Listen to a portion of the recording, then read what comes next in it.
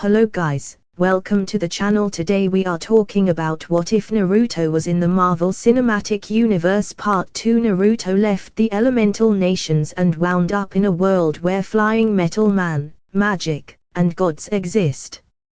If you enjoy the video, please like and subscribe. It will help us make more videos for you. Now let's begin. Kamatage, Kathmandu, Nepal, March 30, 2005. 1300 H local. A short walk to the main training grounds. The Ancient One saw it was full of elders, masters, and apprentices. Mordo walked forward and lined up with the other masters. The Ancient One can't help but smile at the sight of all the sorcerers and sorceresses gathered. She still can't believe that sometimes that the order grew from 50 from her time to 1500 now. Although she used the power of the enemy to unnaturally extend her life, she can't deny that seeing this now almost made everything worth it. She walked towards the observation stage high up on the side of a building. Everyone is waiting for her announcement. Curious and excited at the same time. Through all the years the Ancient One had been leading the order, a gathering of this size had never happened.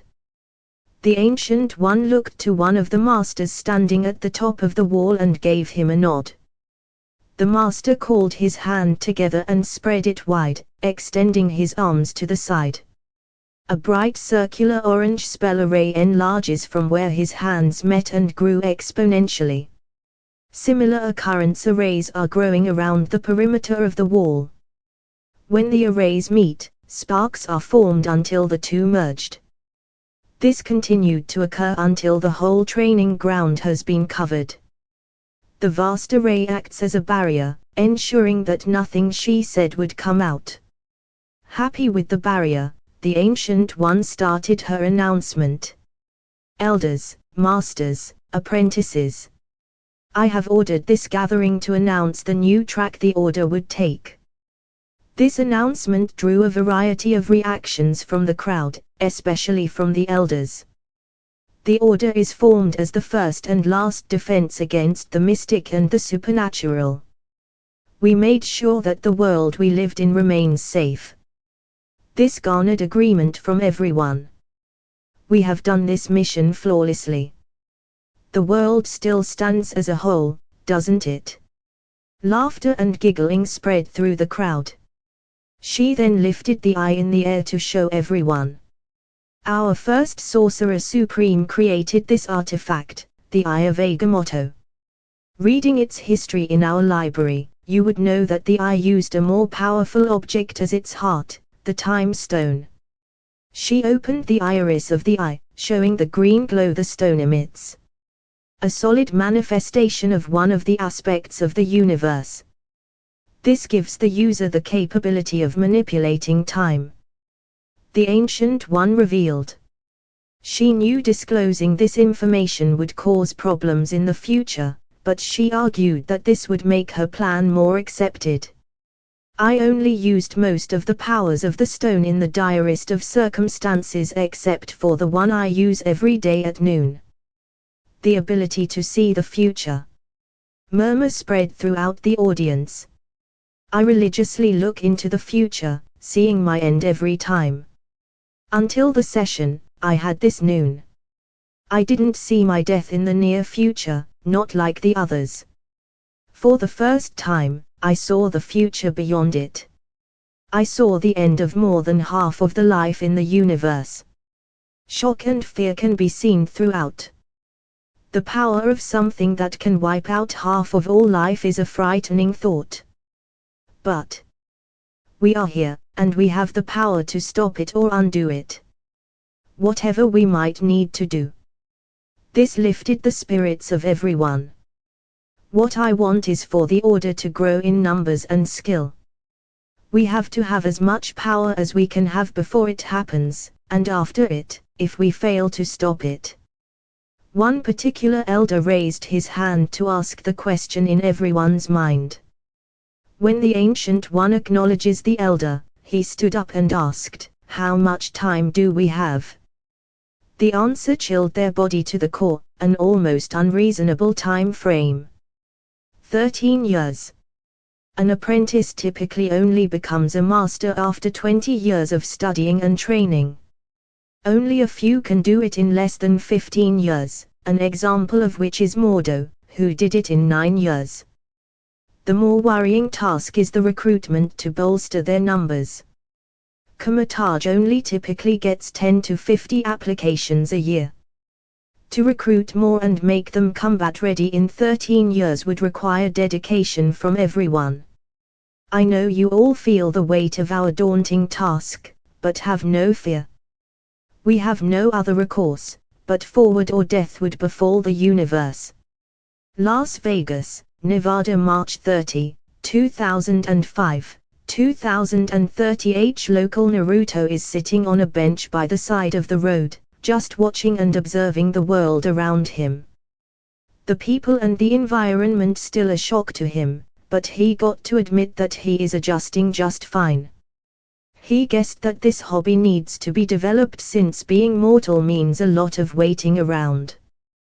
The first reports of the clones around the world are coming in since 3 hours ago. The Baijuus are busy organizing the information in his head to make sure his brain doesn't overload. Naruto could see the cities he sent his clones to and felt the connection to his Hirashin tags. What's next, kid? Kurama suddenly asked, startling Naruto from his crowd watching. Traveling first. I want to see what we are dealing with. Japan seems a perfect place to start. It looks like it has a lot of similarities with our world. Naruto answered. Yeah, it seems like it. Kurama said. You notice the tail, right? Of course. They're really sloppy. Can't even seem to hide their presence. Naruto said. SHIELD has sent 2 recon packages to Stark and Naruto to make sure nothing can get past them. A rapid response team was also added on standby after the Bianchi fiasco. The group following Naruto had broken off after he left the hotel. When they saw him leave the room without any luggage, they just assumed he was going out to buy some ramen, again. What they don't know is that everything he has, including his bag of $100 mil cash, is already stored in his seal in the bathroom, the only place without a CCTV on the penthouse floor. Naruto already made the surveillance team the moment they came, not because of their hostile intent, but the feeling of being watched tipped him. Naruto unsealed a folded world map in his pocket with many signs and marks on it. Looking over it intently, he finally made his decision. Naruto stood up and walked over to the alley behind him, still with agents following him. Agent Richard Rogers is one of the agents leading the recon team. They have been disgruntled when they were tasked to follow a playboy billionaire and some kid. Their team is one of the best in the US, so they have no idea why they were assigned to this op.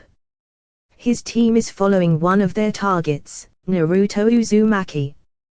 They have lost him once during their 2-day stay, and it was during the Bianchi fiasco.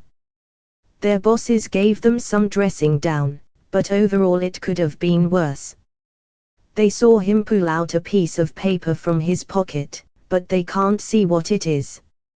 He stood up a moment later before walking down the alley behind him, which is weird but totally normal behavior for him. A tail is already following him some distance away, and a drone from above ensures he isn't lost. A gust of wind suddenly blew across, momentarily covering the camera with a piece of newspaper. When the paper finally dislodged, the target is gone. Frantic on the prospect of losing him again, Rogers immediately lunged to the radio on the dashboard. This is Oculus Main, come in, Oculus One, confirming visual on Whiskers. Rogers said to the radio, using their handles. Negative, Oculus 1 through 5 already searching. The voice on the other end finally said. Acknowledge. Continue search. Over. Rogers ordered. After 30 minutes, another transmission from the radio came in. This is Oculus 1. Target lost. Orders. Return to stage 1. Over. Rogers said before finally setting down the radio. He slumped on the steering wheel thinking about the lashing he would get again for losing the target, again, best in the US, my ass. He took his phone and texted a message to his boss. Target lost. Request backup. Bellagio Hotel Casino, Las Vegas, Nevada, March 30, 2005, 2100H local. Well, it looks like already left. Tony said to Pepper. Tony and Pepper went to dinner in one of the hotel restaurants, and they drank 4 bottles of wine between them. Naruto stayed behind to finish up his picking, but it looks like he left already. Happy, on the other hand, said he would be doing something so he won't be able to join them. It looks like he got himself a date. That's a relief. I can finally relax a little. Pepper said with a sigh. Hey. He's not that bad. Tony defended Naruto. Pepper only gave him a disapproving look. Okay. Maybe he is. But he's fun to be around. Fun for you, maybe, but trouble for me. I still can't believe you two took down the mob. We're just awesome that way. Tony said with a grin. Pepper only gave him another one of those looks. Tony recentered himself. You should have seen him. He took down 8 guys faster than a coin to drop. I barely saw him move. He placated her. Thinking about the fork and takedown. That may be, but you barely have any experience in combat, only theoretical and controlled environment. You shouldn't even be there. Pepper countered. There was a lull in the conversation. Both are thinking about what they just said. The silence allowed their minds to wander off, naturally drawing to the idea implanted by Naruto. Pepper is looking subtly at Tony when she saw his mouth starting to move, trying to find a start for the conversation. Quickly deducing where the next talk is going, she promptly cut it off. It's not going to work. Pepper said. What's not going to work? Tony dumbly asked, but already kicking himself for continuing his train of thought. You know. Don't deny it. Pepper chastised him. Tony took a deep breath and asked, why? 'Cause I can't handle a relationship with someone who I don't know would stay with me through everything. I can be that guy. Tony said quietly, with a hint of pleading in his voice. Pepper collected her thoughts before answering. Not from what I saw. You never had a long-term relationship, and most of them are one-night stands. I don't want to be just another notch on your post. For God's sake, you introduce yourself as a billionaire, playboy, genius, philanthropist. Tony stayed silent, agreeing with most of what she said, but he is not deterred. I never really thought about an idea of us together before Naruto arrived, but after he placed that idea in my head, it's the only thing running in my head. Tony stared intently on Pepper's eyes. It's the first time I imagined myself being with someone. Growing old. Having a family. Pepper remained silent throughout his speech. I want you to give me a chance to prove I can be better. I want you to give us a chance. Tony looked down and closed his eyes. Waiting for the inevitable no. Pepper has a tear running down her left eye. Her resolve to say no is breaking down. Tony's scenario is the same as her own. 6 months. Pepper finally said. Tony looked up with a quizzical look, not understanding Pepper's answer. You have 6 months to prove you can have a long-term relationship, Pepper explained. With that said, she stood up and marched quickly to her room. Tony is still looking dumbfounded at the development. But a smile is slowly forming on his face as he absorbed what Pepper said. He stood up and walked over to the bar to have a victory drink before thinking twice, remembering what Pepper said. He seriously needs to cut down on his drinking. Tony was walking towards his room when he heard an angry shout. "I'm going to fucking kill him." Tony sprinted towards Pepper's room, thinking something horrible happened. When he reached the open door of Pepper's bedroom, he flopped down and laughed hard. He can see Pepper standing in the center of the room with pepper of various varieties and sizes everywhere, including the ceiling. Pepper walked out of the room, slamming it shut. She gave Tony an angry glare. 6 months, she bit out. This immediately shuts him up. New York City, New York, March 31, 2005, 0900H. Local. Natasha sat frozen on her seat in a cafe.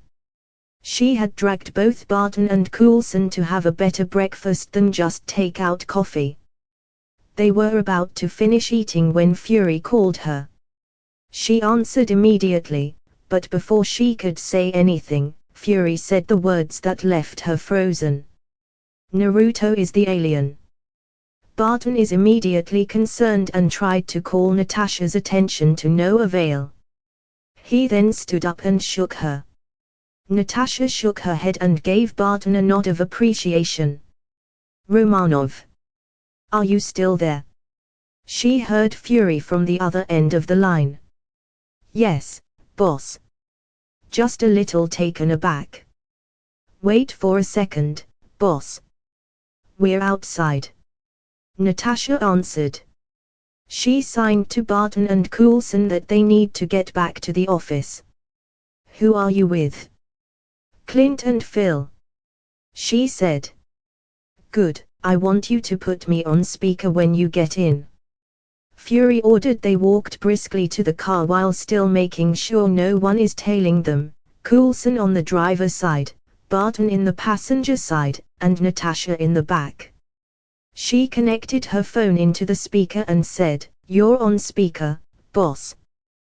"Good. I just got out of the meeting with the president. He assigned SHIELD to find a person who is a threat to national security. He suddenly appeared on a crash site in the middle of the Mojave Desert at 8:45. Fury said. "Near Vegas?" Natasha asked. "Yes." Fury confirmed. "He sent a clone to LA while the main body ran towards Vegas. The photo on file is a match to Naruto Uzumaki." The two finally understood Natasha's reaction. She already found their alien and had close contact with him. The worst part is, they let him get close to Tony Stark. Fury can be heard typing something in his phone before saying, "I want you and Barton to go to Berlin." "Sir, why Berlin? Isn't Naruto last spotted in Vegas? We even have a tail on him." Barton asked for clarification. "We don't have a tail on him anymore. The recon team lost him last night. He just suddenly vanished when he walked down an alley, even the drone lost sight on him when its view was temporarily blocked." "But why Berlin, sir?" Natasha asked again. "His credit card was pinged in a McDonald's in Berlin an hour ago. A street cam confirmed his location." "Got it, sir. We'll go right now," Natasha said. "I'm sending you the access code for his electronic file. It updates every time his identity or card is used. Our system is also continuously scanning for all remote access CCTV we can get. The president wants him found. We have been authorized to use any resource we need." Fury informed them before hanging up. I'll handle everything here, including the Stark situation, Coulson said helpfully. Thanks, Phil, Natasha said before they all disembarked the car. They already arrived at the New York field office. Coulson walked off, trying to get ahead of his job, leaving Barton and Natasha who are walking slowly. What are you thinking? Barton asked when he saw the scrunched-up look on her face. There's nothing that indicated that he was an alien when I met him. I should have thought of it when I got footage of his fight, Natasha said. Don't be too hard on yourself. The event happened in New York. Who would have thought his first stop is Vegas to gamble? Natasha looked at her phone and opened Naruto's file. She was shocked again on what she saw. What now? Barton asked, already anticipating another headache. He's not in Berlin anymore. According to this, he's in Moscow. Barton walked over to the nearest wall and banged his head hard while Natasha just watched. Satisfied with venting out his frustration, he walked back to Natasha. He's gonna be worse than you, he finally said, remembering the time he tracked down Natasha. I'm still better.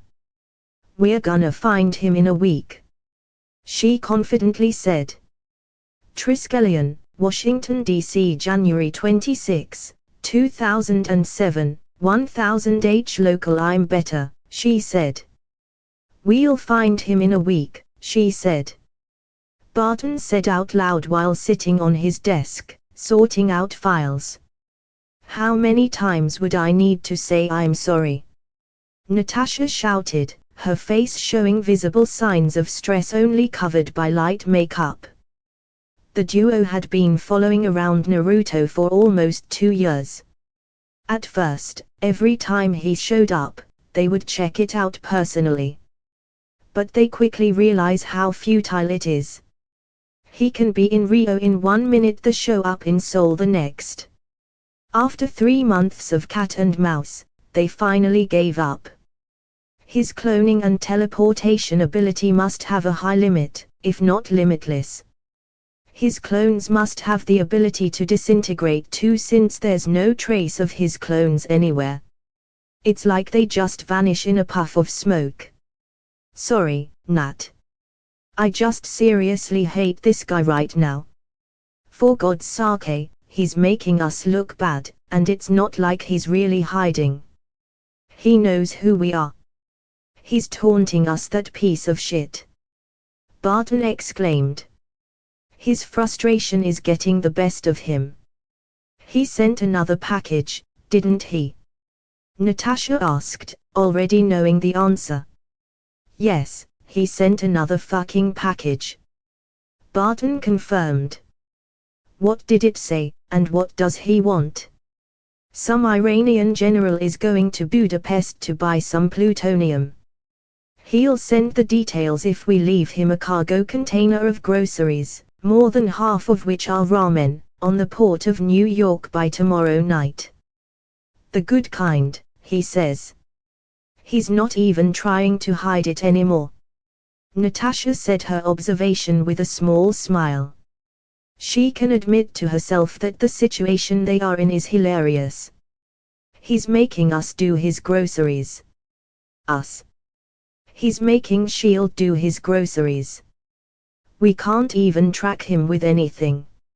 6 months after Naruto's disappearance, chatter about an information broker. Law enforcement, military, and spy agencies around the world are receiving packages with incomplete information and a price. The one similarity that stood out between all of them is that they are signed as Ninetales using the native language. No one initially took it seriously until a relatively wealthy businessman was kidnapped, and his family is forced to pay a ransom well above their means. The lapped, rapidly losing time, received a package. The chief of police opened it. Inside is information about the case not shown to the media, the first name of the suspect, and the price, a king-size bed to be left in front of the H of the Hollywood sign before 6 p.m. The chief informed the family about the possible information and its cost, explicitly saying that it has no guarantee. They immediately took the deal as time is running out. They bought a premium $7,500 bed with pillows, and a police van brought it to the agreed-upon spot. SWAT was left to see who will take it, but to their surprise, it just suddenly vanished. Even the bugs and trackers were left behind. At precisely 6 p.m., another package was received. Still, this time, it contains the information of the kidnappers, their location, blueprints, and a video was seemingly taken outside and inside the building. Checking out the information was easy enough and they confirmed that everything seems authentic. LAPD immediately did a rescue operation, and it was a success. News about the authenticity of the information broker spread throughout the world like wildfire. Fury immediately sent a team to find the information broker to no avail. He was about to assign it to a secondary priority status until he received a package from the broker, placed on his table. The possibility of the broker to have enough reach to put a box on his table already sets him on edge. The information inside outlined the presence of a terrorist cell that uses possible alien tech, the price for further details, a decommissioned Quinjet to be left in a hangar in Reagan Airport. Fury accepted the deal and left a fully functional Quinjet, not a decommissioned one, in the hangar but not before leaving a bunch of trackers and cameras in the jet and the hangar. In case all of this doesn't work, the functional Quinjet can be tracked down remotely. He was confident he could find out who the broker is until he saw the jet fade in front of the camera, leaving behind everything that he added, including the built-in tracker. That's when it suddenly clicked. They can't find the broker since he might be the person they can't find already. Naruto probably built an information network and selling it himself. This was only confirmed by the whisker drawings in the package he received after the payment. 2 months after that event, a different type of package arrived at the office of the Field Marshal of the United Kingdom. It still has its information and a price, but the purpose is wholly different. It states that after the payment, he would do the mission himself, something like a mercenary. The field marshal checked the information and figured out why the broker offered to do the task himself. An English journalist is captured by the Taliban and taken to a fortified hideout. The mission would likely cause high casualty before even retrieving her. That's why he decided to accept the deal but still sending SAS units near the area. The following day, the SAS units reported that the journalist appeared in the middle of their camp, unbound but with a sack over her head. The bag itself has a face drawn on it with whiskers. Interviewing the journalist yielded no clue to the broker's identity. This incident opened up a new avenue for the broker, not only selling information but also selling his services. Alluring him into a trap to ascertain his identity proved futile since he's the one who chooses which group or person he would offer his services. The only upside is that the people could see is that he only seems to help the good, weak, or vulnerable. The governments, on the other hand, wants him for their own. He is already considered a thorn to all the organized crime groups, terrorists, and some politicians. They pooled their resources to place a bounty on the broker's head, which is currently at $740 million. In retaliation, the broker pranked all of them. To this day, the only persons who are sure that the Nine Tails and Naruto are the same people are Fury, Barton, Coulson, and Romanov. Other organizations are still speculating who it is. You going to accept the deal? Natasha asked after Barton finally calmed down. As much as I don't want to, Fury already green-lighted it. The cargo should be arriving any second now. Barton answered. Did he place trackers on it? Yup, for all the good it's gonna do. Did he say if he's gonna do it? No. Fury's going to send us to wherever the information says.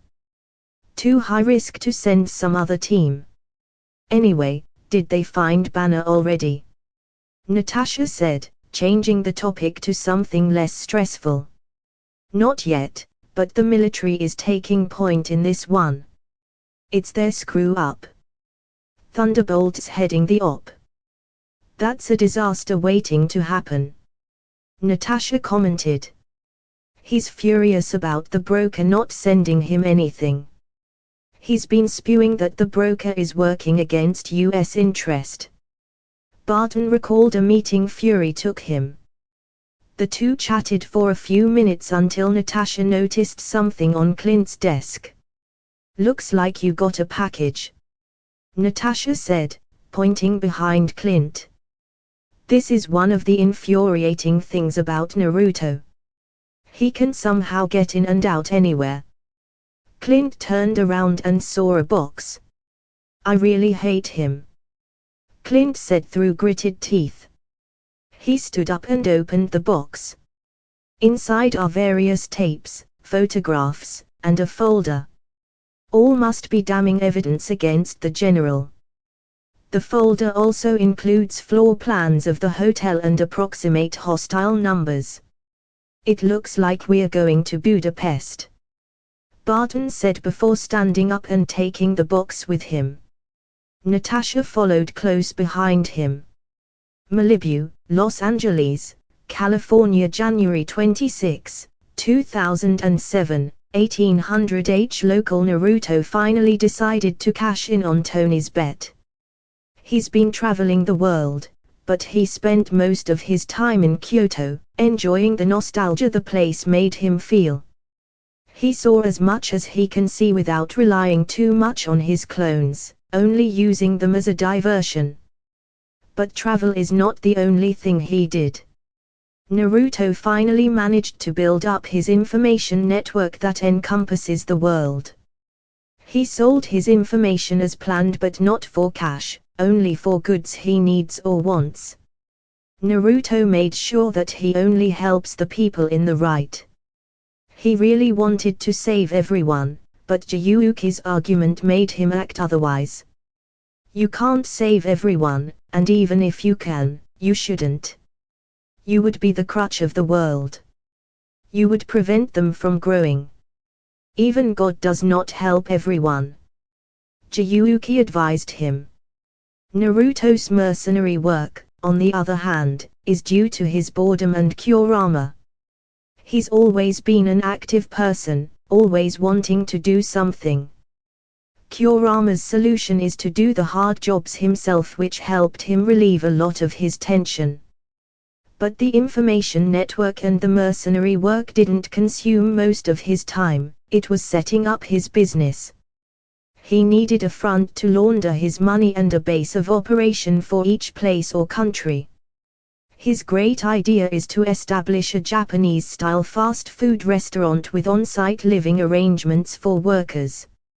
He named it Shokugakure, or Hidden Food Village, an obvious pun for the Hidden Villages system. The spiral symbol of the Uzumakis was used as the logo for his business. He blew through his cash, just to set up the company, and had required for him to steal some money from terrorists and crime groups. It took him a year just to start the business and make it look legit, including establishing identities for the manager of each place. Hiring people has also been a problem since he needs to find someone relatively trustworthy and train them up to acceptable levels. He focused on hiring people who are in the lower class and aimed to help them up. The easiest part, on the other hand, is encouraging costumers to eat there. Aside from the delicious meals comparable to five-star restaurants while still using relatively cheap ingredients, he used fuinjutsu in everything he can get away with. Fuinjutsu is one of the most versatile stuff he ever learned. It can almost do anything you can imagine, even bending space-time. The only problem is, his business needs to stay under the radar. It means he can't use Fuinjutsu to create his own electricity or extract water from the air. But through hard and continuous thinking, he found where he can use it, attracting customers. Most, if not all, of the printed Uzumaki symbol used by his restaurant, is a fuin designed explicitly to attract customers. It implants a minor genjutsu that places a suggestion into everyone's subconscious to eat at Shokugakyo. Since it's embedded in your psyche, any conscious choice to eat somewhere else would still happen, but the choice of eating at Shokugakyo would always be in their minds. It also has multiple security features like implanting the thought of not examining the symbol. The best part is, almost no one can counteract it due to their atrophied chakra network. In the 7 months his restaurant's been operational, he already has acquired a hefty profit from both sides of his business. He's already traveled the world and made his system partially automated due to his clones. It's finally time to learn more stuff from the best. Naruto headed straight to the cliffside house of Tony Stark, forgetting to call ahead first. He jumped over the fence while still subconsciously using his stealth to move around. He walked past the gate and knocked straight at the door. This threw the recently upgraded AI of Tony, Jarvis, or just a rather very intelligent system, for a loop. It was added to the house system and the company servers 4 months ago when Tony finally achieved pseudo-AI status with Jarvis. It started as a simple PDA assistant that he named after his family butler that died a few years back. Continuous tinkering and upgrades have made Jarvis more intelligent and sophisticated. Good morning, sir. May I ask who you are, and how did you get past the gates? Jarvis asked while already informing the residents of the guest. Naruto jumped backward and looked around for where the voice came from. Seeing no one around, he figured it might be from a speaker. I'm Naruto Uzumaki, a friend of Tony, and I just jumped over the fence to get here. Naruto answered. The fence he is referring to is a 10 feet high wall. Pleasure to meet you, Mr. Uzumaki. I'm Jarvis. An AI built by Mr. Stark. I have already informed the residents of your arrival. Jarvis introduced himself. Naruto had read about those AIs or artificial intelligence and was surprised that Tony already built one. Every book he reads says it's still about 1 or 2 generations away. While thinking about how Tony managed to build an AI, he heard the sound of running from inside the house and muffled shouting that seems like "Get back here." Naruto got down on his fighting stance, preparing for whatever might happen when the door opens. As the steps got closer, Naruto tensed up to prepare an opening attack. When the door opened, he started to attack but immediately held himself back, surprised at what he saw. With his body still in a fighting pose, he dumbfoundedly said, "Hello there, I'm Naruto. What's your name?" Stark Mansion, Los Angeles, California, January 26, 2007, 1830. Local. Hello there, I'm Naruto. What's your name? There's a few seconds of awkward silence before it was broken. What are you doing? Tony asked. Introducing myself. Naruto said plainly. Before that? Tony asked again, indicating to the fighting positions Naruto still in. I heard shouting and running. What was I supposed to think? Naruto defended himself. Not attacking just anyone who comes out. Tony said in a deadpan voice.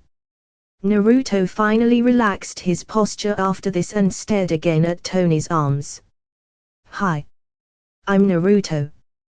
How are you, little lady? Naruto asked with a friendly smile. Again, what are you doing? Tony asked with a weird look in his face. I'm introducing myself.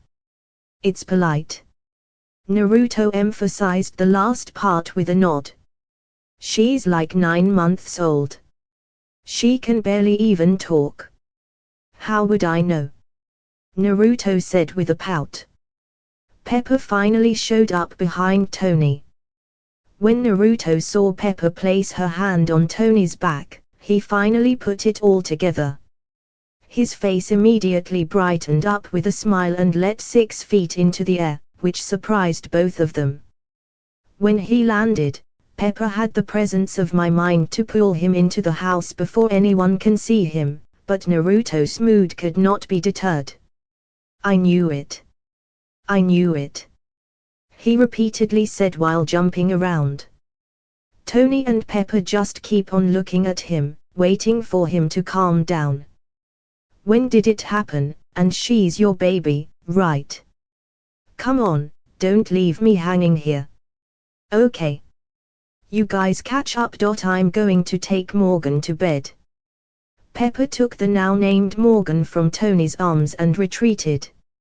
She's going to wait out the excitement before coming back down. Jarvis, call me the moment they try to leave the house. I don't want another Bianchi incident.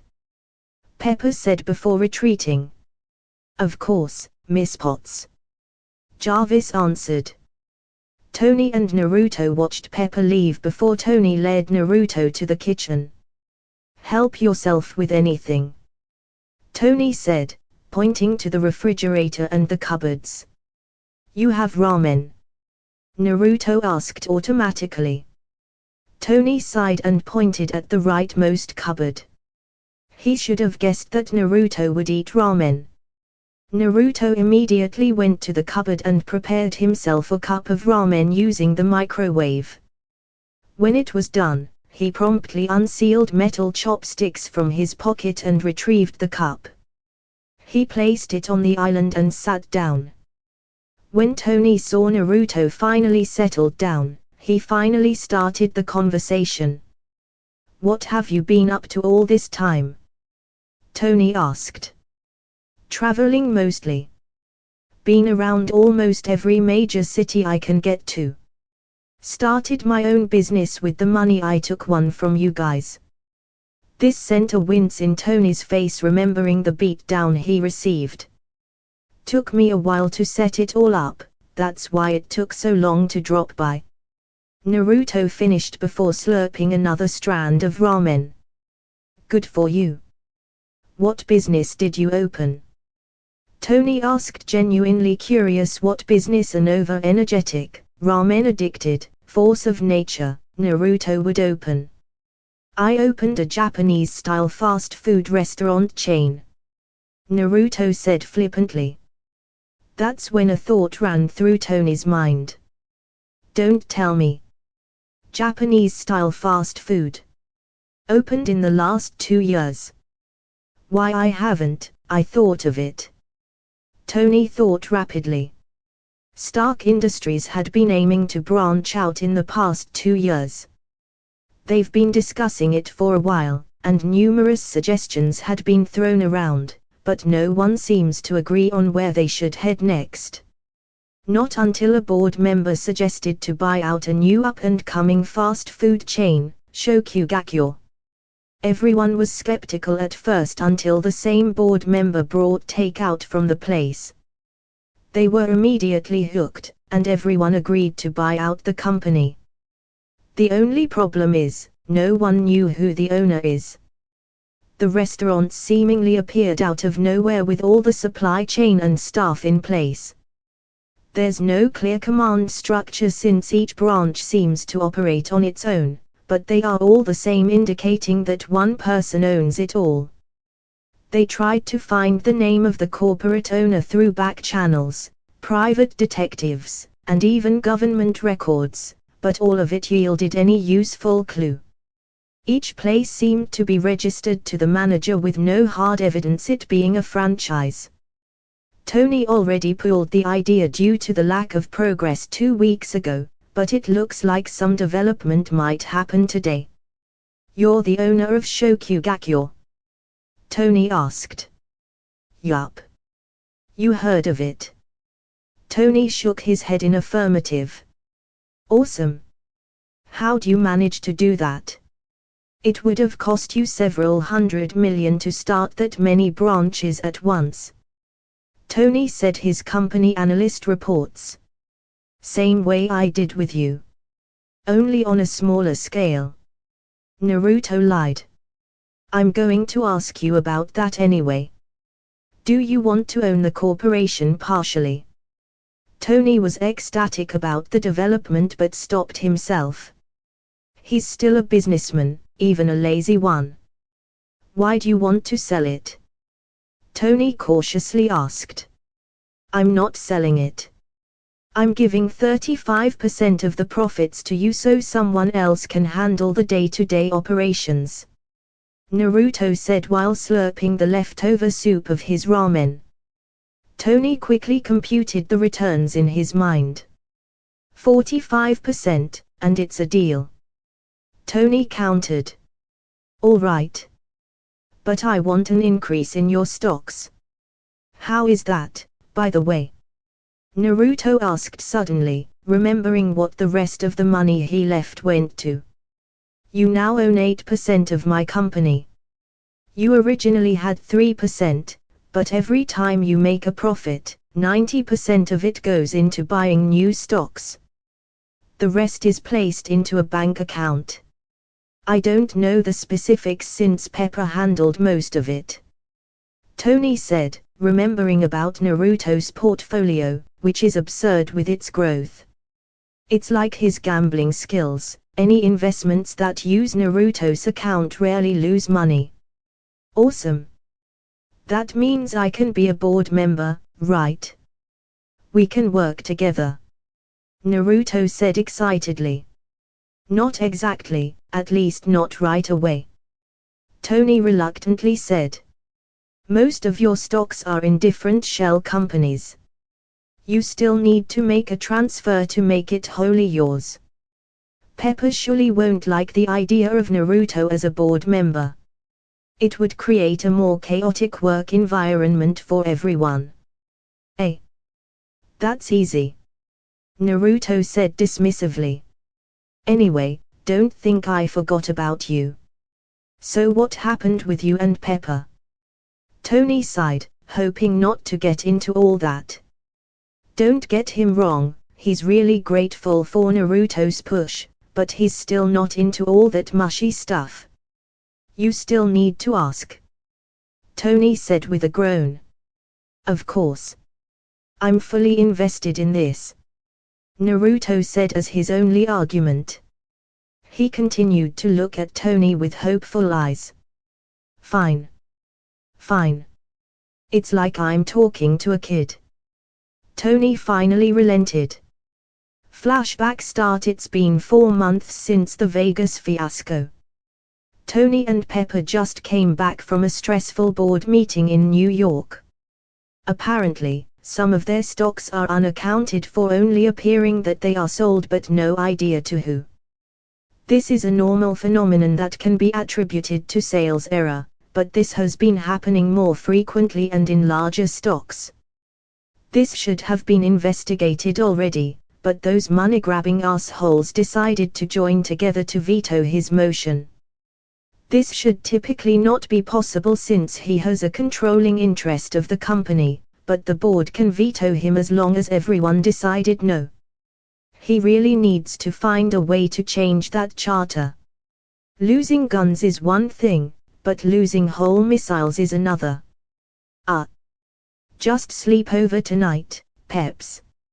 It's dark out already. Tony suggested.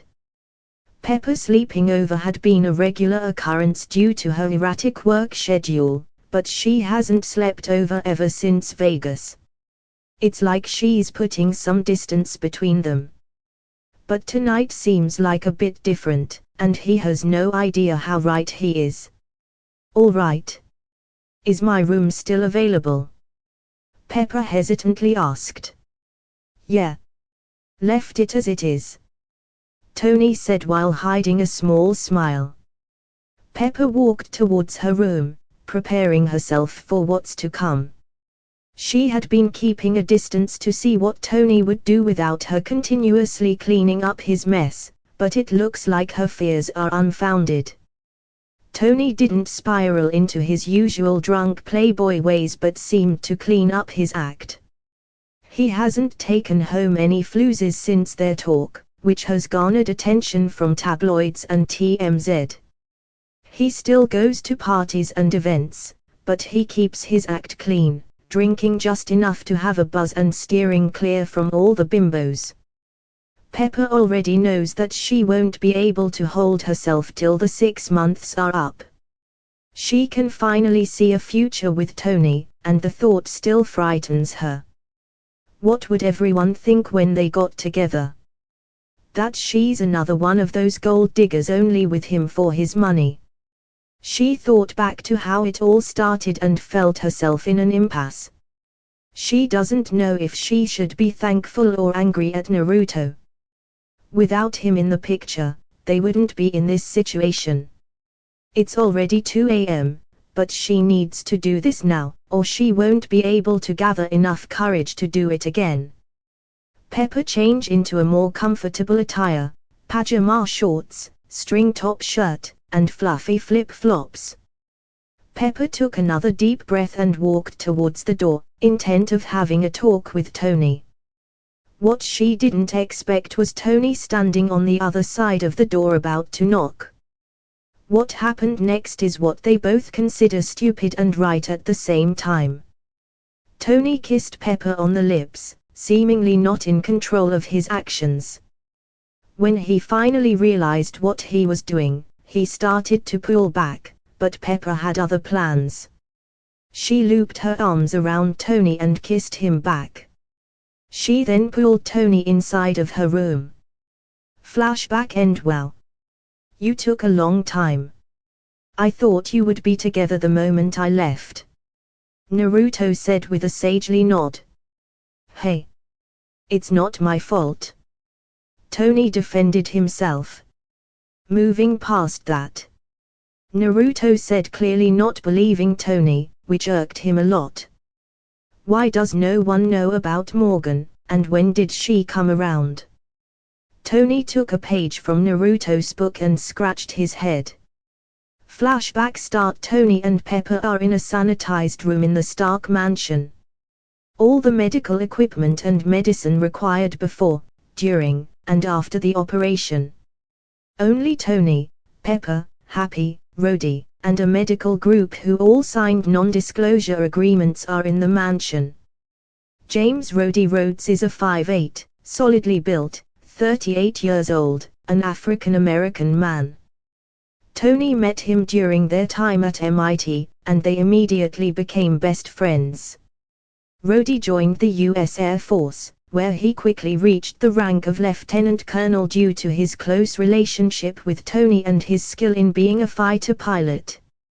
His recent assignment is being a liaison with Stark Industries and a member of the experimental technology branch.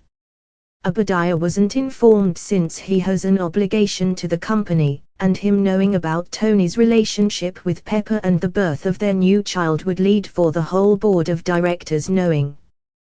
Both of them are still not ready exposing their relationship to the world. I'm gonna fucking kill you, Tony. Pepper's shout was heard even outside of the room. I have a new fighter jet in production.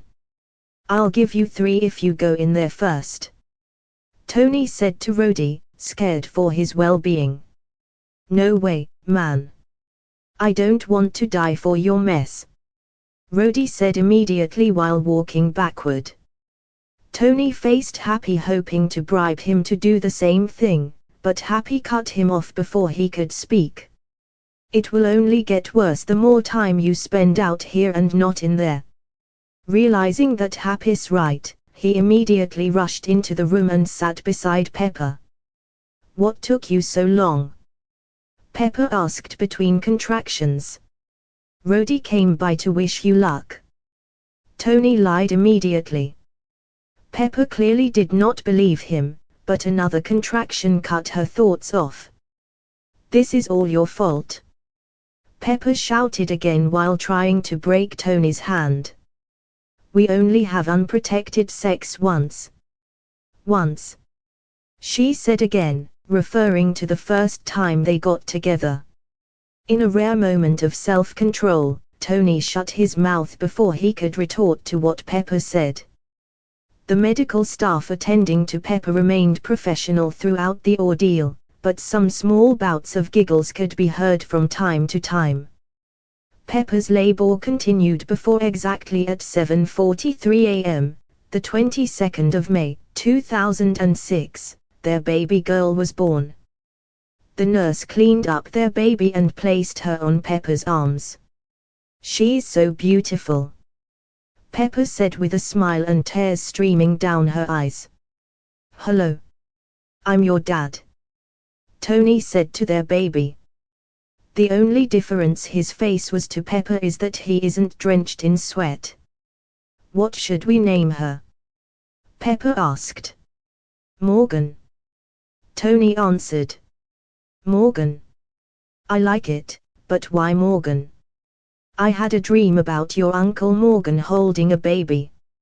I don't know. It seems like a sign to me." Pepper was cleaned up a little bit before Tony called Rhodey and Happy in. As soon as they got in, they saw Pepper sitting on the bed with a baby in her arms and Tony sitting beside her. "I want you to both meet Morgan Stark." Flashback. And as for why nothing is on the news, I just had her record sealed until I want it to be public. Perks of being rich and powerful, Tony informed Naruto with a smug smile. "When are you planning to make it public?" Naruto asked. "Maybe when she's a year old, but I'm aiming for at most 2 years old," Tony answered. "So, where am I sleeping?"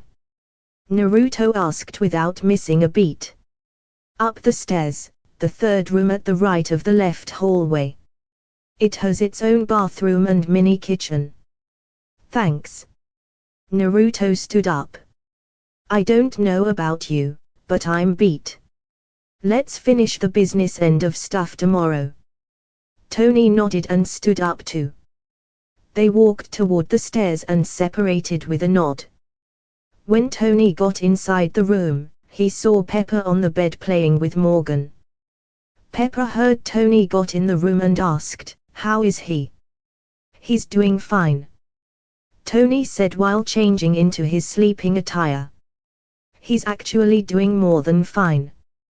Did you know he's the owner of Shokugakure you've been looking for?" Pepper immediately slumped and placed her face in her hands. "How can he be a problem even if he's nowhere close? He's the one I've been looking for a year and a half. Think of it this way. You finally found him," Tony said with a teasing grin. "I'm sure now. I hate him," Pepper finally said without any seriousness. Stark Mansion, Los Angeles, California, January 27, 2007, 1600 local. "So, that's it?" Naruto asked after signing the contract. He took Morgan from Pepper's arm and proceeded to make weird faces to make her laugh. "Yup, I have 2 days to find someone to manage the whole thing," Tony said while checking over the papers and handing it over to his Pepper to have a read through. "Is this thing right?" Pepper asked, disbelief evident in her voice. "Which part?" Naruto asked for clarification, his attention divided between her and playing with Morgan. "Most of it," Pepper said, still rifling through the contract. She took the company information page and placed it on the table. "Like here. It says that you have 2,513 branches already with another 57 on the way. I don't really know the numbers, but that seems about right." Naruto answered, now playing with Morgan using a unicorn puppet. Tony and Pepper never saw him pull it out, but they just let it slide. If they question everything they saw Naruto do, they'll rapidly go insane. And it says here you have a branch in Pyongyang. How the heck did you manage that? Pepper corrected herself since they have a no cursing policy in front of Morgan. There's this guy with glasses that really loved my recipe. He tried to force it out of me, but he eventually gave up and agreed to place a branch there. I think his name is Kimjo's something. I just can't seem to remember. Naruto answered again, but now with Morgan wearing a pink fairy princess outfit. Tony and Pepper are gobsmacked that Naruto possibly served food to the North Korean leader, probably got tortured for it, and still got what he wanted. Pepper is now afraid to remove her sight on Naruto and Morgan due to the genuine possibility of another toy or dress Naruto would pull out of nowhere and give to Morgan. You still want to be in control of hiring of branch managers and them in control of hiring employees. 'Cause that's still a lot of work. Tony asked Naruto to keep his girlfriend's sanity in place. Yup, is Naruto's only answer. Control of hiring of branch manager means that he can still place his clones to that position, keeping each branch a safe house of his. Naruto stiffened so suddenly that even Tony and Pepper saw it. He immediately placed Morgan on Pepper's arms and said, I gotta go. I'll see you guys in 2 or 3 days. Naruto ran out of the dining room but peeked again before leaving. Have fun with that, he said, pointing to the pile of toys near his sit. The two then heard the front door slam shut. Pepper stood up and faced Tony and said, You clean that up since you brought him here. I'm going to change Morgan. Pepper exited the room with Morgan, but before she could get up the stairs, she saw Rhodey walking inside the house. Hi, Morgan. Nice dress. Rhodey greeted Morgan first before facing Pepper. Hey, Pepper. You see where Tony is? He's in the dining room. Help him first before doing anything else.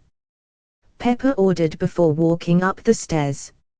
Rhodey just shrugged at Pepper's mood and walked towards the dining room. The moment he stepped inside, he saw the pile of toys. What the hell happened here? Rhodey asked. Naruto decided to sell a piece of his company to me. Tony answered plainly without further elaborating. So, Naruto finally decided to show up. Yup. So what do you need? Tony asked while picking up toys. Rhodey decided to help him out before answering. You got anything that could knock out a herd of elephants from a distance? Rhodey asked, remembering the specifications the army gave him to ask. I might have some sonic cannons in production. Budapest, Hungary, January 28, 2007, 0130H local Nat. Nat. Come in. Barton shouted through his comms. His team of 5 is being peppered by gunfire from almost all directions. 2 of them are already injured enough to keep them from fighting. Clint had already exhausted his shafts and arrowheads. He's currently using an AK-47 from a guy he killed earlier. They're exhausted and stressed out. They have been trapped for a while, and long-range communication looks to be jammed. Their only hope is that home base notices their lack of communication. The worst part of all, Natasha has been incommunicado almost from the time she split up at the start of the mission. How the hell did it go all FUBAR? Clint asked himself while returning fire. Flashback start. Boss really wants this to go smoothly, doesn't he? Natasha said. Yup, apparently weapons of mass destruction falling to an unhinged general's hand is a bad thing. Who knew? Clint answered sarcastically. The moment the package from the not-so-mysterious broker appeared in S.H.I.E.L.D. detailing an Iranian general buying plutonium, Fury already made up his mind on buying the information. Contrary to popular belief, the WMD the plutonium is going to be used for is not for a conventional nuclear bomb that just goes boom. It's for a weapon that aims to spread nuclear material over a large area. An extreme form of raised earth tactic, it will immediately make an area inhabitable for at least 100 years. When they got the details of the exchange, Fury took no chance and sent an overkill 10-man team, which includes Hawkeye and the Black Widow. The team would take a jet to Hungary, and a group of 6 would disembark. 4 would be left in the plane for backup, and this includes the pilot. As soon as they arrived in Budapest, they surveyed the area and created a plan of attack. Clint would be Overwatch, scanning the area for hostiles and unexpected occurrences. Natasha would be the infiltrator, getting as close as possible without alerting the buyer and seller. The rest of the ground troops would be on standby some distance away. There's no time to create cover identities, and besides, it would be no use. The transaction would happen beneath a bridge by the east side of the river at midnight. They would probably remove any bystanders to keep any witnesses to a minimum. Everybody is in position by 10 p.m. The ground team is 50 meters away inside an inconspicuous van parked near the bridge. Nat went above the railings underneath the bridge and went dark to minimize complications. Clint positioned himself at a building 200 m away with a view of the north side of the bridge. By 11:30, 2 SUVs came and with 4 armed men each. They moved away all the vagrants in the area. They went on high alert in preparation for what's to come. At the stroke of midnight, 6 more cars arrived, 3 from each side of the bridge. 6 guards came down from each side and created a perimeter. All of them are armed with 416 Hong Kong dollars rifles. The guards sure mean business. Clint already identified the general, but he still can't see the seller. He needs him to move forward a bit or needs to go to a lower floor. Deciding that going down was his best bet, he collected his items and prepared to move. But before he could leave, he saw a semi-truck rush down the street perpendicular to the bridge heading straight towards the van with the rest of his team. He rapidly prepared an arrow shot with an explosive tip and aimed it to the truck. But before he could launch it, bullets hitting his general area forced him to take cover. "We're compromised. Bug out. Charlie team, hostile on your way," Clint shouted to his comms. He saw the van drove away but not before getting targeted by .50 caliber machine guns mounted to the side of the truck. Clint decided that he would be no help to his teammates if he didn't take out the hostiles aiming at him. He peeked over the ledge and saw 4 guys across the river, firing at him. That's particularly impressive since it's almost 700 m away from him. He returned fire using his explosive-tipped arrow. Clint saw that he effectively eliminated the enemy and decided to help the ground team who is still getting targeted by the truck. He fired multiple arrow types, including incendiary, explosive, and EMP, but nothing seems to be working. Even diamond-tipped arrowheads didn't penetrate the tires. "Get to extract point Alpha. I'll find a way to get there myself," Clint ordered the ground crew, hoping they will lose the truck along the way. He took one last look at the meetup site and saw everybody was gone. Natasha must have improvised or compromised for her not to radio in. The latter of which is the worst case possible. Clint rappelled down the side street using a rappel line arrow tip. On the alleyway, he quickly rode the Kawasaki KLX 450R he placed for an emergency. He rode hard and fast towards the extract point while only using the side roads and alleyways to minimize possible contact. When Clint got to an industrial park at the outskirt of the city serving as their extract point, he saw the truck pinning his man down inside the warehouse. He also saw two teams trying to get around the warehouse and flank them. He quickly formulated a plan in his mind and determined that he needs to take out the truck if they want to have any chance of surviving the encounter. He slapped the rest of his explosive and incendiary tips to his bike and revved it hard towards the container at the back of the truck. The result was simply amazing. The truck went out in a massive blaze, killing everyone inside. Clint runs towards his team while shooting at the flanking teams. He was about to kill the last member of the left flanking team when he reached out to his quiver and felt no more shafts. He hanged his bow around his body and slid toward the nearest gun and quickly fired at the enemy. "How are you guys?" Clint asked his team when he finally reached them. "Not looking good, sir. Robertson and DeKyle are out, sir. We've called for the bird, but we can't seem to get through." A member of his team, Murtaugh, reported while the other, Esposito, triages the down members. Barton was formulating an evacuation plan when 4 more vans came. Multiple hostiles dismounted from each of them, making the situation dire. "Fuck. We can't leave now," Clint said to himself. He faced his teammates and said, "We need to make a stand here." Hopefully, the bird would come and check out the situation when they don't receive further contact. Flashback end shit. When would these motherfuckers run out of men? Clint exclaimed while reloading. He saw Esposito clipped at his shoulder by a bullet, causing him to fall down. Murtaugh tried to help him up, but a shot got through the barrier and hit him near his kidney.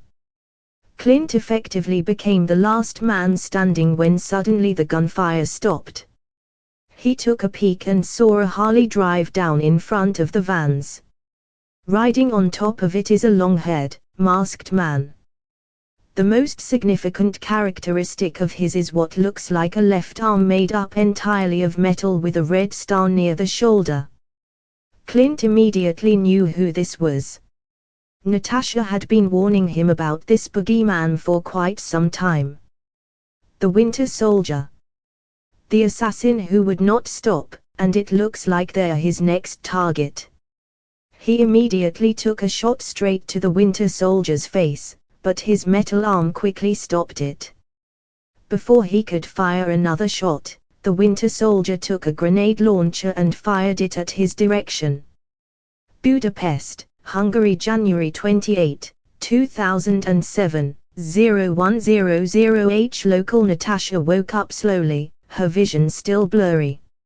She shook her head to get rid of some of the cobwebs in her mind. She tried to move, but that immediately proved futile. Her hands, legs, and torso are all bound with leather straps and duct tape.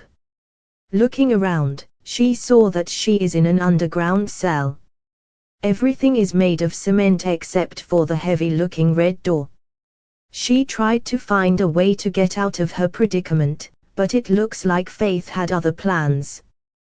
The door opened, revealing 8 armed guards who immediately surrounded her while keeping 2 m of distance away from her. It looks like her captors have some brains. When all the guards are positioned, an old balding Caucasian man with glasses walked in.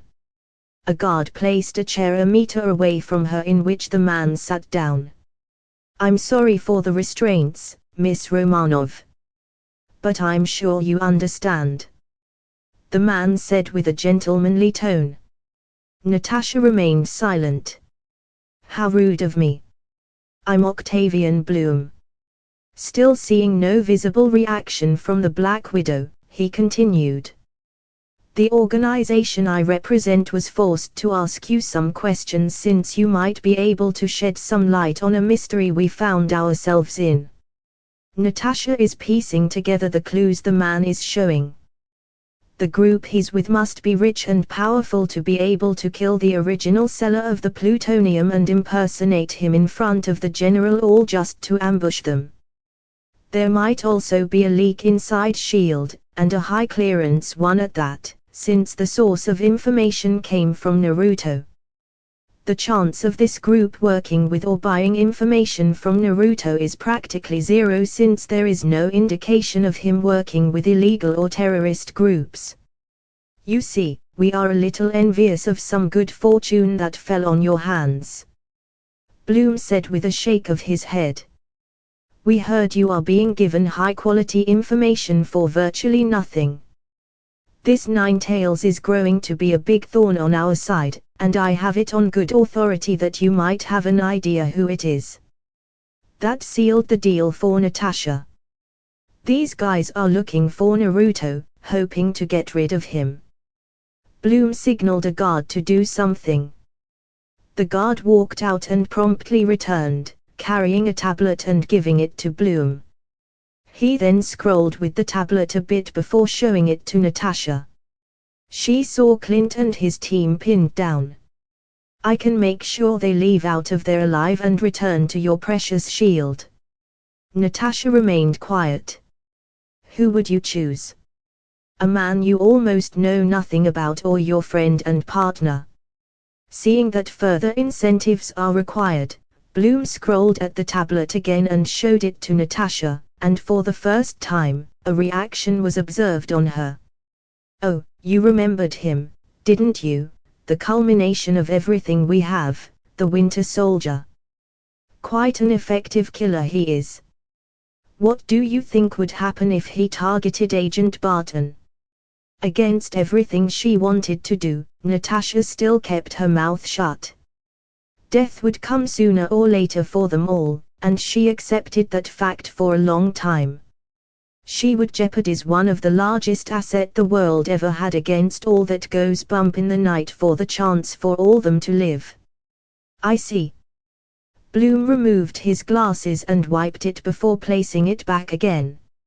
It's such a shame I can't change your mind. He retrieved a capped 5cc syringe from his pocket and showed it to her. This is another one of our innovations. The best truth serum ever produced.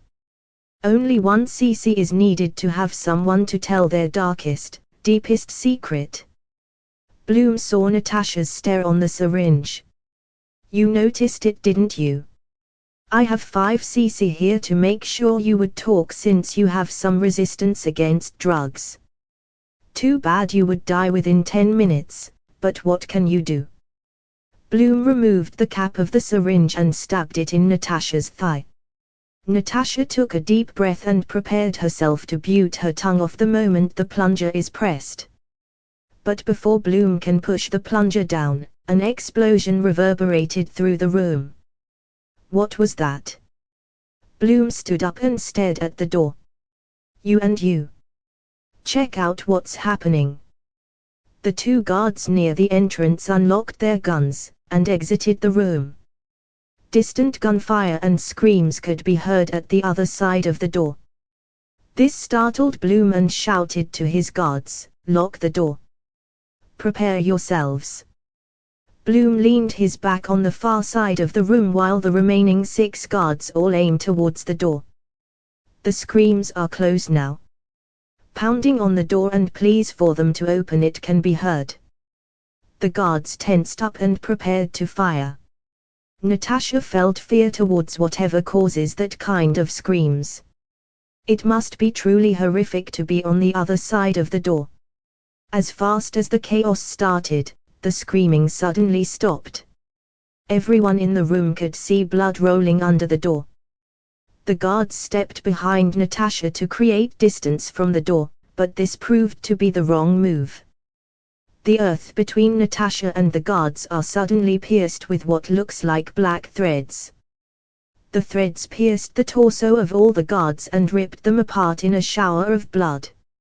Natasha didn't see what happened, but based on the blood and entrails around the room, it must be a brutal kill. Bloom, on the other hand, saw everything and understandably puke, and shat all at the same time due to fear and the brutality of the kill. The door slowly creaked open, which should be impossible since it was locked from the inside, revealing body pieces on the floor. A man walked towards their view, and for the first time, they saw who is massacring everyone. He wore a black sleeveless top, pants, arm sleeves, and sandals. On top of all that are metallic flak jacket, braces, and shin guards. The man hid his identity using a white mask with a picture of a fox. The man looked around before staring at Natasha and walked towards her. He leaned down and moved his face in front of her. She waited for her to be ripped apart just like all the others, but what she heard next made her completely relax. "Hey, Nat. It looks like you're in a bind," the man said to her. Natasha recognized that voice. Racing through her memories, she finally found a match around 2 years ago. Steeling herself, she asked quietly, "Naruto?" Budapest, Hungary, January 28, 2007, 0145H. Local Naruto. Or Naruto exclaimed under his mask. "You still remember me? That's so sweet." A wide smile could be heard through his voice. Natasha's eyebrow twitched at Naruto's nonchalance.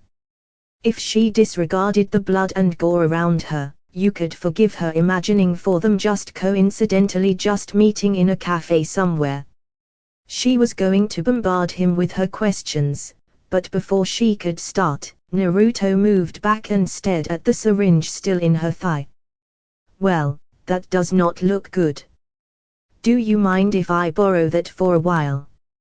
Naruto asked before suddenly removing the syringe. Natasha glared at Naruto for not even waiting for her confirmation. "What? You know you'll say yes anyway." Naruto defended himself before looking at the man behind her. Natasha saw Naruto retrieved a burlap sack with strange symbols on it. "Wait there for a second. I need to do some business." He then placed it on her head to cover her vision. It amazingly also blocked sound since it suddenly became dead silent. "Get me out of here, Naruto. Get this off me," Natasha shouted. The sack must have only blocked sounds from the outside since Naruto tapped her shoulder in a way that suggests he would be back. She was fuming at Naruto's audacity to place her in this position. "She's the Black Widow, for God's sake." Naruto, on the other hand, sauntered towards Bloom. Looking at him. Observing him like he was his prey, which was not far off. Bloom already pushed aside his dignity, evident in him ignoring his soiled pants, in favor of living and reporting back to Hydra High Council. This information must be brought back at all costs. He was about to go on his knees and beg, but before he could do all that, he suddenly fell face down on the floor covered in blood. Blinding pain came from his legs. When he looked at it through his cracked glasses, he was mortified at what he saw. Everything below his crotch is gone and cauterized. War does some fuck up things to a person, Naruto said while playing with the syringe. You become desensitized to violence, to death. You start to devalue human life. Naruto squatted down to bring his face closer to Bloom. Ever so slowly, you feel your sanity erode away. That's why I started to do some of these missions myself. To make sure I can vent out some frustration and retain whatever sanity I have left. You know, like what happened here. Naruto could feel the fear rolling off Bloom. Don't get me wrong. I'm not a bad guy. I should know, I met a whole bunch of them. all hell-bent on ruling the world or be immortal or some other shit. Me. I'm just a flawed man trying to the right thing. So here's what I am going to do. Naruto grabbed Bloom's face and brought it closer to him. Bloom's eyes are now starting to the round black eyes of the mask. He showed the syringe to him and said, I am going to make you choose how you die since obviously, I can't let you get out of here. I can tear you to pieces as I did with your bodyguards, which is painful as hell, or I'll inject you with this. That's when Bloom surrendered to his fate. No matter what happens, he'll die covered in blood and shit. He didn't even try to beg anymore and stared at the syringe. The 5cc serum would kill him in approximately a minute with almost no pain, just his heart giving out. Hopefully, the man won't get too much useful stuff out of him at that minute. With his resolve hardened, he looked at the syringe. Naruto understood the gesture and injected the contents at his neck. Bloom immediately felt his heartbeat skyrocket, and his mind became hazy. He prepared himself to the assault of questions he would surely get, but it seems like he's only interested in the answers to 2 problems. But the questions he heard are the worst ones he could possibly get. What organization do you work for your current task, and who's your highest positioned mole in S.H.I.E.L.D.? Naruto asked with specific wording to prevent Bloom from getting anything past him. Bloom tried to fight the urge to answer until the time he would inevitably die. His consciousness is already slipping. Blood is pooling behind his eyes, making everything blurry. His blood pressure is already in critical levels. Any second now he would be in the sweet release of death, but as his sight begins to darken, he heard himself say, Hydra. Pierce. Bloom croaked out. It looks like the serum kept him alive enough to answer. He died with the regret of him spilling the truth about his organization. Naruto heard clearly what Bloom said, and he mentally noted to himself that he needs to look into the World War II organization more. He stared at Bloom's body as threads burst out of his skin to shred it. The police should be focused on the brutality of the massacre instead of the motive. All the blood and bodies would also hopefully compromise any evidence. The Earth Grudge Fear or Jiongu Naruto has is rather unique. Originally, Takegakyo had given him the same Jiongu as Kakuzu, but reading through the Uzumaki library had given him an insane idea. Chakra metal is the most versatile substance there is. Conducting chakra through the metal can cause a variety of reactions depending on the type and movement of the chakra as well as the intent of the user. It can be harder than diamonds in 1 second, then softer than cotton in another. It can be covered in fire and water at the same time. Only the user's skill and creativity is the limit for chakra metal. The idea was, what if the threads of the Jiongu is made from chakra metal? He can instantly create flaming swords out of anywhere in his body if he managed to do it. Naruto took samples of the Jiongu and studied it with the help of the Baijua. They noticed that the threads are somehow made from the cells of the Juubi. Its origin must have come from the Juubi's body parts that Rakudajiji has cleaved away during their fight, and it has landed near Taki. Months of test performed by his clones had yielded him nothing until he accidentally infused the strands with the 9 Baiju's chakras when he was practicing them. The threads turned into some sort of black blood that immediately switched back to threads when the chakra depleted. With that new clue, he finally discovered how to change the threads into chakra metal. Naruto piled up 1,000 tons of chakra metal from the storage seal left by the Uzumakis and surrounded it with the Jiongu threads. He then channeled Baijua chakras through the threads toward the metal. Slowly but surely, the liquefied threads assimilated the metal until it was all gone. The individual threads somehow became microscopic in width and metallic gray in color. What he didn't anticipate is all the threads outside his body can't seem to fit all inside him. That's why he decided to place a storage seal on top of his heart where all the extra threads could be placed when not in use. The improved Jiongu further increased his physical attributes, made him invulnerable to almost any attacks that would penetrate his already toughened skin, and allow him to create any weapon he can imagine. The only downside he can surmise is he can't take hearts anymore, which is pretty useless now that he can use all types of elemental chakra, practically immortal, and he already has his clones. The Jiongu returned inside his body, and the skin healed.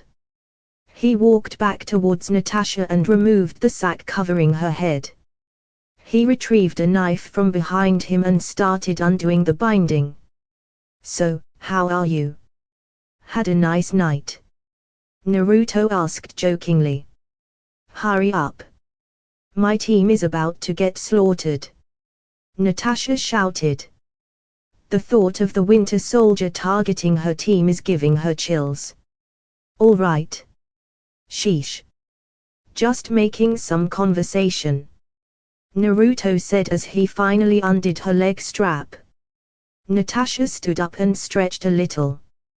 "Can you walk? 'Cause I can carry you," Naruto offered. "I'm fine," Natasha said while walking towards some guns and magazines on the floor and picking it up.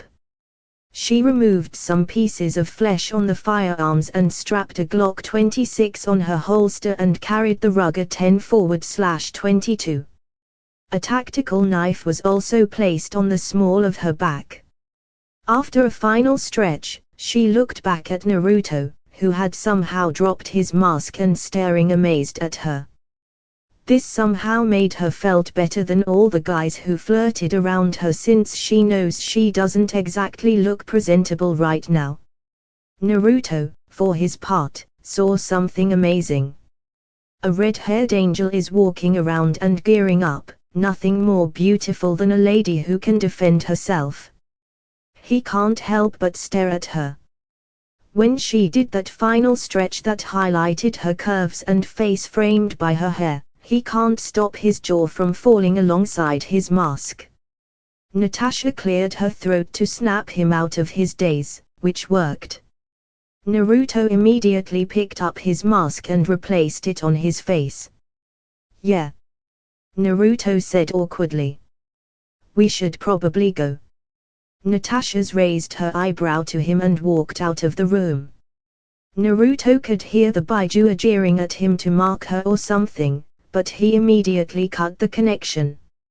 He followed Natasha outside and saw her waiting for him. "Which way?" she asked. Just hold my hand," Naruto said while holding out his left hand. Natasha just stared at his hand, clearly not believing his intentions. "For God's sake." Naruto forcefully grabbed her hand, and suddenly, they disappeared. Budapest, Hungary, January 28, 2007, 0200H local. It looks like it's true what they say. In the face of death, time does slow down, and your life flashes before your eyes. Clint has been in many life and death situations, but this is the first time it happened since he became a dad around 7 years ago. Clint saw her wife, Laura, during their wedding, the birth of his daughter, Lila, and son, Cooper. He saw the hardship of his training and the joy of building his homestead. Clint stared at the Winter Soldier, firing the grenade, and prepared for death. The shell moved slowly through the air directly toward his team. But all the preparation are for naught. He saw a masked man suddenly appear between them and the grenade. The grenade impacted the man and covered him in flames. That fucking Winter Soldier must have used an incendiary round. Clint fully expected the man to drop almost immediately after the round hit, but to his surprise, he's still standing. The flames suddenly roared high in the sky and then returned, seemingly absorbed by the masked man. Clint. He heard his name called from behind him. As he turned around, he took a sigh of relief.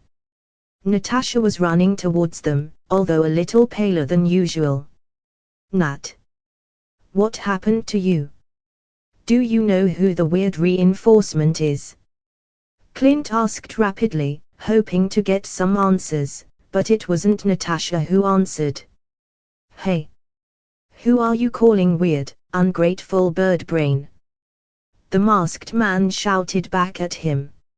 Shut up and do what you came here to do. Natasha defended Clint.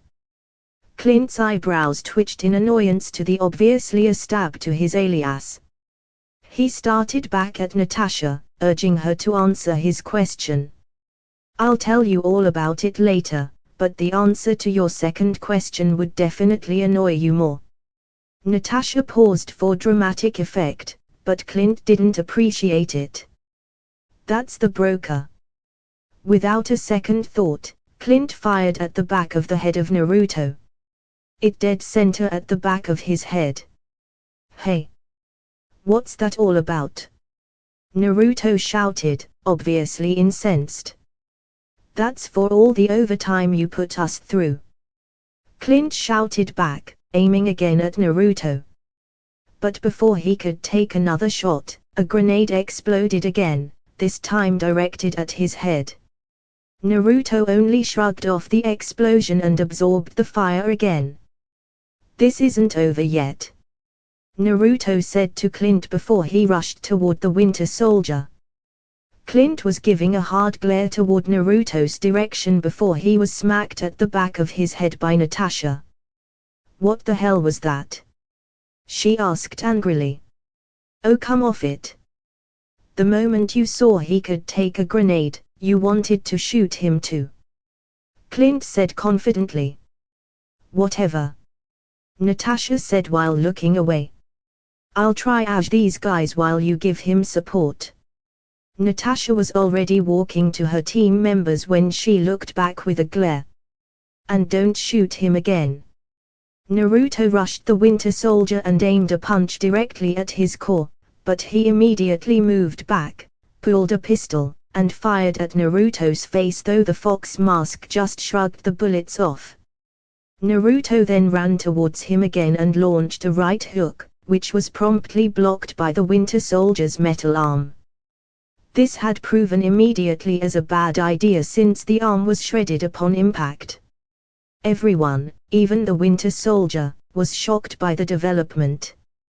The arm is made of titanium steel alloy reinforced with tungsten. The arm could take a direct missile strike and still be operational. Seeing the predicament they are in, the other hostiles opened fire at Naruto while the Winter Soldier retreated. The first ever failure of Hydra's super soldier. Naruto just stood there and took all the shots before he rammed himself against the cars and somehow making it all explode with a ball of fire. He retrieved a knife from his back and rushed all the remaining hostile and slitting their throats. When Naruto looked back towards where the Winter Soldier went, he's already gone. Doesn't matter anyway. I already slapped a Hirashin seal on him, Naruto thought to himself. Naruto was going back to heal the other members of Natasha's team when suddenly multiple light beams from the sky hit him. Looking up, he saw 6 quintets hovering above him, all of which are armed with 20mm Vulcan cannons and 40mm Bofors guns. 9 tails. This is S.H.I.E.L.D. Under the authority of the United States of America and the United Nations, you are under arrest, an amplified voice said. I should probably ask for a date, Naruto said to himself before putting his hands behind his head and kneeling. The Raft, Atlantic Ocean, January 28, 2007. 0800H local. The Raft is built in the 1970s as a black site maximum security prison. Initially run solely by the U.S. Marshal Service, It is now jointly operated by the USMS and SHIELD after it's been upgraded in the 90s to hold prisoners with more superhuman abilities. The raft itself is a semi-submersible, self-propelled, circular rig that is self-sufficient and only needs resupply twice a year. The raft always stays at least 200 kilometers away from any landmass and shipping lanes to make sure it can't be accidentally spotted. It also always stays near the eye of the storm, if possible, to make it harder to find. The cells itself are modular and can be customized to counter the ability of its occupant. Any attempts to escape are immediately dealt with lethal force. If all the security measures are bypassed and containing the prisoners in the facility is futile, the raft would lock itself and dive down as deep as it can go while starting the controlled failure of the nuclear reactor powering the raft. As soon as the raft reached the bottom, the reactor would explode equal to the power of 50 megatons of TNT, effectively vaporizing everything in and around it. And this is where SHIELD took Naruto. Romanov. Report. Fury said while sitting down on his desk in a room reserved for him in the raft. In front of him are Natasha and Clint standing in attention. Clint had already given his statement right until Naruto surrendered to a squad of Quinjets. I was on top of the railings under the bridge as planned when the other cars arrived. The general dismounted, but the surprise came from the cellar side. It's not the same cellar in the file. He named himself to me earlier as Octavian Bloom. The general was also surprised by the switch up. Bloom calmed the general down and said, "Your original contact is a little preoccupied, but we still have your item," Natasha said, recalling the events in Budapest. Bloom walked behind his car after the general seemingly accepted his reasoning. That's when all hell broke loose. Bloom's soldiers are well trained and coordinated. They immediately took out the general and his guards. I guess it happened at the same time as when Barton and the team were ambushed. I was going to fall back when a tranquilizer dart shot me. It's like they know where I would be. She added the last part as a clue for Fury to not place anything in the report since there's someone leaking information in the agency. When I came to, I'm already strapped to a chair in some kind of bunker with only a reinforced door as an entrance. The tranquilizer must have been timed since a few minutes later, Bloom and 8 guards came into the room interrogating me. For what? Fury asked. The identity of the broker, sir. Natasha said, intentionally leaving out Naruto's name. The ambush on Barton and his team seemed to be a leverage for me to talk. They will let them go if I give information about the broker. They even showed me a feed of the Winter Soldier heading his way toward Extract Point A. When Clint heard that part, he had mixed feelings about Nat's decision. He understood that her choice is the right one, but it does highlight that one's life is less important in this job than information. When I didn't budge, he stabbed a syringe of some kind of truth serum, but he never got the chance to inject it into me. Natasha paused and took a breath. Screams and gunfire came from the outside. Bloom sent 2 of his guards to check what's happening, but when the screams just keep getting closer, he ordered the remainder of his guards to lock the door and prepare. Cries for help came from the other side, but it suddenly stopped. The blood rolling under the door must have left quite an impression since they all moved back behind me. Natasha chuckled a little at the last part. I don't know what happened behind me, but I do know the aftermath. The guards have been shredded to pieces. Still can't figure out how he did it, though. Clint visibly paled, just imagining what happened. Fury, on the other hand, remained stoic except for the subtle widening of his eye. The door opened after that, and he walked in. He asked me how I am, but when I didn't answer, he grabbed the syringe still stuck to my thigh and placed a burlap sack and placed it on my head. The bag must have some tech in it since sound won't get in, but I'm reasonably sure it can get out. So he used the serum to get information on Bloom. Do you know what happened to him? Fury asked, but already fairly sure with the answer. Shredded to pieces just like the others. When we got out of the room, Natasha continued, leaving out some stuff. He grabbed my hand, then we suddenly appeared 50 behind Barton. It felt like riding the roller coaster 100 times. She said, turning a little green just thinking about the experience. What's your psych profile on him? Fury asked. He's a dichotomy, genius level intellect hidden by idiocy. Maturity and childishness. Seriousness and playfulness. He can be any one of this in a drop of a hat. He might also be a great actor, hiding everything he doesn't want someone to see. The only thing I can say for sure is that he would prefer a fight over a debate. Natasha listed off her hypothesis.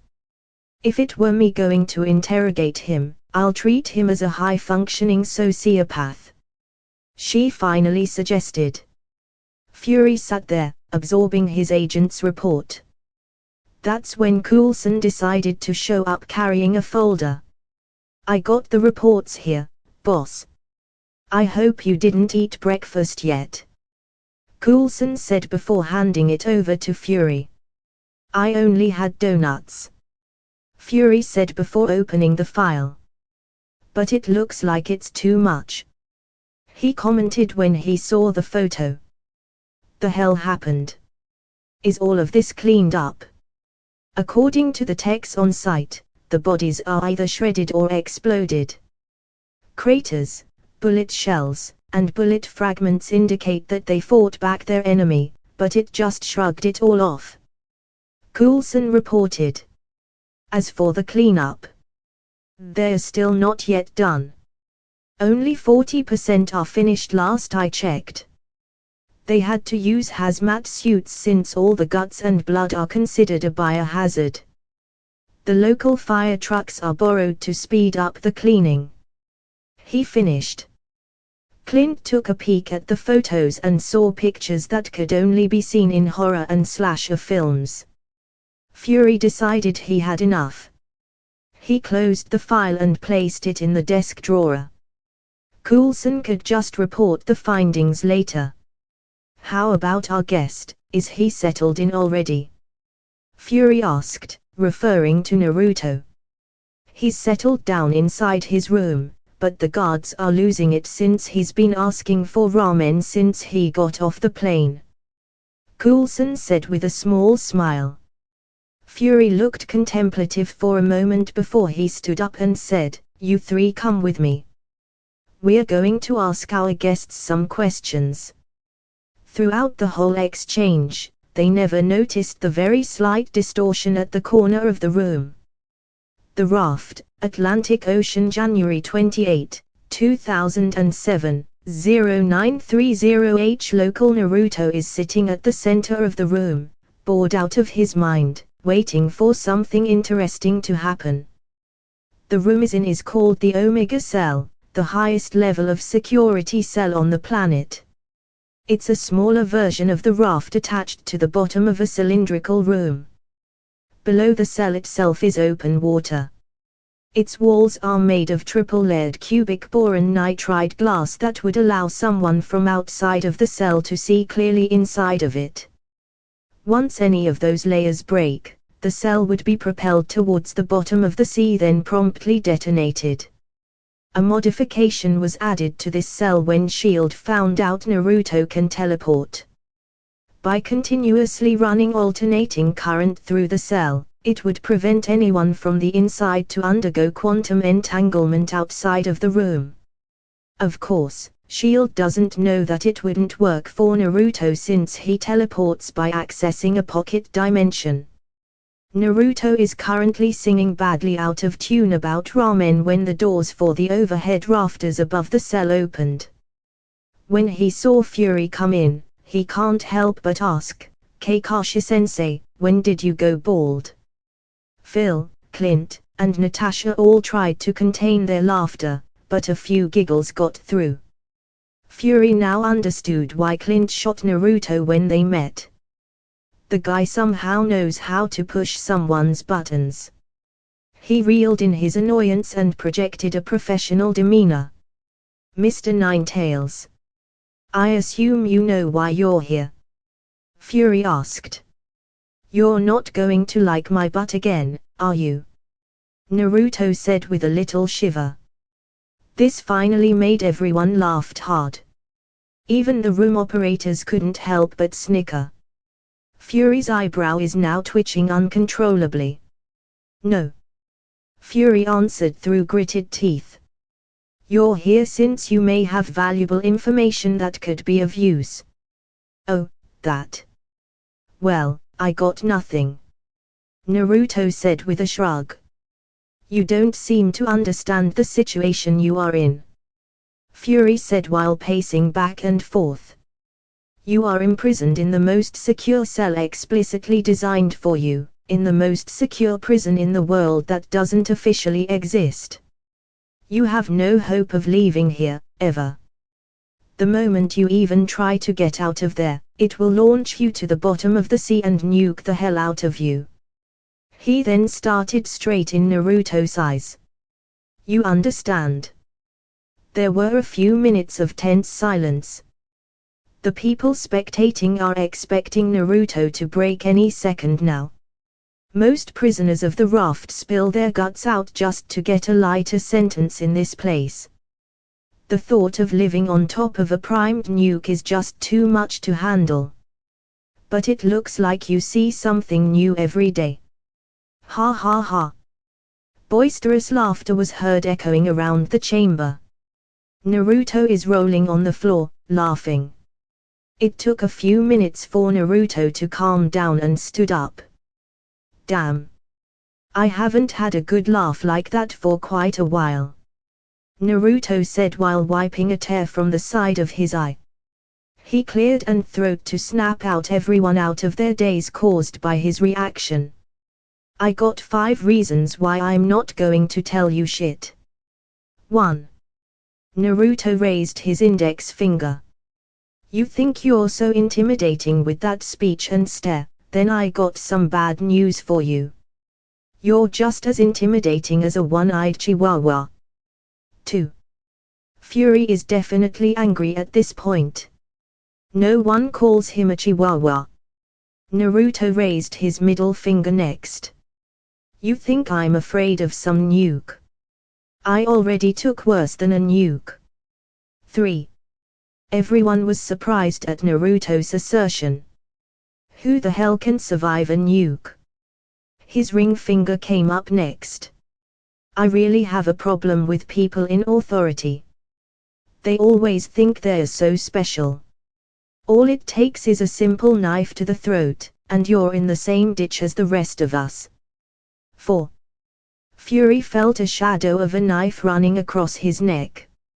He can't help but rub it to see if he is already bleeding. Naruto raised his pinky.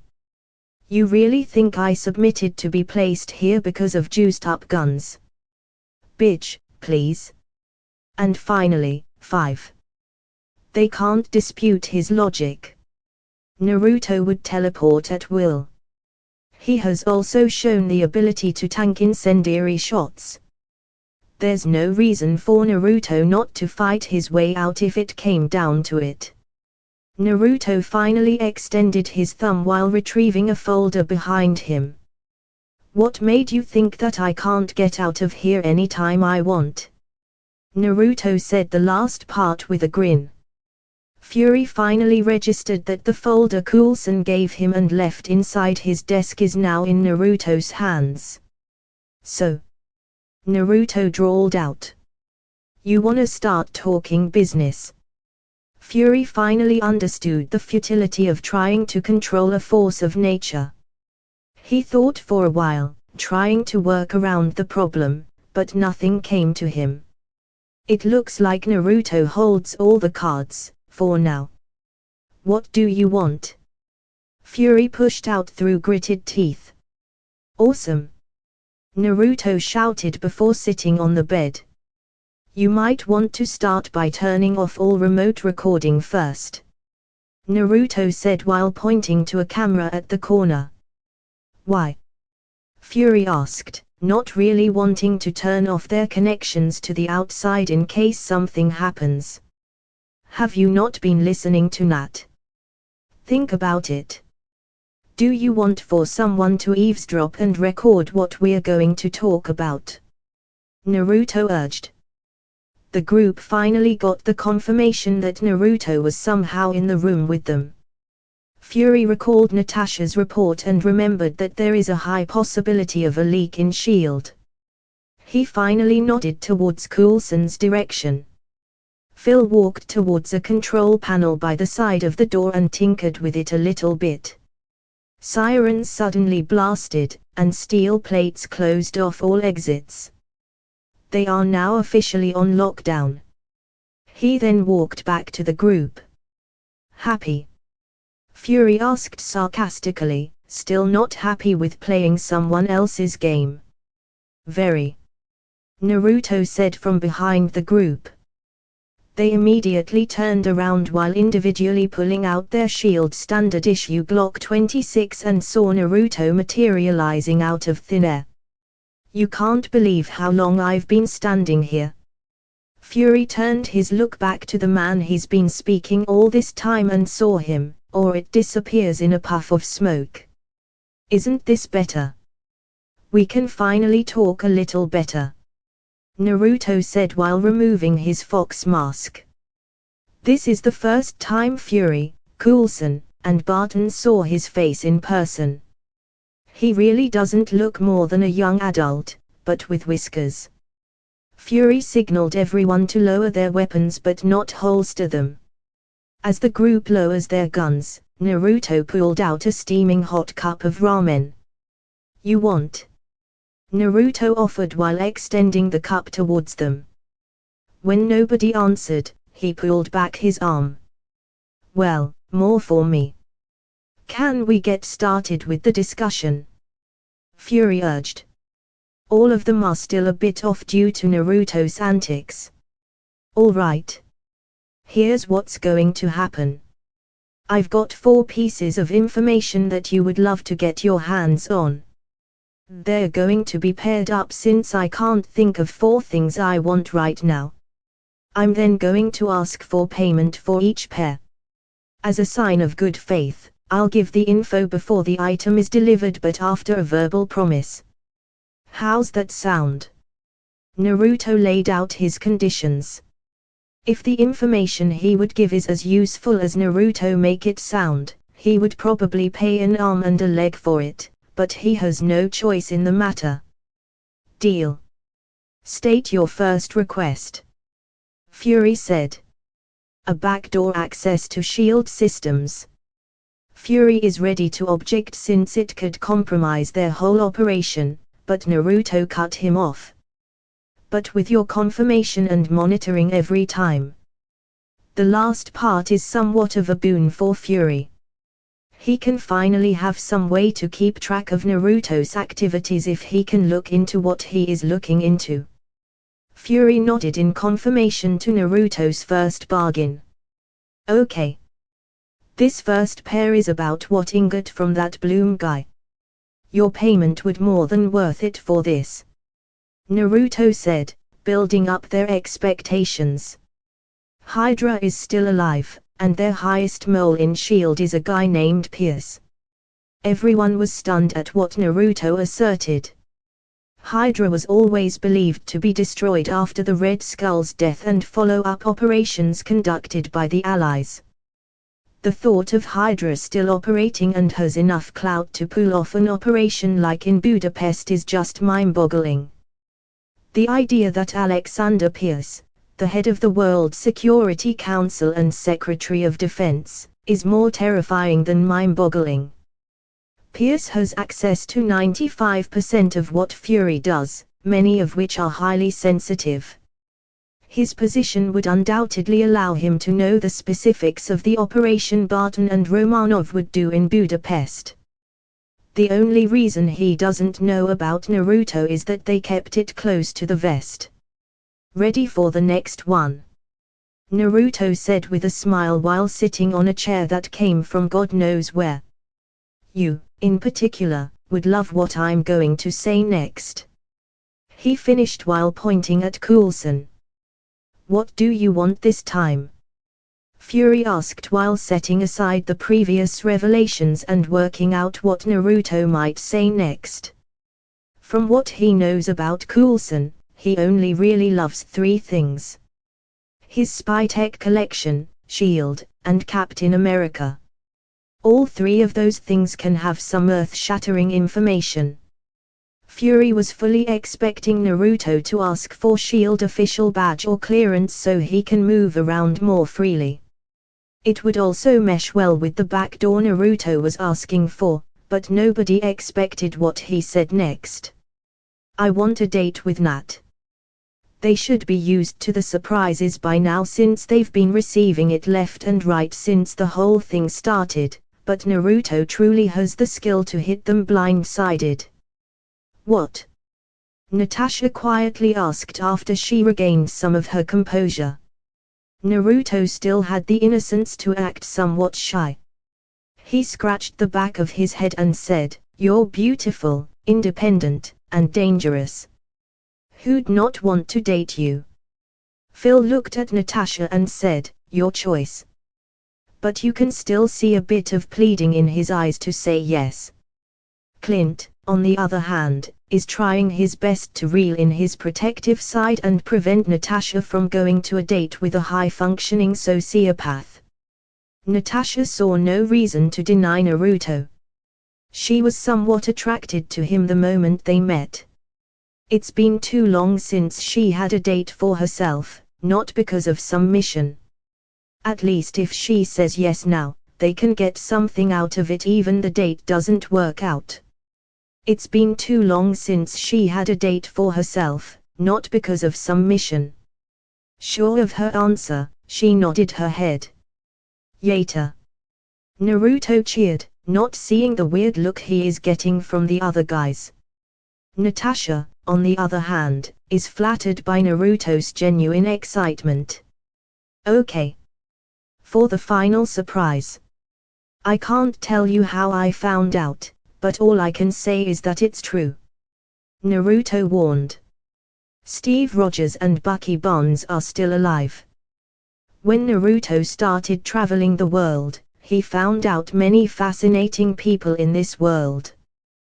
To learn more, he used a modification of Edo Tensei to call down souls and have a conversation with them.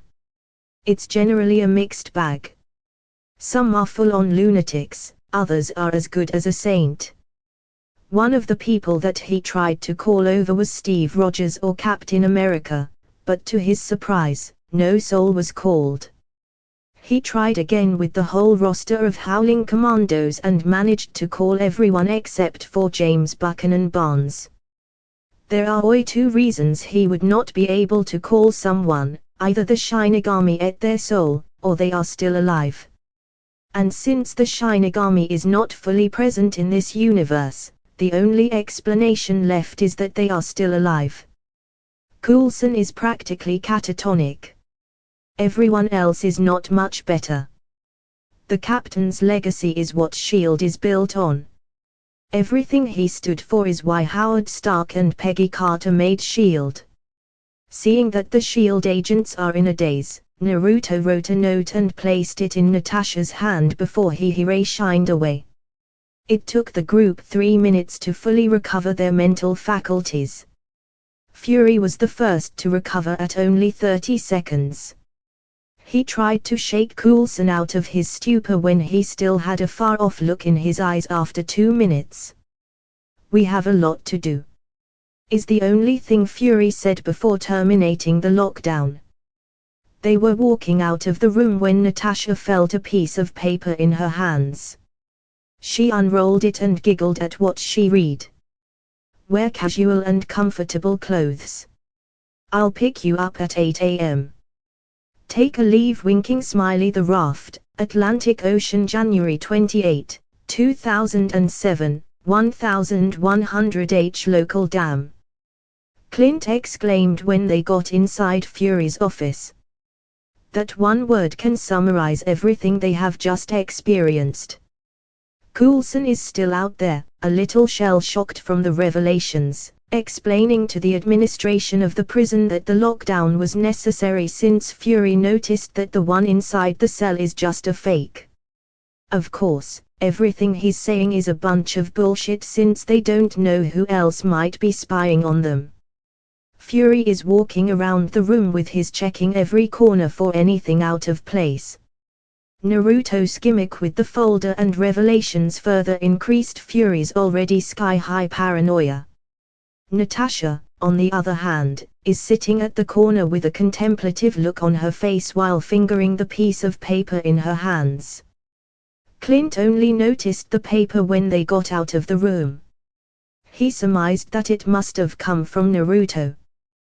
Clint is still a little irked that Naruto, the invulnerable super soldier, got a date with Natasha. It's just trouble waiting to happen. But on the opposite side of the spectrum, he's glad that she finally did something normal that she can enjoy. Clint was thinking about the possibility of Nat finally finding someone to settle down with when he heard the door open. He looked back behind him and saw Coulson walking in. Fury sat back down when he is finally sure enough that there's no one else in the room or someone listening in. This signaled everyone to stand in attention in front of Fury. Did they buy it? Fury asked Coulson. Yup. They're just really pissed off about it. Phil answered with a shrug. Good. Fury said with a nod. This goes without saying. No one would discuss anything about what happened here unless I explicitly and personally give the go-ahead. Is that clear? They all nodded in confirmation. The aftermath that would happen if any of the information said today gets out haphazardly would be catastrophic. Who knows how many Hydra agents are still around, or worse yet, in S.H.I.E.L.D. They need to plan every step of the way by themselves with minimal involvement outside of their group. Maria Hill would also need to be informed about this development since she's Fury's closest right-hand woman. The logistics of setting everything up would be a nightmare without her. Boss. I would like to follow up on some leads he gave us. Coulson requested. Which one? Cause there is a whole bunch of shit we would need to go through. Fury inquired. The one about Rogers and Barnes. Why? Fury urged Coulson to explain his reasoning. The crisis looming over our heads would not only affect S.H.I.E.L.D., sir. It would disrupt some fundamental beliefs held by everyone. When the inevitable shake-up happens, a new symbol needs to be placed for everyone to rally behind. Who better for it to be the captain himself? Coulson reasoned with conviction. Are you sure it's not because you just want to find the captain? Fury asked slightly in jest. That's just a bonus, sir. Coulson defended himself with a smile. Okay. You have clearance. I want you to compile everything about Rogers and Barnes in a remote network. Make sure it can't be hacked or copied. When you have everything, we'll talk about a search party. Fury laid out the plan he wanted Coulson to follow. Security and anonymity is their friend as long as they haven't flushed out the rats in the division. How long have you been preparing for that speech of yours? Half an hour. Phil answered with a shrug. Now that's out of the way. It's time to talk about the next pressing issue. Fury said before facing Natasha. Romanov's date with a teleporting super soldier with sociopathic tendencies. Clint perked up, hearing the next topic of conversation while Coulson was pulled out of his thought about how to approach the problem with the captain. Natasha saw the reaction of her co-workers and immediately knew she would load the next few minutes. "We need to prepare a strike team and an air support package," Clint said seriously. "We should probably also place a quick response team and 2 surveillance teams to follow," Coulson added.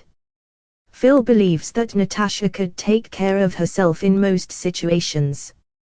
So if something happens during their outing, she can take care of herself, and if in case the problem is Naruto himself, they can't do anything about it.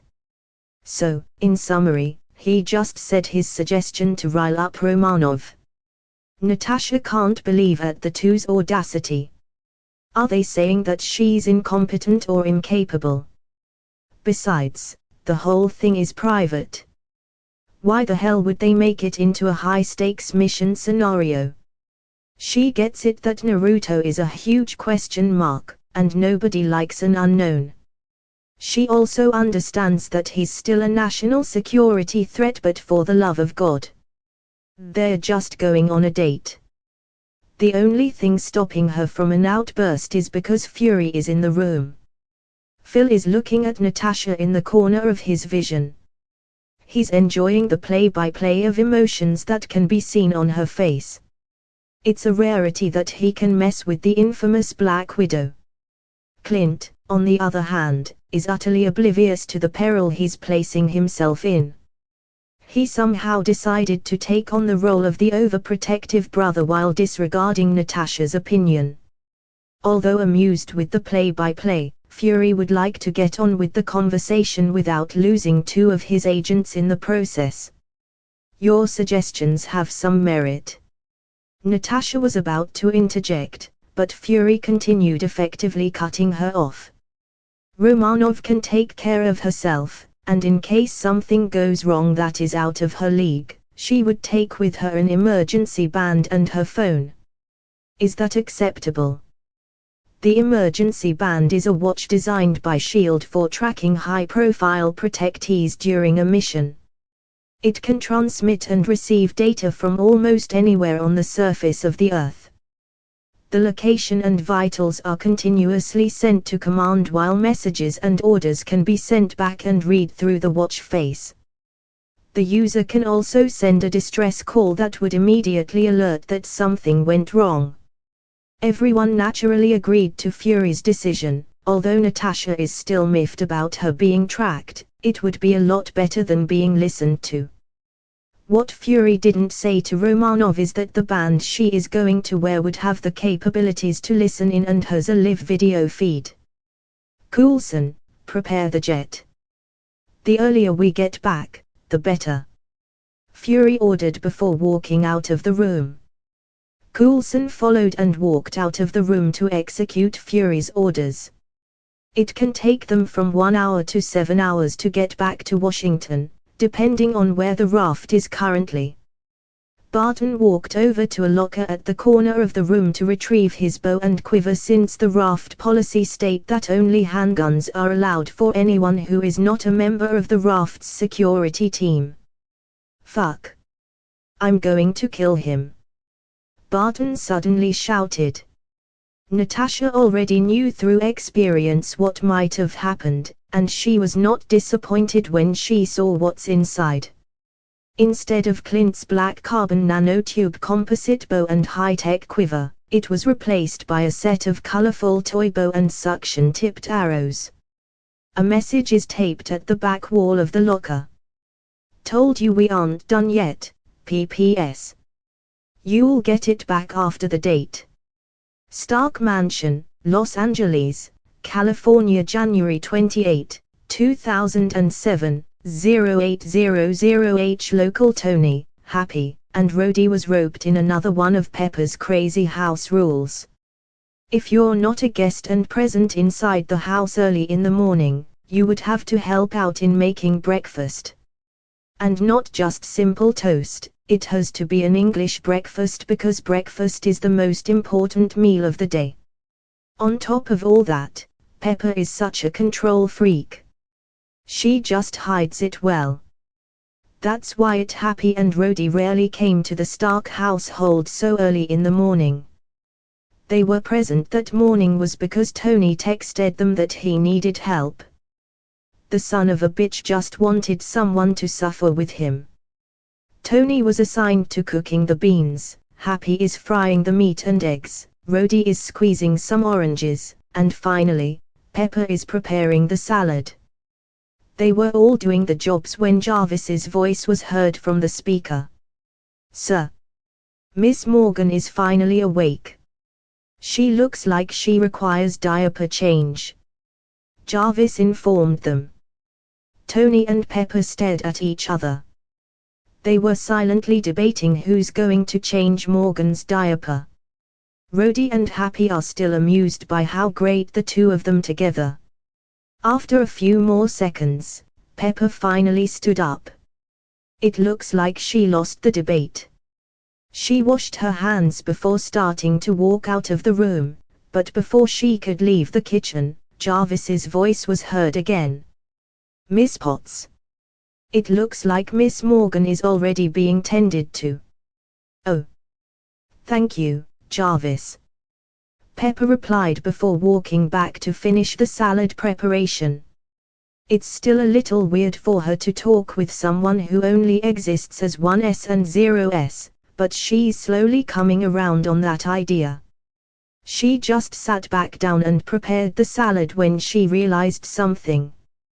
There were supposed to be only 4 people inside the house, excluding Morgan. If all of them are now preparing breakfast, who the hell is with Morgan? At the same time, the others with her also realized the situation. They all stood up simultaneously and ran up the stairs while making sure they individually brought some kind of weapon. Tony brought a spatula, Happy dumped the food here cooking on a plate and carried the pan, and Pepper brought a wooden spoon. Only Rhodey brought a real weapon, which is his service firearm. As they were reaching the door, Rhodey and Happy pulled Tony and Pepper to the back. It's better if someone with experience handles the first encounter. Happy signaled that he would open the door while Rhodey would storm inside Morgan's room. Tony is holding Pepper back, who's on the verge of a panic attack. Rhodey raised 3 fingers and counted down. As soon as it reached 0, Happy quickly opened the door while Rhodey rushed in. "Turn around with your hands up," Rhodey shouted while pointing the gun at the man standing with his back facing them. Morgan's cry suddenly reverberated inside the darkened room. Tony and Pepper took a peek inside the room, trying to see if their baby girl is okay. The tension was rising at an exponential rate until it abruptly crashed back down. "Great. You just made her cry. Happy now." A voice can be heard even for the people outside the room. Happy decided to end the mystery and open the light. What they saw relieved and annoyed Pepper at the same time. Naruto is carrying Morgan while feeding her. Rhodey, on the other hand, is still tensed since he hasn't met Naruto personally yet. Only snippets from conversations. Tony, visibly more relaxed, strolled in between Rhodey and Naruto. "Rhodey, Naruto. Naruto, Rhodey." Tony introduced them. "Now, put the gun down before you accidentally shoot someone." Tony then gave Naruto a hard stare. "You. When did you get back?" 30 minutes ago." "Why?" Naruto asked. Before Tony could answer, Pepper interjected in the conversation. The intensity of her glare was enough to scare Naruto and making him step back. "Why didn't you say you're already here, and how did you get in? You almost gave me a heart attack." Pepper shouted straight to Naruto's face. The loud sound made Morgan cry again. Naruto involuntarily gulped in fear. He started to sway a little to calm down Morgan, who's been fuzzing around. I thought you already know since Jarvis is installed into your security system. As for the entrance, I used the window. Some guys are keeping an eye on your house, and I don't want to cause some problems. Naruto defended himself, lacking his usual energetic personality. What guys? Paparazzi? Happy asked. As the head of security, he should deal with some possibly unsavory entities looking into the family's personal life. I don't know, but it doesn't look like it. They wore suits and have guns. If you think about it, they might be some government spooks. They've been there even before I arrived. Naruto said with a shrug. Happy's internal alarms started ringing. Who the hell gave anyone the authority to survey the stocks? Excuse me. I got to look into it. Happy said before walking out of the room. Presumably, to call some of his contacts. When Pepper calmed down considerably, she finally pulled Naruto out of the room while still carrying Morgan. Tony and Rhodey just followed behind them. Naruto can't even resist since he might jostle Morgan. When they got to the entrance of the kitchen, Pepper took Morgan and pushed Naruto into the kitchen. You're going to finish preparing everyone's breakfast. You got 20 minutes. Pepper said in an authoritative tone. And? No. Ramen. She added before walking away. Stark Mansion, Los Angeles, California, January 28, 2007, 0930H local OK. New rule.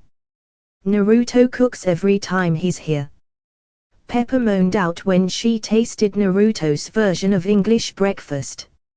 She had no idea how Naruto converted their half-cooked meals to one of the most glorious meals she ever had. She finally understood why Shokugakure is hauling cash. With Naruto's recipe, everyone would be tripping over themselves for it. Seconded. Tony said vehemently. If he's cooking, call me anytime. Rhodey said. How the hell did you make freshly squeezed OJ this good? While everyone was praising Naruto for his cooking, he's sitting on the corner of table pouting while eating. He can't believe Pepper would ban ramen. As they were eating, Happy decided to walk in, looking a little pissed. So I just got off talking to Kate. Do you know what she said? Happy said to Tony while holding his phone.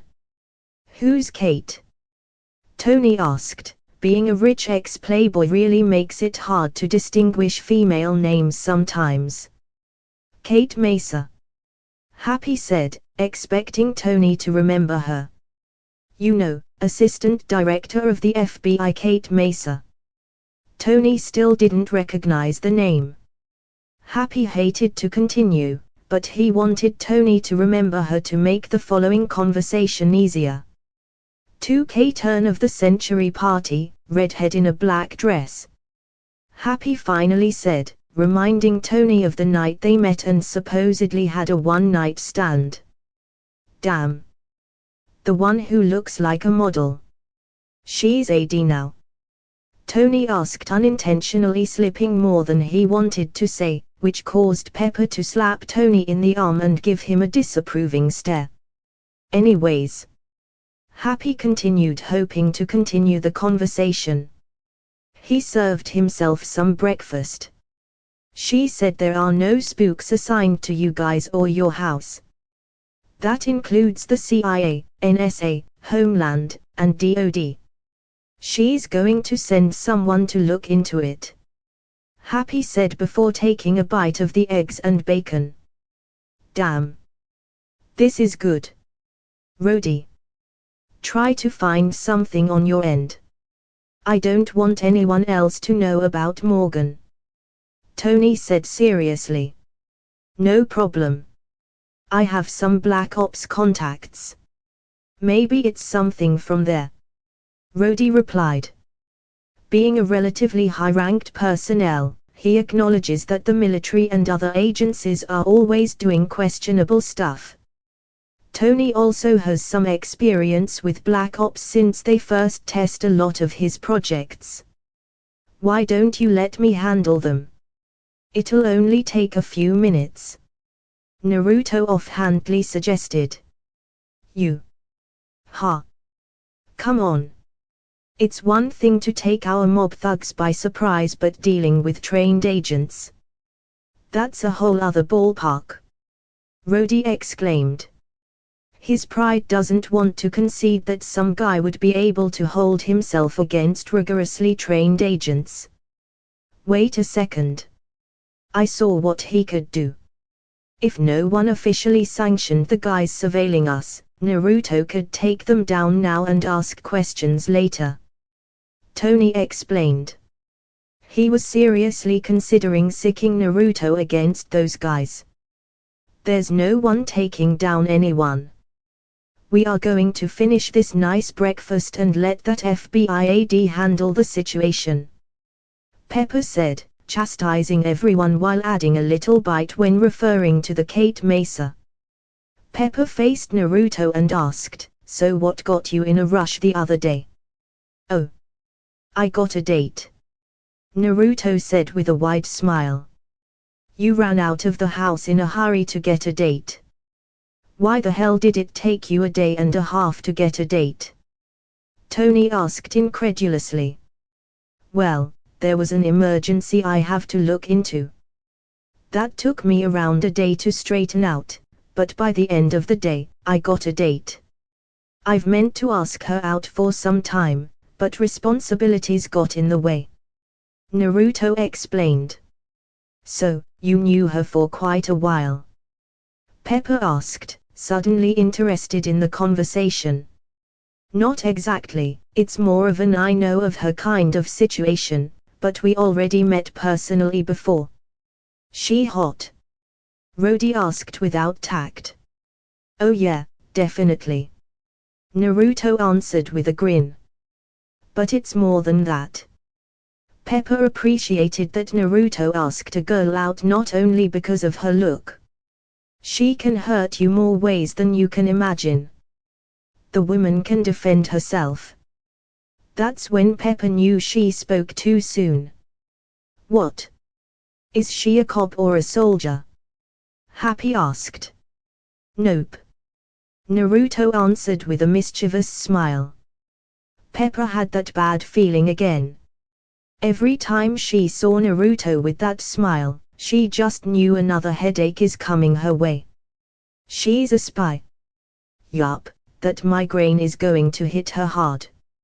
Rhodey, who decided that it was the right time to drink some OJ, spat everything behind him and went into a coughing fit. How the hell did you meet a spy? Tony asked, completely ignoring his best friend's predicament. Remember how I said I lost all my stuff on the way to Vegas? Yes. Tony drawled out. She's the one that gave me a ride to Vegas. She was on vacation doing something in your company. Naruto casually answered. This time, it's Tony's turn to take a double take. You mean there was a spy in the company, and you didn't tell me? Tony said in mock seriousness. Get over yourself. You know you have spies in your company. I bet you even know them. Naruto said before facing Pepper. Quick. How many spies are there in all your US-based main company facilities? 127, Pepper said, a little shocked.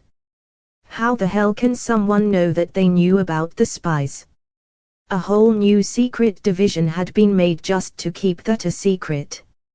Naruto then faced Happy and asked, how many are corporate spies?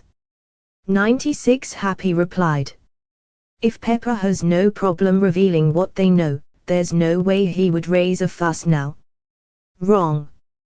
Only 84 of what you know are corporate spies. Other countries sent the rest. Naruto said. That revelation concerned Pepper. How can Naruto know what they do and don't know? but the revelations are not over.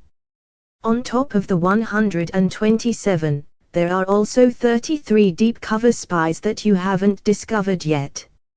As for the whole Stark conglomerate, there are 2,866 spies in total. The one I asked out for a date, she just went in and took care of a deep cover spy from China you didn't know about. I say that's a positive mark in my books. Naruto finally finished, leaving everyone gobsmacked. Rody was the first one to recover. He immediately stood up and drew his gun, aiming it directly at Naruto, who just kept eating. "Who are you, and what did you do before?" Rody asked. If the man is as skilled in combat as Tony makes him out to be, he can only be three things: ex-special forces, mercenary, or an operator, which is a more combat-oriented spy. All of which doesn't precisely inspire relaxing thoughts in their current predicament. Pepper rapidly pulled Morgan away from the unfolding situation. Her only thought is to keep her safe. Tony and Happy are trying to defuse the crisis to keep them from escalating. As I said before, I am Naruto Uzumaki, and I was a freelance contractor. Naruto answered slowly. Freelance contractor is another term used for mercenary or assassin. Rody stated while getting a little more twitchy-fingered. Everyone is now seriously worried about what would happen next. Damn. Is that what that means? I guess that's why my date was tensed when I said that. Naruto mused. Rody saw that Naruto's attention is slipping off from him, so he snapped his fingers to get it back again. Oh, hey. Where was I? Freelance contractor. Happy helpfully added. Right. Naruto said while giving Happy an appreciative nod. I really was a freelance contractor. Like I would do almost any job. From menial tasks like house cleaning and face painting all the way to the harder ones like search and retrieval and bodyguard jobs. Hell, one time, I helped build a bridge while protecting a drunk architect. Good times. Naruto finished describing his job description while having a nostalgic look on his face. What the hell kind of job is that? Rody asked, not thinking there's a job that does all that. Told you. Freelance contractor. Naruto answered while looking at Rody like he's stupid. So you did bodyguard jobs. Is that why you approached Tony? Rody asked, still trying to figure out Naruto. Nope. Didn't even know him then. I just figured out who he is when I traveled. Happy decided to ask something that's been bugging him and Pepper. Rody already started asking anyway. How did you find out about the inner workings of Stark Industries? 2 words. Drinking game. Naruto said like it explained everything. When he saw no one got it, he continued. A lot of your employees are lightweight. I met some during my travels. When I figured out they work for you, I decided I want to ask more questions. It kind of spiraled from there. Pepper latched onto what he said and said, no one would just tell you sensitive corporate secrets. Hey. People just kind of trust me. I'm still staying here, am I? Naruto stated the obvious. He got you there. Tony said towards Pepper, which just irked her. With all that cleared up, Rody put that gun away. Everyone sit down, and let's eat before the food gets any colder. Rody holstered his gun but still looking at Naruto warily. Pepper sat Morgan back on her chair and thought about how can it be so different from just adding one person in the scenario. Happy is thinking about what Naruto said about the spies in the company. So now everything has chilled out, we can now discuss something more important, about someone's date with a venerable super spy. He said, oozing with giddiness. "So, what's your plan?" "I don't know. I've only been on a few dates, and my knowledge doesn't seem to apply this time." "What?" "That won't do for my business partner. Let me give you some advice," Tony sagely said while pushing Naruto out of the room. There's no way in hell he'll discuss these things in front of Pepper. Pepper saw how excited Tony was and knew immediately that it would be a recipe for disaster. "James, can you just go with them? Don't let Tony get overboard," Pepper requested. "On it," Rhodey said before standing up and following the pair. Triskelion, Washington, D.C. January 28, 2007, 1300 local. An older man in a suit is pacing back and forth inside the director's office in the Triskelion. His anxiousness visible for everyone to see. His name is Alexander Pierce, the current secretary of the World Security Council. He's a 5'10", 75 years old, Caucasian man, with dirty blonde hair and blue eyes. He worked for the State Department, where his work led him to be a candidate for the Nobel Peace Prize, which he turned down.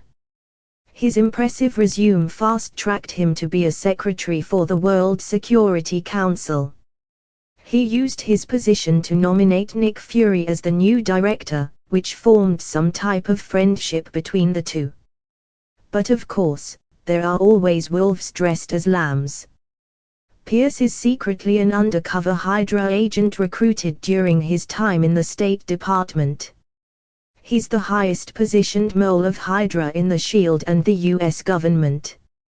His job is to subtly recruit agents for Hydra as well as ensure the organization is hidden until they are ready to show themselves. The reason Pierce is in Fury's office is that he heard that his private jet has landed. The fuck-up in Budapest already cost them Bloom, one of Hydra's most effective finance administrators, and now he heard they have nothing to show for it. He was the one that alerted the Hydra's High Council about Romanov's impromptu mission. The council immediately pounced on the opportunity to grab Romanov in hopes of finding out who the information broker called Ninetales is. His sources told him about Romanov, Barton, Coulson, and even Fury himself knowing who the Ninetales himself, with Romanov being the most likely. Fury supposedly saw a photo of the Ninetales face, but there was only one copy and it is heavily guarded. The whole plan in Budapest was to capture Romanov and force her to tell them what she knows while using Barton as a bargaining chip. They wouldn't even try to do something as daring before, but desperate times call for drastic measures. The Ninetales is just becoming too big of a problem only to be considered a nuisance. The son of a bitch has managed to decrease their income by as much as 60% in just the first year he's been active. Terrorist cells, drug cartels, government financial overflow, and corporate profits through off-the-book operations are being taken down one by selling undisputable evidence to the authorities.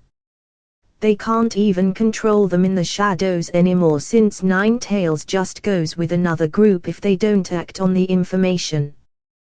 That's why they also sent their ultimate weapon, the Winter Soldier, to make sure everything goes smoothly.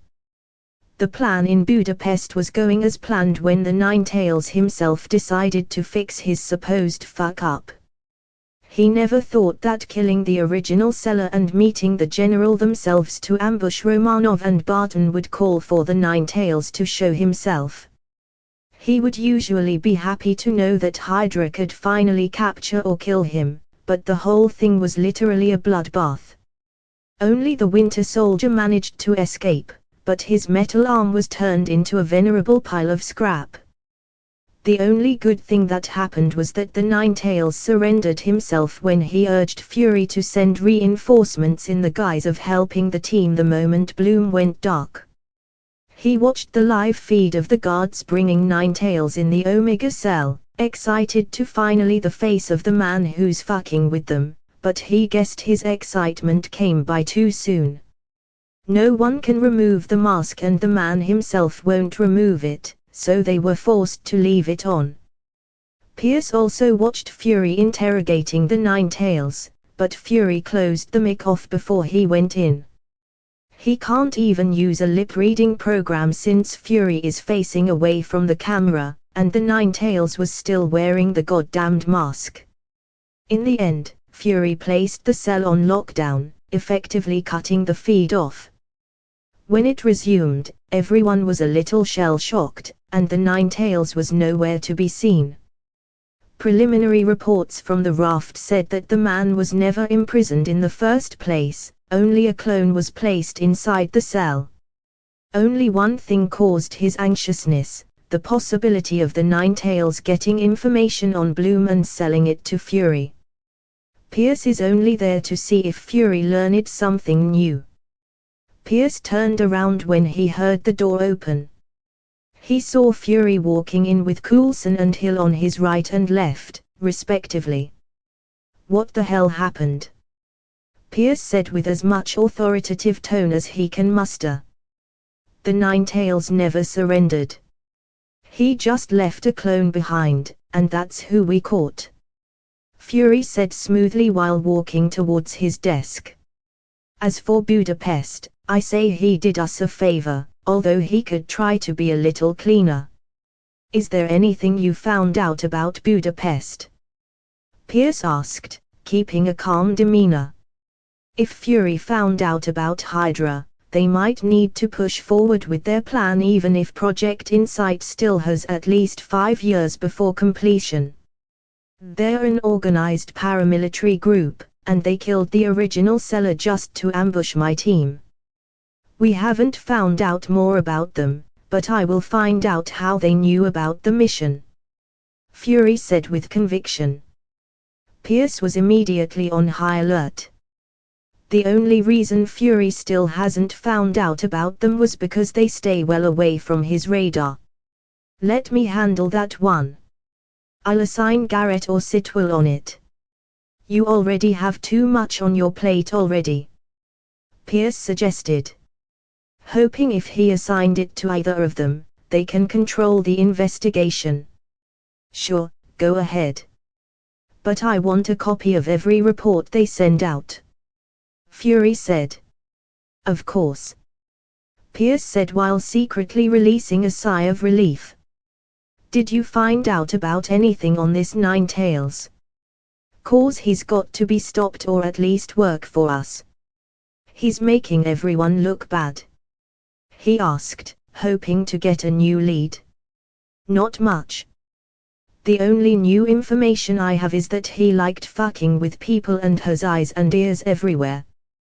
He implied that he only showed up in Budapest since he saw a different man show up as the seller. Other than that, I have no idea, and I hate not knowing something." Pierce processed the information and came up with one conclusion: if they mess another one of his intelligence, they can make him show up. "Before I leave, why did you lock down the cell?" "Because he said he could get out anytime. I just wanted to be sure he can't. I guess it was no use after all since it popped into a cloud of smoke after a while," Fury answered, mixing lies and truth. "All right. I'll let Garrett handle the investigation. He's just traveling around. It's easier for him to get some info. I'll see you some other time, Nick," Pierce said before leaving the room.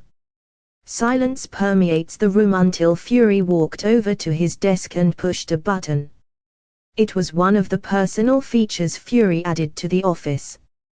It will cut off all forms of outgoing communication in the office, even hardline, making it impossible to eavesdrop in it. The only way to get something is to leave a remote recording device inside the room and retrieving it for later. Add Garrett and Sitwell to the list, Fury ominously ordered when he was sure no one else could listen in. "Already added, sir," Coulson said a little subdued. He and Sitwell were classmates inside S.H.I.E.L.D. Academy and grew to be friends. How many does that make it? Fury asked, already knowing the answer. 3. Pierce, Sitwell, and Garrett. What are we talking about, boss? Maria Hill finally interjected, not appreciating being left out of the conversation. Maria Hill is a 5'8", 25-year-old Caucasian woman with black hair and blue eyes. She was personally hired directly by Fury 2 years ago from the army. Her sharp mind and eye for details led her to become one of the fastest rising stars in the agency. She's being groomed by Fury to be the next deputy director since Coulson wants to remain to be a field agent. Her current job is to be Fury's secretary as well as lead some missions in her free time. Funny you should ask, Hill, because we're going to need your help. But first, let me ask you a question. Fury said while fixing her with an intense stare. Sure, boss. Hill answered. If Fury asked you to do something, you don't say no since it usually deals with matters of national security. What would you do when I say Hydra is growing inside of S.H.I.E.L.D.? Fury asked. Hill had to pause to process what Fury said. After a few seconds, she finally decided to answer the question with her own. What? Clint's Homestead, Missouri, January 28, 2007, 1600H local homestead, an apt name for Clint's haven. The whole 5 hectares of land surrounding his home were bought through dozens of shell companies and overseas transactions, making it virtually impossible to find details about it. Fury helped him set it up in 1999 when he married his high school sweetheart, Laura, as a precaution against the dozens of enemies he made during his time as an agent of S.H.I.E.L.D. The house itself was built using his own hands through a year of hard work. The barn and storage shed followed close after. As for the farm they have planned, that's still up in the air. His erratic workdays make it virtually impossible to maintain it. The only reason the house was still standing was because of Laura. Laura Barton is a 5'3", 29-year-old Caucasian woman with dark brown hair and brown eyes. She and Clint have already been dating since they were 14. Since then, she knew that being with Clint would be a daunting task, and it proved to be correct, but the love they had for each other made it possible to weather through the challenges and made the best of the situation. She can honestly say that she is happy with how her life turned out. Clint considers Laura as some kind of a martyr. Having a family with a man who's gone most of the time is already a sacrifice, but living in a semi-isolated area for their safety, well, that's just crazy. That just made Clint love Laura even more. Their first real challenge was when Lila was born. Living in isolation would stunt her development. It's a good thing he worked for a spy agency cause Fury was able to set up solid false identities for Laura and Lila, making it possible for Lila to attend classes safely in the coming school year. Clint is now landing in an open field in front of his home. Recently, he's been using a decommissioned Quinjet to come home. It's stealthy, fast, and, most of all, untraceable with only a push of a button. A heavily pregnant Laura was playing with Lila in the living room when she saw through the window the telltale signs of an invisible plane landing on the field. She still can't believe that technology has already progressed that far no matter how many times she saw it. Excited to meet her husband again, she urged Lila to meet him at the door. "Come on, Lila. Let's meet, Daddy," Laura said with a smile. Lila immediately stood up and bounded towards the door with her mother not far behind. Lila stopped at the door and impatiently waiting for her mother, remembering that she shouldn't be opening the front door without her parents' permission. "Go on," Laura said, giving permission. Lila opened it without a second wasted and went outside. Clint was walking down the path when he saw the door open, revealing Lila and Laura, causing him to smile involuntarily. "Honey, I brought a guest," Clint said, pointing at Natasha not far behind him carrying a small suitcase. Ever since Clint first brought Natasha to the homestead, she had been staying there when she can get to the point that they gave her a room. Nat and Laura immediately hit it off even though they have different life experiences. Lila jumped to Clint's arms the moment he stepped on the porch, and Laura gave him a kiss and a hug, which they kept PG entirely. Laura then walked over to Nat and hugged her. "I thought you wouldn't come home for another 2 weeks?" Laura asked while herding them all inside. She's happy that they are home early, but it usually means they were in a hard mission, and Fury gave them time off. "It's a long story. We'll tell you about it over dinner. But for now, I want to change into something more comfortable," Clint said, referring to the combat gear he's still wearing. Natasha already changed into her casual wear before leaving Washington. "Come on, Lil. Help Daddy choose what he's going to wear." Clint then carried Lila and his duffel bag up the stairs. Laura waited for a while to make sure Clint is in the bedroom before leading Natasha to the kitchen. "How close were you?" Laura asked Natasha with a hint of fear in her voice. Natasha knew this conversation would come up the moment Laura saw them, but it doesn't make it easier for her to answer. "Too close," Natasha finally said after a few seconds. She took a deep breath and continued. "By all accounts, we shouldn't even hear. Only unlikely reinforcement got us out of there in one piece." Nat's answer caused Laura to tear up a little bit. No wife ever wanted to hear her husband almost died, but Laura decided long ago that if she were going to be a wife to Clint, she would at least try to know everything that's happening. "Who?" Laura asked in a quiet voice. "You remember the guy we've been chasing around?" "Naruto?" Natasha asked. Laura nodded, remembering how stressed out Clint every time he comes home. "That's one of the reasons why Cooler has been conceived. He's the one that came to help. Apparently, he doesn't want when the info he sold went bad." Clint would probably tell a more subdued version, but overall, everything just got more complicated. Clint and Lila came down a few minutes later.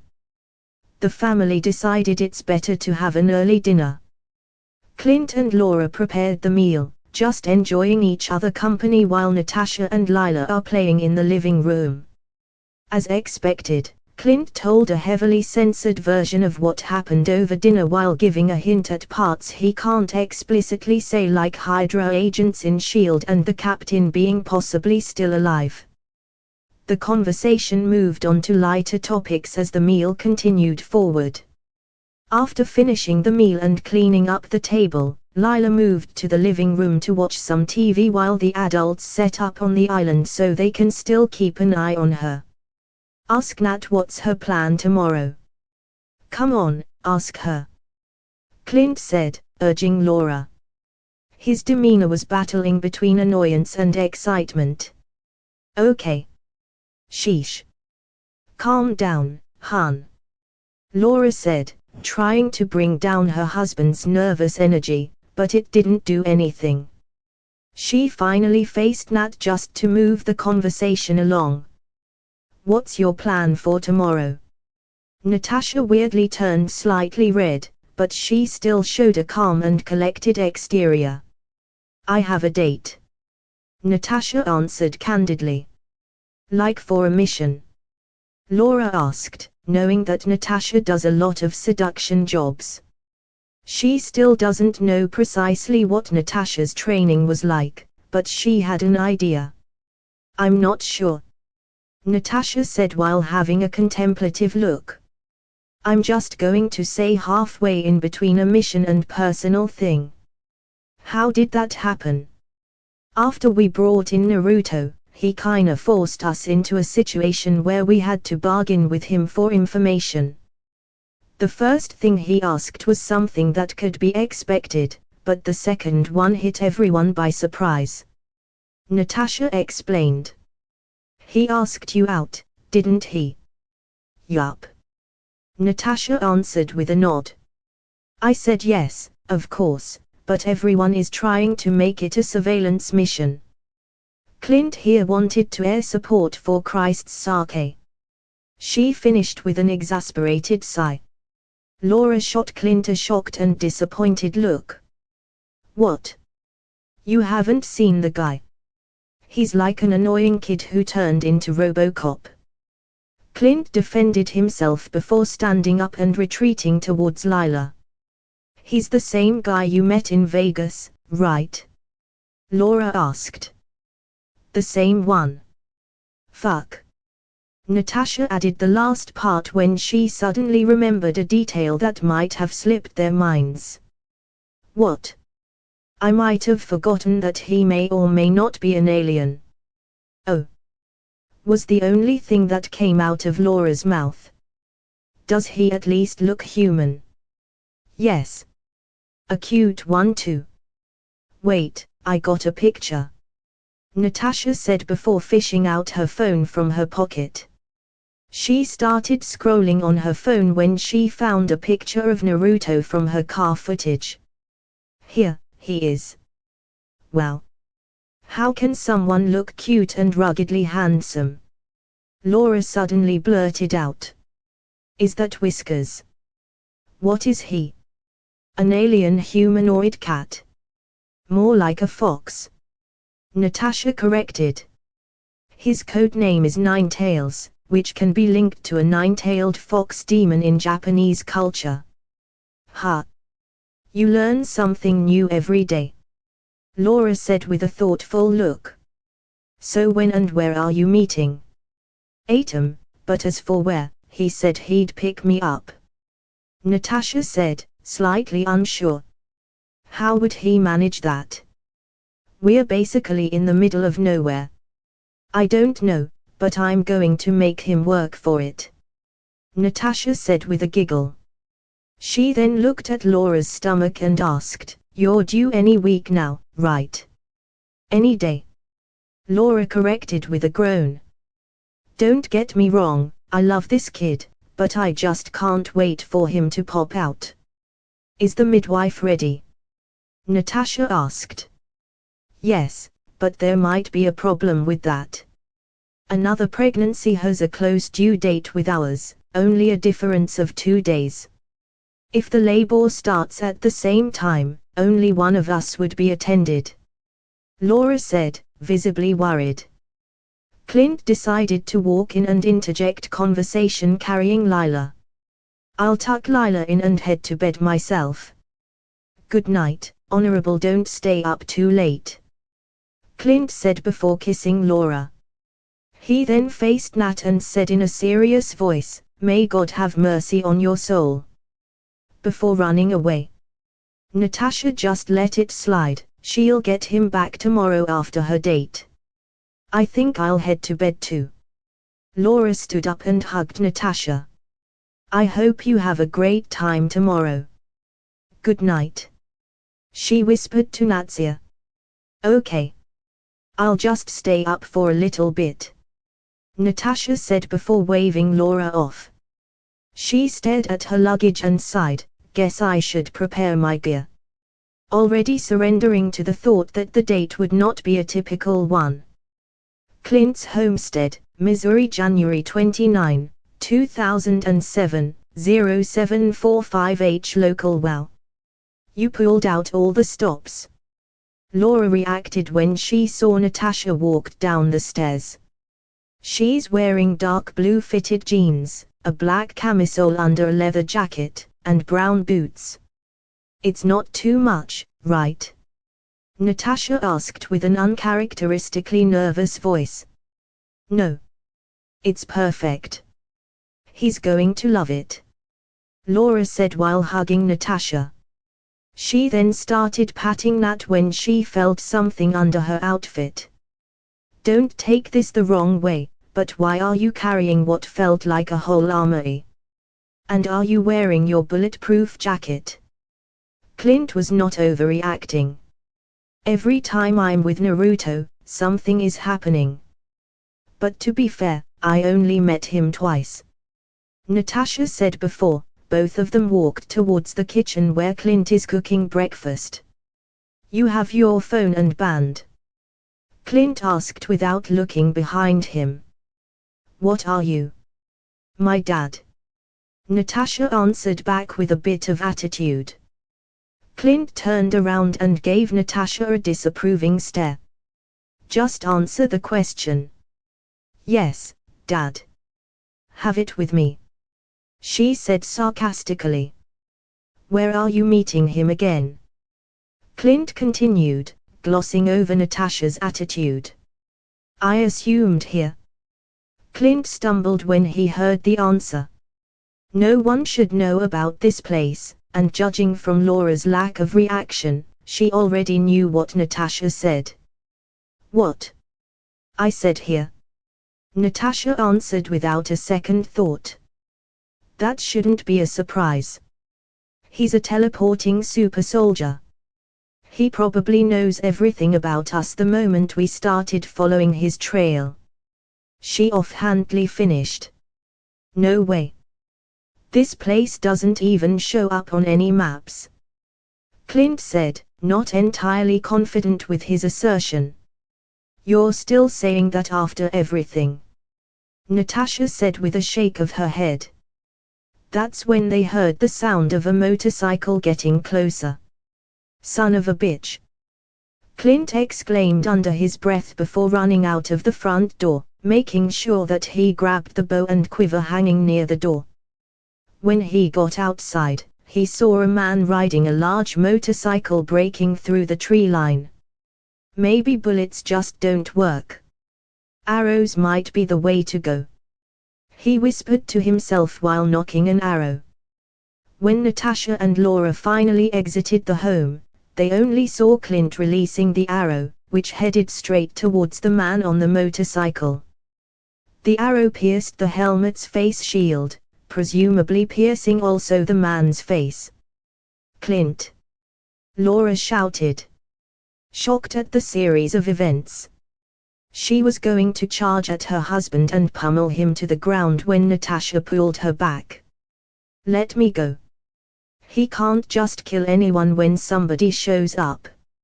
She shouted while trying to get free from Natasha's hold, but it just gets tighter. He's not dead. Look at him. He's still going. Natasha said a little forcefully while pointing at the still rapidly approaching motorcycle. How? Laura asked in disbelief. That's Naruto. No other way to go about that. Natasha answered like it explained everything. Naruto finally reached the front porch of the house. He removed his helmet, which suddenly disappeared, and immediately started ranting. What the hell? I just borrowed that helmet. You just shoot everyone you meet. How have you even got married? Of course, I'll shoot you. You just showed up in a place that could be considered a black site. And besides, you took my bow. Clint answered back. You want your bow? Naruto asked while pulling something behind him. Here, you go. He then tossed a 5-foot-long case. Told you, you'll get it back. Natasha and Laura are just watching the play-by-play. Are they always like this? Laura asked. They only met twice, including now, so yeah. Natasha confirmed. Naruto finally noticed Laura and Natasha standing behind Clint. He was immediately mesmerized by Natasha. Wow. You look great. Naruto said seriously. Thank you. You don't look too bad too. Natasha complimented back while eyeing Naruto.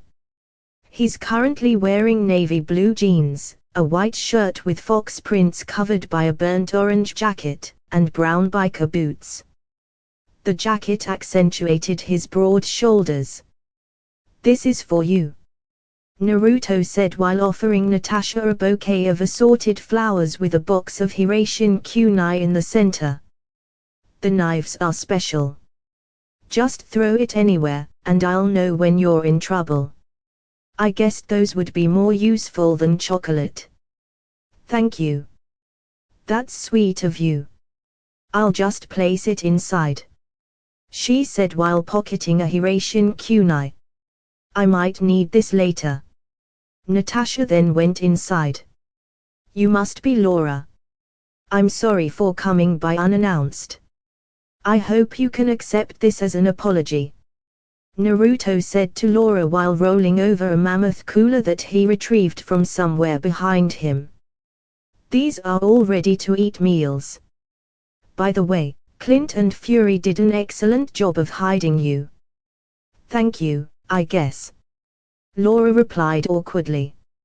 Natasha exited the house again a little more excited. "Let's go," she said, pulling Naruto towards the bike. "Where are we going anyway?"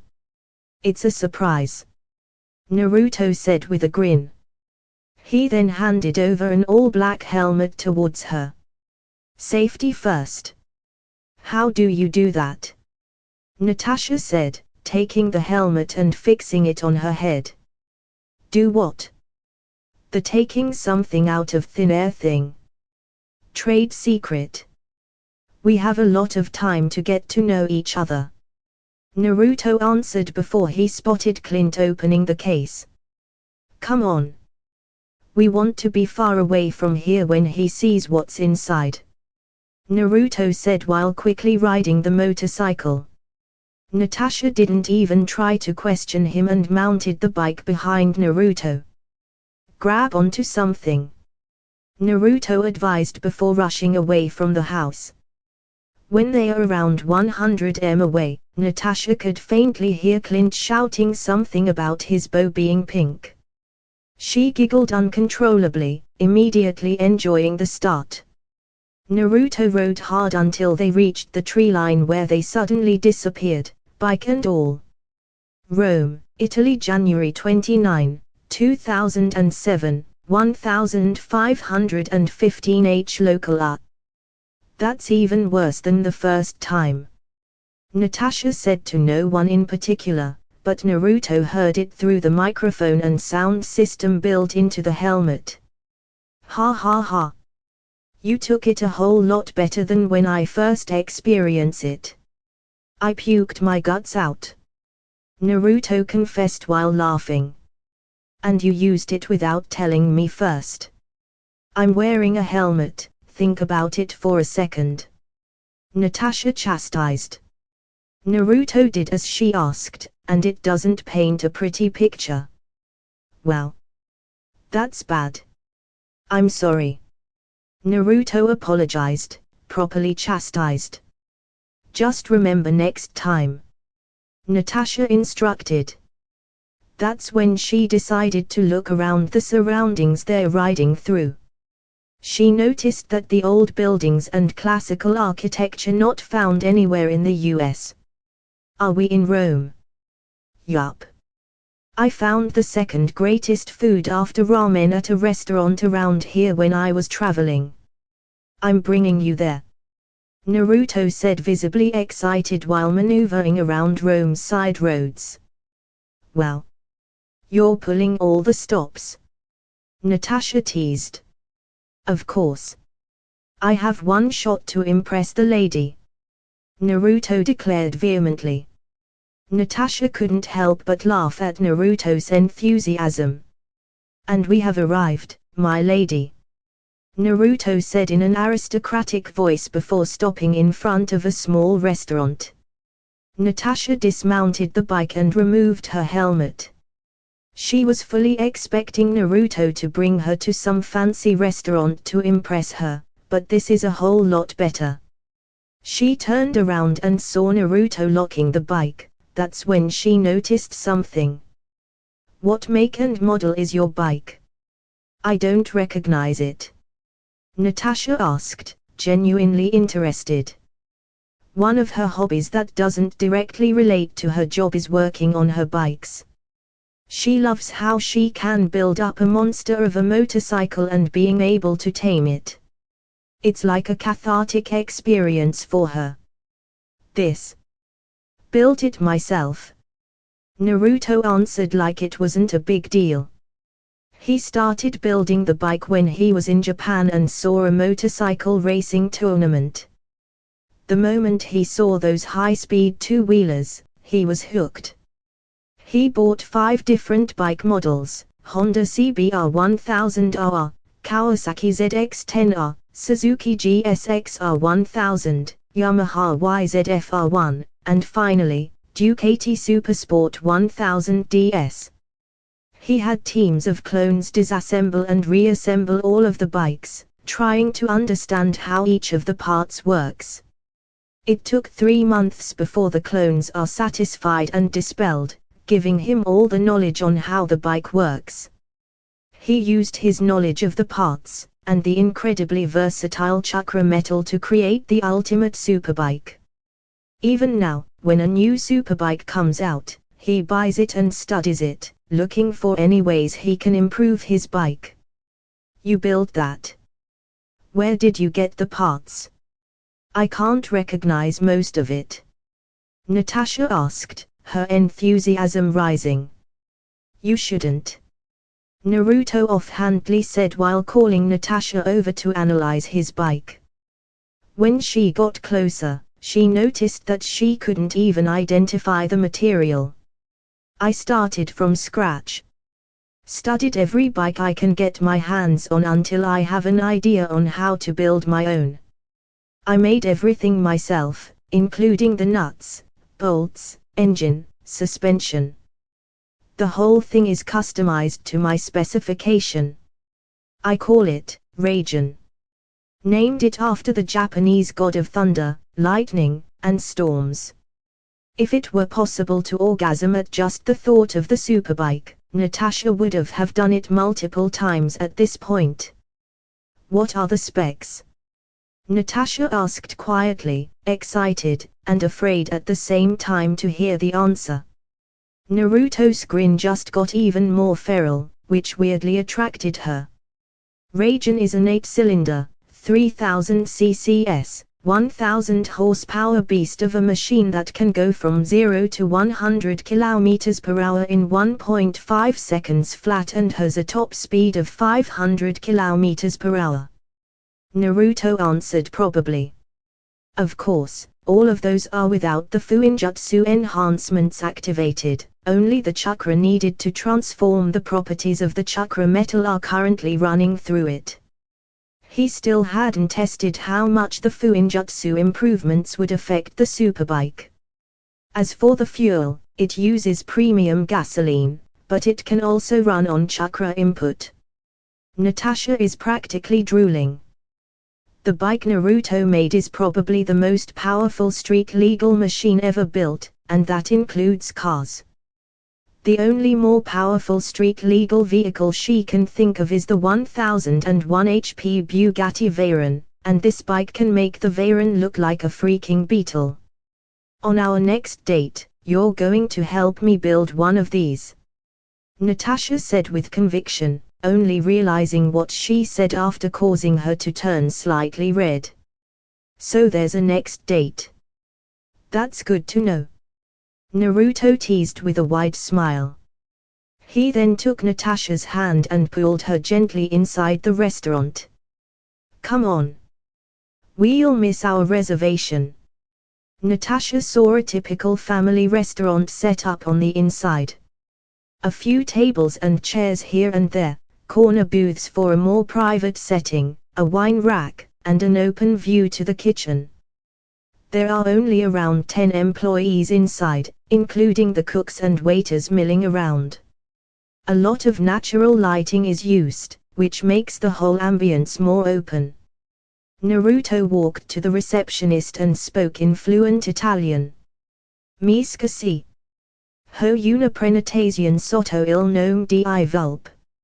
Excuse me. I have a reservation under the name Fox. Naruto said politely. Certo signor. Fammi controllare per un momento. Of course, sir. Let me check for a moment. The receptionist replied while opening the reservation book. Mentasisia, puoi dirmi se Leon è dentro.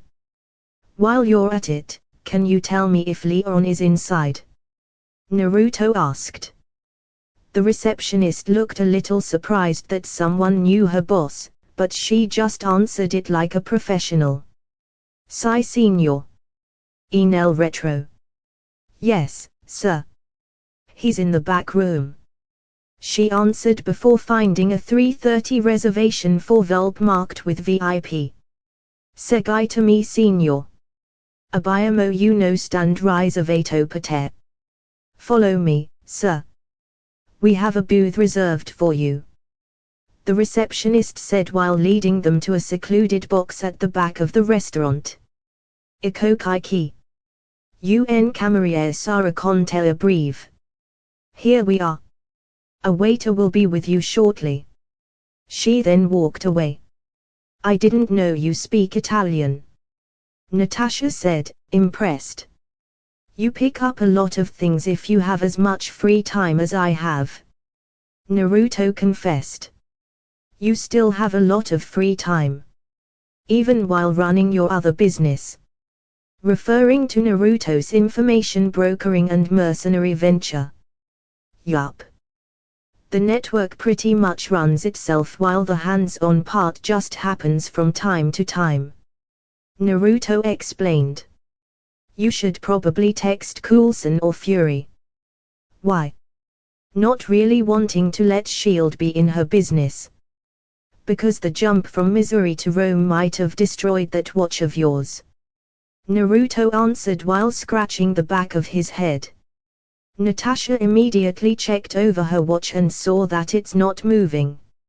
She removed it from her wrist and checked the inner mechanism. The moment she opened it, she saw the fried circuits and a part that doesn't belong. Fuck. I'll kill them. I told them no mics. Nat angrily mumbled to herself. She doesn't know if she's worried or happy that the band was destroyed. Natasha pocketed the watch and retrieved her phone. She texted Coulson that everything was okay, and they shouldn't panic, but not adding their current location. She wants them to work for it. That's when a man walked over to their table. He's a 6'2" Italian man with receding pepper-colored hair, brown eyes, and trimmed beard. He also wears a black coat and dark-colored glasses that are perched at the tip of his nose. Natasha stared at the man, trying to remember him. She knows that she met him before but didn't remember when and where. Naruto. You didn't tell me your date is the beautiful Signora Vedova. The man said with a knowing smile. Natasha quickly reassessed the situation. She rechecked the entry and exit points as well as the possible number of hostiles.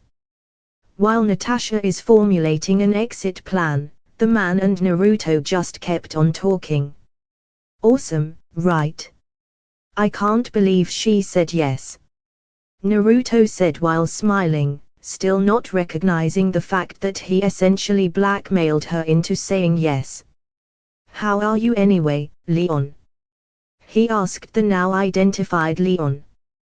The mention of the man's name snapped Natasha out of her musing. She recognizes the name. Leon was a New York-based hitman that did several hard jobs that made him a legend in the community. Apparently, reports of his death 7 years ago are exaggerated. I'm doing great. The info you gave me 2 months ago helped a lot. Leon answered. He then faced Natasha and gave a small bow. Pleasure to meet you, Senor Romanov. I assure you that I am out of the game for a long time. Besides, Naruto here is a friend, and it would be a shame for his date to end abruptly. He reassured with a smile. Nice to meet you too. I see that you are alive and well. Naruto surely has a wide range of friends. Natasha cautiously said. She has no idea if she would report this to S.H.I.E.L.D., but personally, she would just let him be. Leon laughed a little, recognizing that Naruto has a weird collection of acquaintances. So, what would it be? Leon asked their choice of meal. I'll have a Capri's with bread and a glass of Chardonnay. Natasha answered without pause. She already decided what she wanted to have when she learned that they are in Italy. And you know what I'll have. Just add a margherita pizza and tiramisu to share. Naruto added his order. Carpaccio and spaghetti al vongole with sparkling water. Got it. Leon stated for confirmation before walking away. There was a small stretch of awkward silence between the two, probably because they have no idea where to start the conversation.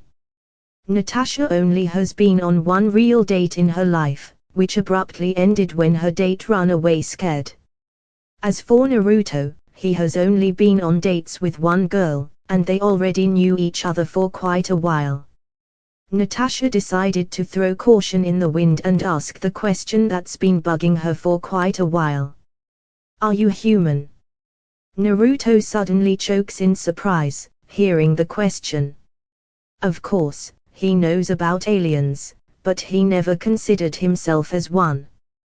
But thinking more about the definition of an alien, he is regarded as one.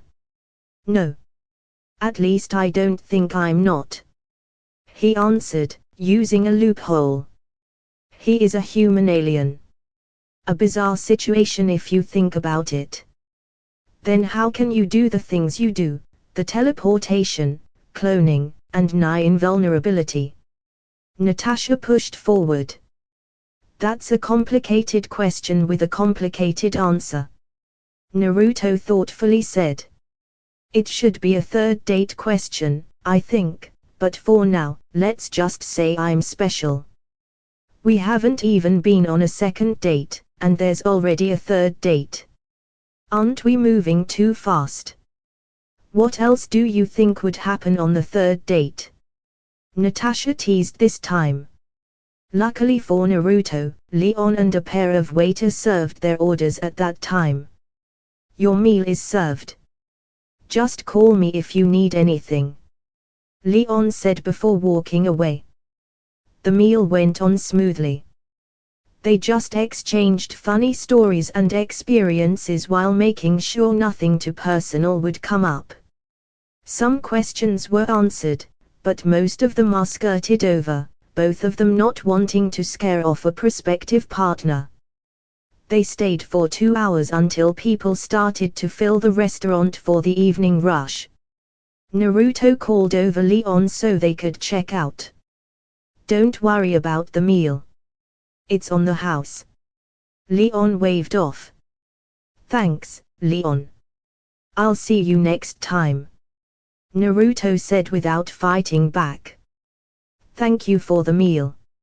I hope you can make your business grow. Natasha cordially said. She decided that she won't mess up Leon's new life by putting him in S.H.I.E.L.D.'s radar. Leon nodded in appreciation and watched them walk out of the restaurant. He started cleaning the table when he saw a folder on Naruto's chair. He picked it up and opened it.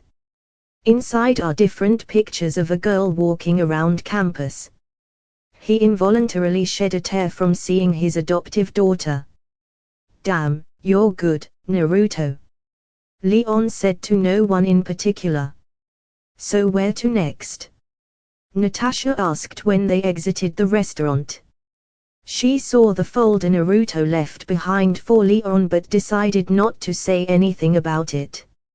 I'm going to show you something awesome and the best part, you can bring it back to Fury. Naruto said while wearing his helmet. But, I think you should wait until the rat's been dealt with. He finished while mounting his bike. Natasha quickly wore her helmet and got on behind Naruto, wrapping her arm around him and pressing herself. She felt a small shiver run through him. I think you just brought your bike so you can feel me behind you. Natasha teased behind him. I'm neither going to confirm or deny that. Naruto answered before revving the bike and shooting off. We're going to do a jump. Just saying. Natasha braced herself before the scenery suddenly changed from an alleyway in Rome into a jungle tree line with a salvage yard in the distance. Clint's homestead, Missouri, January 29, 2007, 0815H. Local. Why is my bow pink? Clint shouted. Laura finally understood the pair's dynamic. Naruto messes with Clint, and Clint retaliates. It's a vicious cycle that she can't help but laugh at. She looked over the case of her husband's bow and quiver and saw a piece of paper. She opened it and read it out loud. Just submerge in hot water for 30 minutes. At least it's not permanent. She said the last part to her husband with a comforting smile.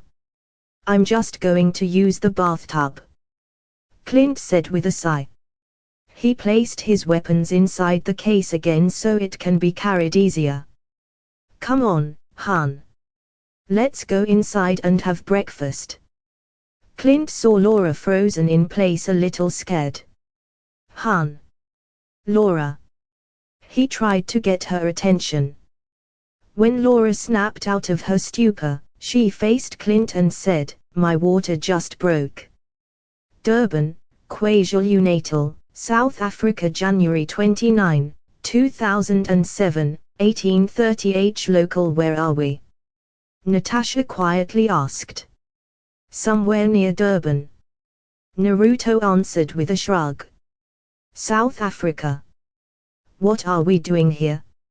Natasha continued, still confused about what they are doing there, until she started to connect the dots.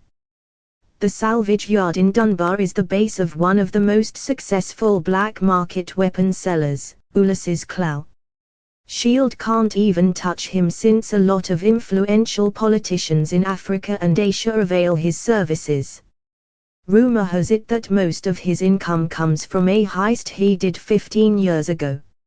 Shield has no idea what he stole, but it can't be good based on the money trail they were able to dig up. Most of the items went towards illegal research companies, and when they raid those places, they always evacuate the materials first instead of the leaders or researchers. That alone shows how important those are. Are we here for Ulysses Klaue? Natasha asked slowly, hoping that Naruto would just spell out what's going to happen. She rarely operates when she has little to no plan. It's just a recipe for disaster. Hey, you know him. This is going to make things a whole lot easier. Naruto exclaimed while still not getting her hint. Just tell me what we're going to do. Natasha finally said, getting straight to the point. Oh. Naruto whispered. Natasha thought she would finally get some details until he heard his answer. We're waiting for someone. They should be here any minute now. Natasha is getting frustrated. The mystery works when it's part of their regular date that involves going halfway around the world for brunch in an ex-assassin's restaurant. But when it entails a slightly psychotic weapons dealer, it just isn't advisable. They were waiting near the edge of the forest for 5 minutes when the trees rustled. The movements of the trees are becoming more pronounced until they are practically swaying violently, similar to when a helicopter is hovering overhead. Natasha was still trying to find the source of the disturbance when she heard Naruto say in a bored tone, Damn. They're finally here. Right after Naruto's statement, a trapdoor seemingly appeared 70 m high up in the sky out of nowhere and opened. a black object rapidly dropped from it and landed 3 m away from them. Natasha stared at the object until it stood up. That's when she realized it is not an it but a he. The object is actually a man wearing a black overall with silver accents and a cat-like helmet. Natasha's mind is in overdrive, running through her mental database, searching for anyone who has successfully built an active camouflage system and can create a super soldier. The super soldier idea came from single evidence: the guy just dropped from 20 stories high and stood up like it was nothing. The man walked over closer and stared at her for a moment before looking at Naruto. The solid white eyes of the helmet are slightly unsettling. Naruto dismounted the bike without her dismounting first. She noticed that the motorcycle kept itself upright even without the stand. It just gets more amazing the more she knows about it. But she needs to focus on the situation at hand.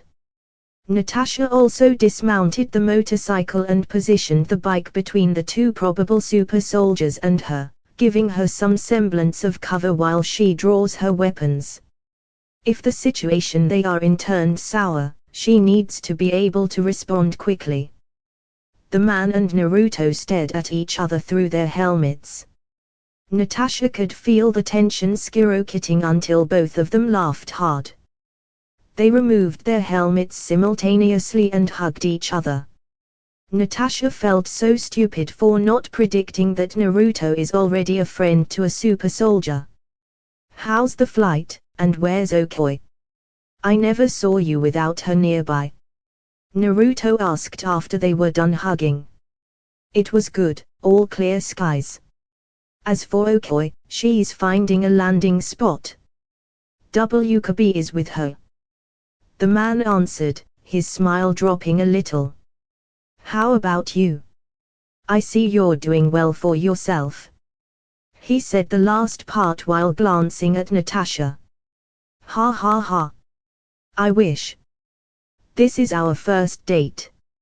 Let me introduce you guys," Naruto said with a laugh. They both walked closer to Natasha with Naruto leading.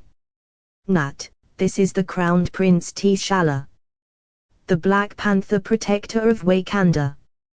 T'Challa, meet the beautiful and deadly Natasha Romanov, the Black Widow." He introduced them with a smile and a small amount of theatrics. Natasha removed her helmet during the introduction when she heard the man's name. T'Challa, the prince of an impoverished nation of Wakanda. Well, apparently not so impoverished if everything she says is true. "I'm sorry about the surprise. Our friend here probably wants to give you a more exciting activity. Instead of maybe skydiving or laser tag, he decided to bring you in a matter of national security and secret," T'Challa said with a bow, while not forgetting to send a jab to his friend. Natasha couldn't help but smile at T'Challa's assertion. Naruto is certainly a bag of surprises. No problem. Naruto somehow just finds a way to turn someone's worldview around. Natasha greeted back. T'Challa gave one last bow and faced Naruto. "I see you have finally finished your bike," he said while checking over the region. The elegant black motorcycle with burnt orange accents certainly looks intimidating. "I want to see which is faster, mine or yours. We should race when we get back. Nobody would be racing anyone until His Highness settles our current predicament," a voice answered from some distance away. Everyone turned around to look at where the voice came from, and they saw a pair of man and woman walking towards them. The man is wearing a blue cape with a sword at his hips, and the bald woman is wearing red armor while carrying a spear. The woman is observing Natasha, like ascertaining if she was a threat. "Okay. Wkabi. What took you so long?" Naruto asked animatedly. "Naruto." Both greeted him with a small bow. Don't be like that. We're going to be a team later, so you guys need to loosen up. Isn't that right, Nat? Naruto let out loudly, trying to pump up Okoi and WKB. I still have no idea what we're doing, so I'm not going to weigh in on this. Natasha answered with a small shake of her head. Naruto looked a little disappointed and looked at T'Challa for support, but he just got more dejected when he heard his answer. The bruises she gave me 2 days ago are still there. You're on your own this time, my friend. T'Challa said with a smile. You guys suck. Naruto answered with a pout before looking to WKB. You should be the happiest of all. We're going to take down the last half of the reason why your father died, he said in a slightly serious tone. The last half? What are you talking about? WKB asked while taking on a more dangerous tone. Damn. You guys have too many secrets. Naruto whispered to himself. Just ask your king after I get my approval, or you could just ask Clow, he said to WKB. He then retrieved 2 objects behind him and tossed it towards Natasha. You might need those. Natasha examined what Naruto tossed her and saw that it is a baton and a mask with a red hourglass. Just flick the baton, and it'll extend to a 6 feet long electrified staff. Oh. I forgot. You also need these gloves. He handed over a pair of gloves. Thank you. Usually, a guy gives teddy bear or perfume, but knives and electrified staffs are good too. Natasha said with a smile. How you wanna do this? Loud or quiet? Personally, I want everything to go boom. Naruto asked T'Challa while putting on an orange grinning Japanese demon mask. We'll go quiet first. When we got him, you can go wild. Okoi would be air support. WKB, go with her. T'Challa ordered while placing his mask. WKB was going to disagree with his orders, but a hard glare kept him in line. You're too close to what's going to happen, and you're not a stealthy fighter. And he can. WKB countered. Naruto decided not to answer, but instead, he just slowly disappeared like he is gradually getting more transparent. As soon as he was gone, everyone heard a disembodied voice coming from everywhere. I can be stealthy if I want to. WKB shivered, slightly fearful. Natasha, on the other hand, just kept cataloging anything Naruto did and trying to make sense of what he can do. Okoi just kept stoic disposition, but the tensing of her shoulders shows that she is still affected. That's enough demonstration, Naruto. You made your point. T'Challa said while fixing his gloves. Naruto then appeared behind WKB. All right. Let's do this. I have one more plan for our date. Naruto declared while winking at Natasha, but she didn't see it due to the mask. Okoi pulled WKB towards the Royal Talon fighter to make sure he doesn't sneak into the fight. Good thing I'm planning our next date. This just feels too much like work. Natasha said in a joking manner. The spontaneity of it all, although slightly discomforting, makes the whole thing more exciting. Naruto walked towards the motorcycle and mounted it. You're going to have to run there, bro. Naruto said to T'Challa. Natasha immediately got the idea and rode the bike too. T'Challa surrendered to his fate, ran towards the target ship, making sure to keep himself out of sight as long as possible.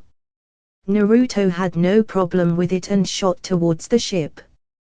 They rapidly passed over T'Challa, and Natasha saw a decrepit ship guarded by men with heavy weaponry. The one thing she noticed was that Naruto is a whole lot smarter than he looks. Naruto is using the shadows caused by the setting sun and the miniature dust storm caused by the changing winds to cover their approach. When they reached the ship, Naruto tapped her legs, indicating they need to dismount. She got off and followed by Naruto. The great thing about the mask, Naruto can use his Sharingan to scout the whole ship. When he memorized the entire layout and hostile numbers, he disabled his eyes. He pulled Natasha close and lifted his mask. "Tell me if you don't want to do this, since I have another thing in mind we could go to," Naruto asked sincerely, making sure that Natasha is still enjoying their date. "I have been in only one real date before." Natasha started while lifting her mask, staring deep into Naruto's cerulean eyes. "So, I'm not an expert, but I can honestly say that I'm having more fun than I have in a long time," she finished sincerely. Naruto couldn't help but feel a wave of attraction hit him during that moment while staring back at Natasha's green eyes. "Motherfucker! Go for it!" Kurama's voice blasted in his mind. Naruto turned off the connection before the date started to make sure there's no distraction during the date, but the Baijuo banded together for Kurama to send the message. Naruto didn't bother arguing with Kurama and decided to follow his advice. He cupped Natasha's cheeks and gave her a chaste kiss. Natasha recognizes the fact that setting is not ideal for the first kiss, but hell, if it doesn't feel amazing. Maybe she's a little crazy for feeling this way for someone she barely knows. They were about to dive in for a more sensual kiss when they heard a throat being cleared behind Naruto. They both looked toward its direction and saw T'Challa leaning against the ship's hull. "Oh, don't mind me. Go on," T'Challa teased. Naruto is trying to find the appropriate answer, but he just settled on how he felt. "I hate you." Natasha and Naruto replaced their mask and adopted a more professional personality. There are 155 guys on board. The target is in an office above the engine room. "How would you like to do it?" Naruto reported what he saw.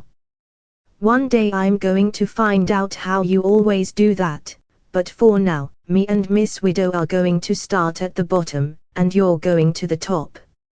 Everyone would take out as many as they can while keeping everyone else in the dark. When one of us captures Clow, everyone will evacuate outside while Naruto gets a minute of fun. Any questions?" T'Challa laid out the plan.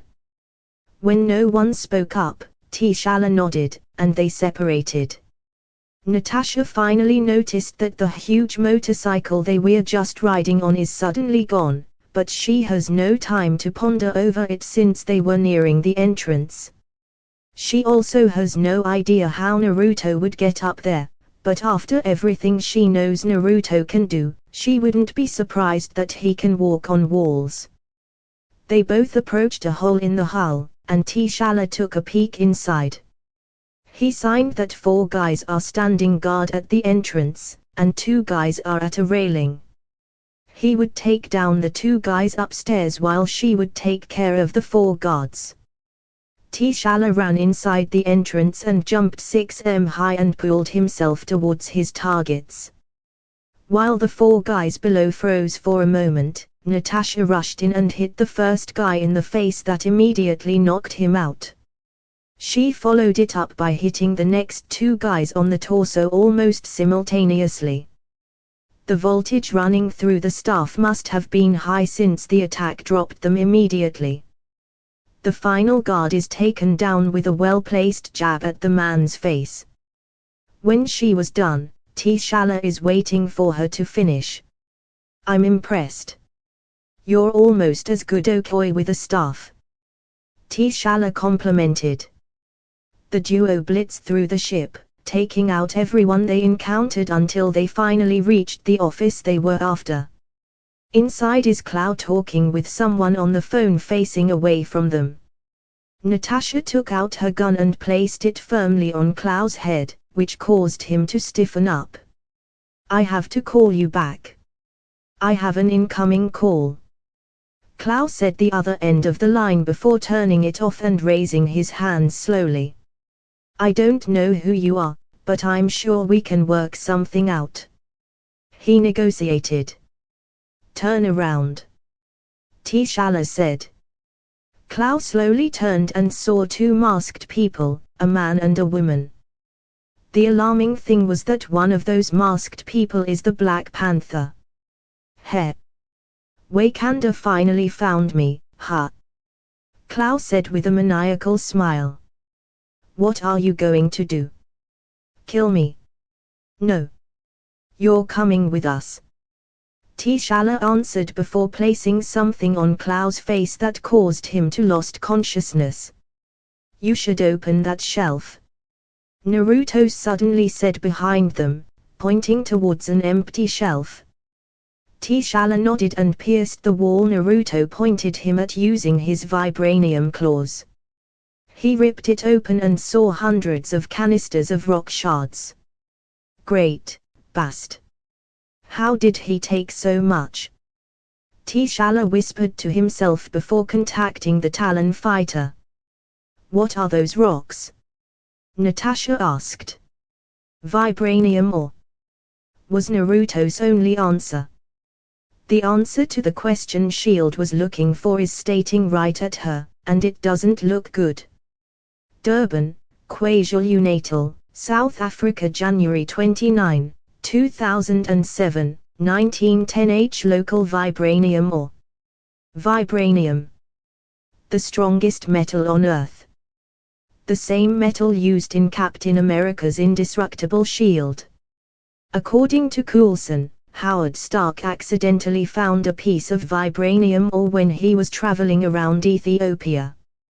He studied it for a while before World War II came to America, and his attention completely went to helping the government. When the captain asked for a shield, he used the vibranium to make sure it would last as long as it can. He never expected it to be virtually indestructible. If the laboratories they were raiding are studying vibranium, S.H.I.E.L.D. needs to do better against them. Who knew what would happen if they somehow finish studying the indestructible metal? Okay. How much can the Talon carry? T'Challa asked through his comms. Naruto is binding Klau for the meantime.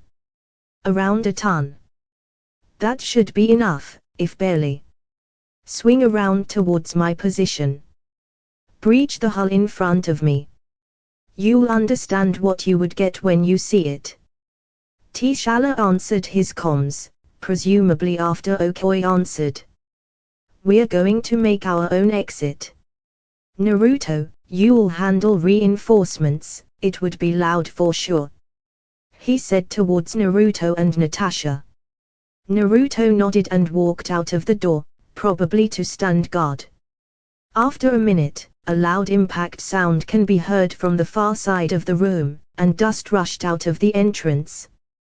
For the first time, Natasha saw the Wakandan ship. It turned around and opened its rear door, revealing the Okoi and WKB. Great, bast.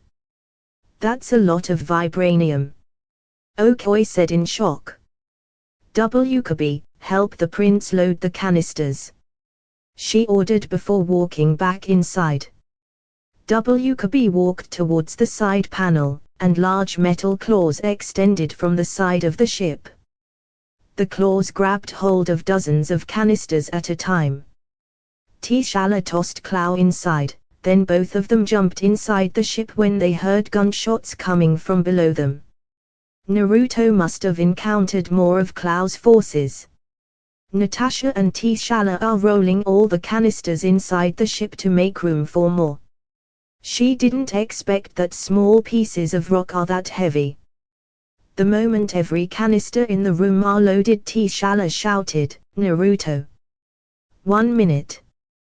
The back door closed, and they moved away from the ship. Hey! Naruto's still down there. Natasha shouted to T'Challa. "Don't worry about him. It's safer for us to be this far away." T'Challa answered calmly. The Talon hovered around a kilometer away and faced the ship. Natasha could see a bright blue pulsing light is emanating from inside the boat. 5 seconds later, the whole ship is covered by a spiraling dome, grinding everything inside it to dust. The dome is producing such a powerful gust of wind that the plane they are in is experiencing strong turbulence. Natasha realized at that moment that S.H.I.E.L.D. wouldn't stand a chance against Naruto in a head-on fight. Bast. So the one he used before is not his most powerful skill. T'Challa whispered in awe. Natasha really needs to figure out how Naruto and T'Challa met. The small snippets of conversation she heard suggest that they have some knowledge of each other's abilities.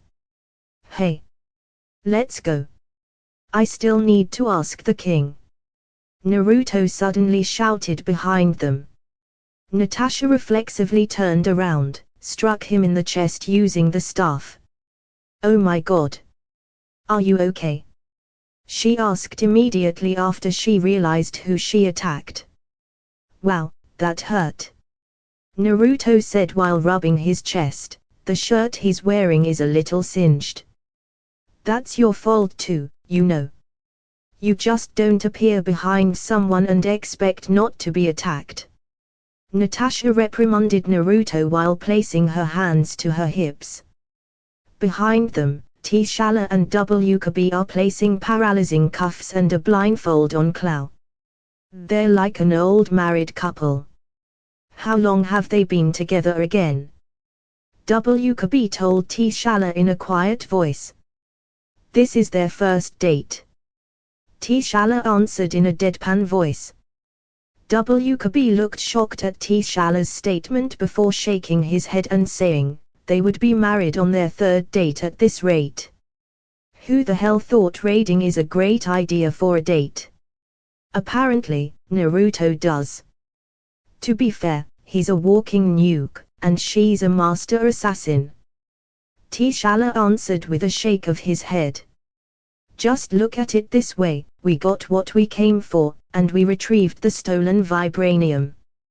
He finished before WKB stood up and carried Clow forcefully to a bar and tying him up there. They really don't want him to get away. Naruto led Natasha to a couch at the side of the plane after a few more exchanges and sat down. "So, are you ever going to tell me about how you and the prince met?" Natasha asked, giving in to her curiosity. "That's a good story. Let me set the scene. It was more than a year ago near the southwest border of Sudan or South Sudan, whatever you might want to call it." Naruto started his story. Flashback start. Naruto just came from Khartoum, Sudan, to establish his branch of Shokugakure. He has no idea if it will even turn up a profit, but he doesn't care. He just needs a home base in Sudan. His next destination in mind, Burnin Bashka of Wakanda. Nairobi, Kenya, would have normally been his next destination, but there's something he needs to confirm in Wakanda because there's something weird going on there. The first thing Naruto noticed was that it's complete isolation. No country would survive for thousands of years in complete isolation. Some resources are always unavailable inside a country. The fact that they primarily only export textiles and crafts and almost no import is an insane notion. The second thing is its uninfluenced culture. He can understand if a tribe or two remained isolated and retained their original tribal culture, but a country as a whole, it's just not believable, especially if they are so close to the slave trade and Western expeditions routes. Not to mention the fact that they have no reported standing armies ever since the country's formation. The surrounding states would have pounced to conquer the land, especially in the 1600s to 1800s. For Naruto, something fishy is going on. That's why he's going there himself after the clones he sent to scout the capital reported back. The two information he needs to confirm is the location of the royal family. The family would typically stay at or near the capital as it is the seat of power, but members of royalty rarely shows up in the city. Naruto's clones found that they stay somewhere outside the city, but it's also mostly empty. The next one is the weird movement of people. Groups of people would regularly trek towards the Wakandan jungle and return a few weeks later. 6-month survey of the villages showed that there is some kind of cycle for each group to go towards the middle of nowhere. Even the caravans that are moving from village to village always travels through the forest, not around it. That's why he's going himself to follow the people to where they are going. Naruto was tree jumping through the forest a few kilometers away from Binin Bashka when he heard shouting and gunfire from nearby. He decided to check it out and run toward it. When he was around 100 m away, he stopped on a tree branch and activated his Sharingan to watch the situation. There's a large group of mercenaries surrounding a slave caravan. All the males are beheaded while the women and children are corralled on one side. The presumed leader of the mercs is interrogating a woman harshly. The leader is wearing a tattered combat suit, hunter's hat, and a necklace made of teeth. He remembers his name as Mufasa. A warlord turned mercenary with a disposition for carnage. They often take the heads of their enemies as a trophy. He usually operates in southern Africa, so it's a wonder why he's this far north. The woman, on the other hand, is wearing an assortment of green clothes. She's acting well enough for everyone else to pass as a refugee or slave, but not for Naruto's eyes. Her muscle development and physiology can't be hidden from Naruto's eyes. I know who and what you are, Mufasa said. You think you're smart by sticking with refugees and slaves, but what you don't realize is that people talk. Give enough incentives and they would tell you anything. He continued while retrieving his knife and running it all over the woman's neck. Every one of them said the same thing. An angel in green called a man in black and saved them from a terrible fate. I remember the stories of my childhood. The stories passed down from the ancestors, never fight the man in black. Mufasa walked over to a girl and pulled her towards him. I also remembered the story of a golden city hidden in Wakanda, where the man in black came from. I'm only going to ask you once, Wakandan, he said while placing the knife on the now crying girl's neck. Where is the golden city? Nakia is in turmoil. She's a loyal war dog of Wakanda. Her mission is to serve for the best interest of Wakanda above all others and keeping Binin Zena a secret.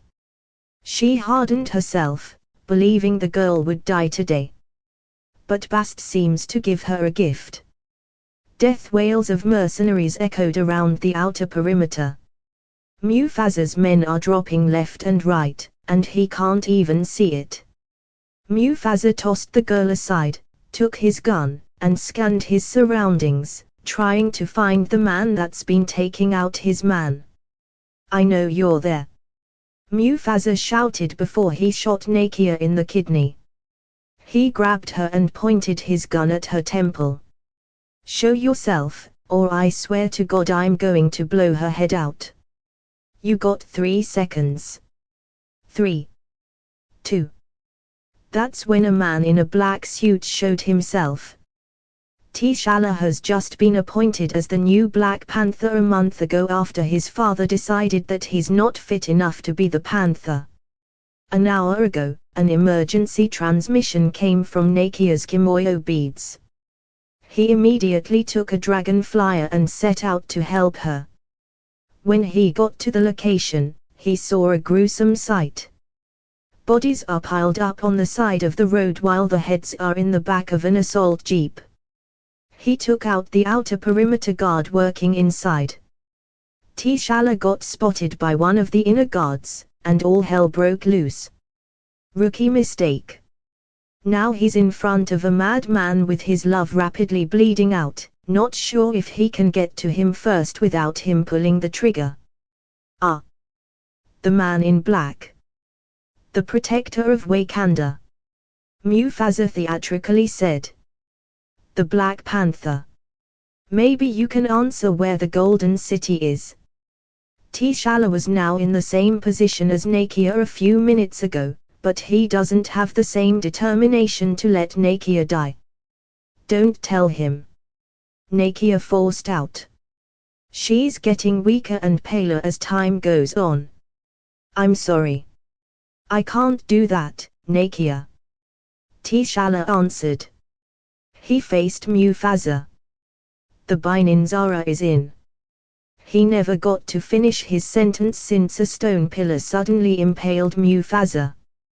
T'Challa was surprised by the suddenness of the man's death. He looked around and saw that all the remaining mercenaries are suddenly impaled. You should help her before she keels over. A voice said out of nowhere. T'Challa looked back to Nakia and saw her starting fall. He ran toward her and caught her. I got you. You're going to be okay, he said while checking Nakia's wound. It's a through and through. He took a kimoyo bead from his and Nakia's to plug the entrance and exit wounds. It stabilizes her condition momentarily, but she just lost too much blood. She might not make it back to Wakanda for treatment. He's feeling the weight of the situation when a hooded guy walked over to him and crunched down in front of him. You need help, man. The same voice that told him to catch Nakia came from the man. Come on. Just nod if you need help, the man said in a calm voice. T'Challa nodded. He would do just about anything to save Nakia right now. All right.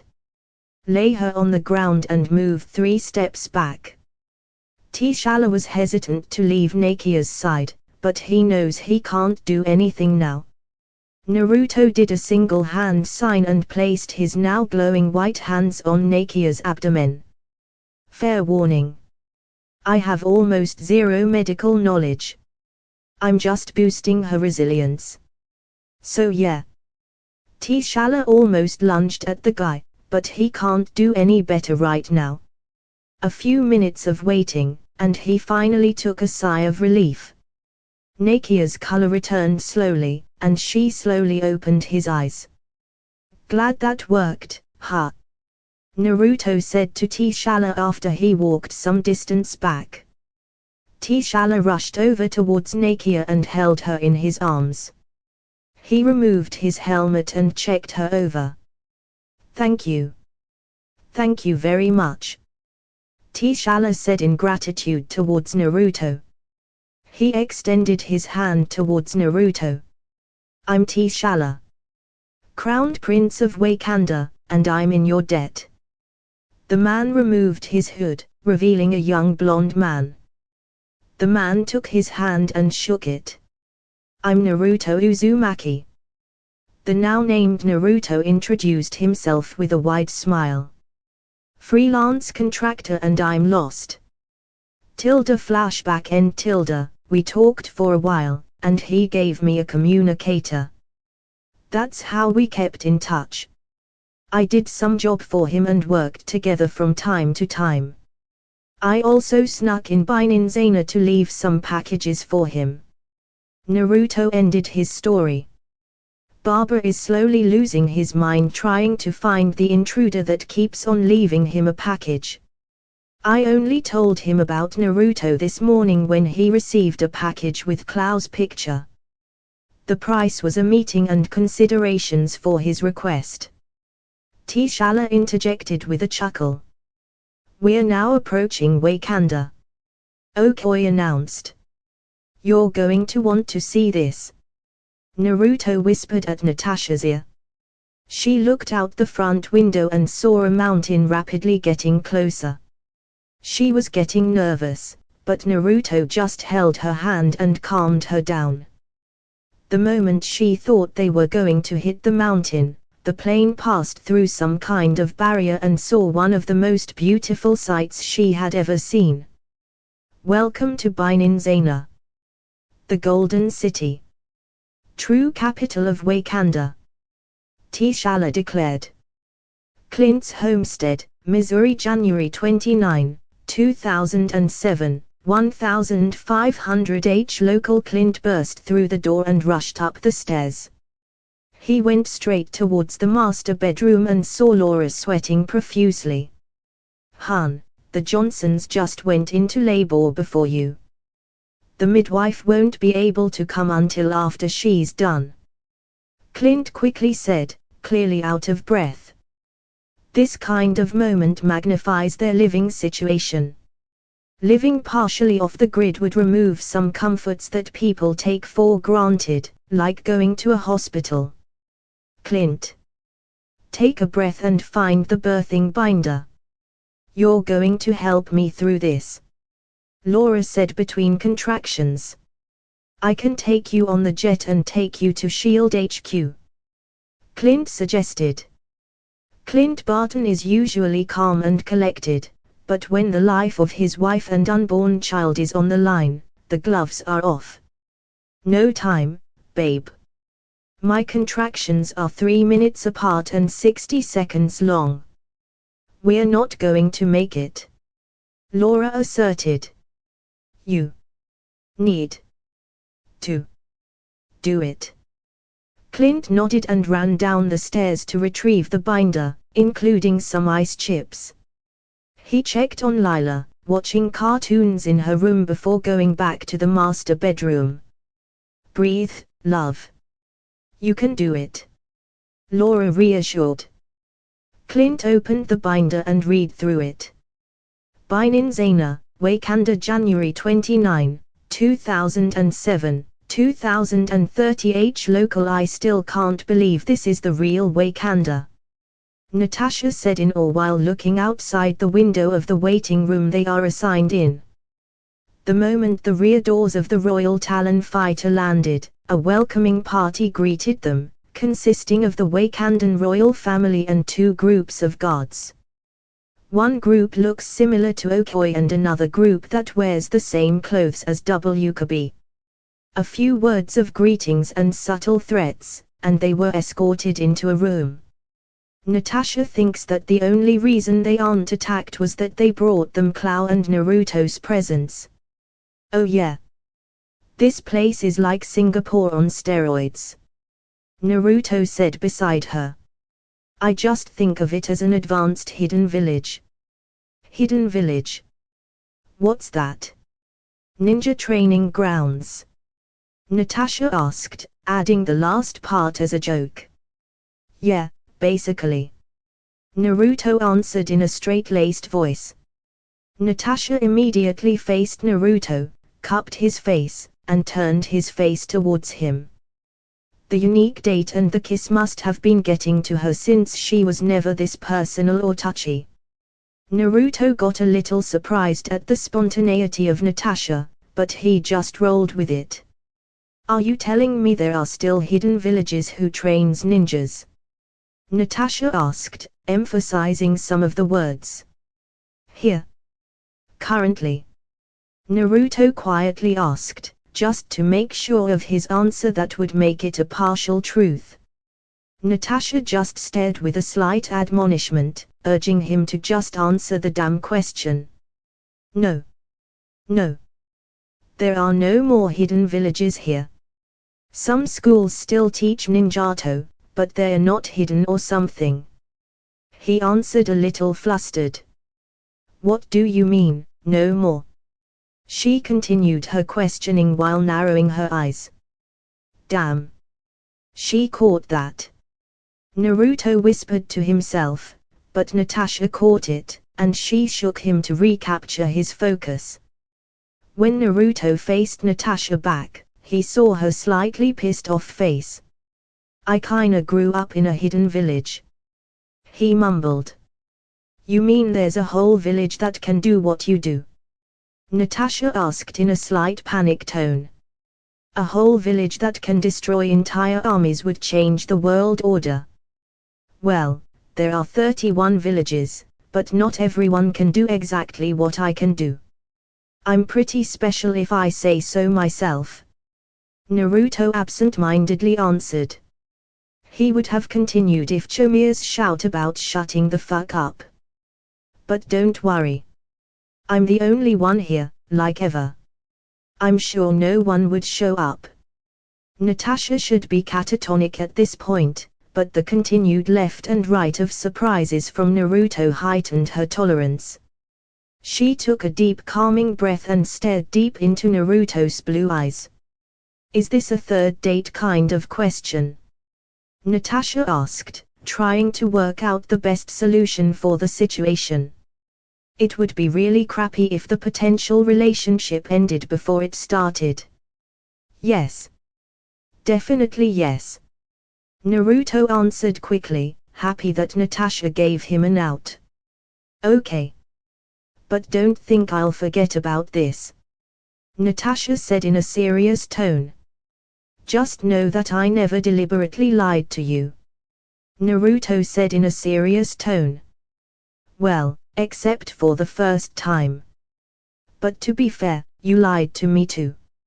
So he continued in a joking tone, but Natasha stopped him by placing a finger on his lips. Shush.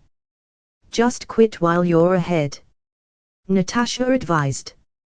Natasha pulled Naruto on the couch and chatted about stupid things.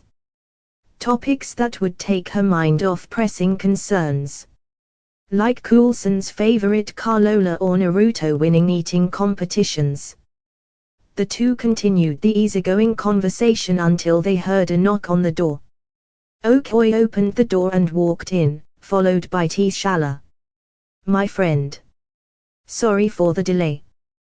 Their deliberation took quite a while. T'Challa apologized. What was left unsaid was that the deliberation is about them, whether or not they should be killed on the suit for knowing about Wakanda or some other solution to keep their secret. In the end, T'Challa's suggestion was agreed upon by everyone. Barbara and the council are ready to meet you now, he said. Natasha and Naruto stood up and fixed their clothes. They then walked towards T'Challa, who nodded at them, walked out of the room. When all of them are out, Okoi closed the room and followed behind them. No one expects you to know the customs. Just get in and stand straight. You're not going to meet in the ceremonial chamber but in a meeting room. T'Challa advised the both of them. Don't worry. I got this. Naruto declared in a loud voice. That's what I'm afraid of. T'Challa replied with a shake of his head. Already thinking about the inevitable social catastrophe Naruto would cause. The group walked in silence across curving and winding hallways, all of which are either covered in precious metals or decorated with exquisite art pieces. After a few minutes of walking, they finally saw a pair of double doors guarded by a platoon of Dora Milaje.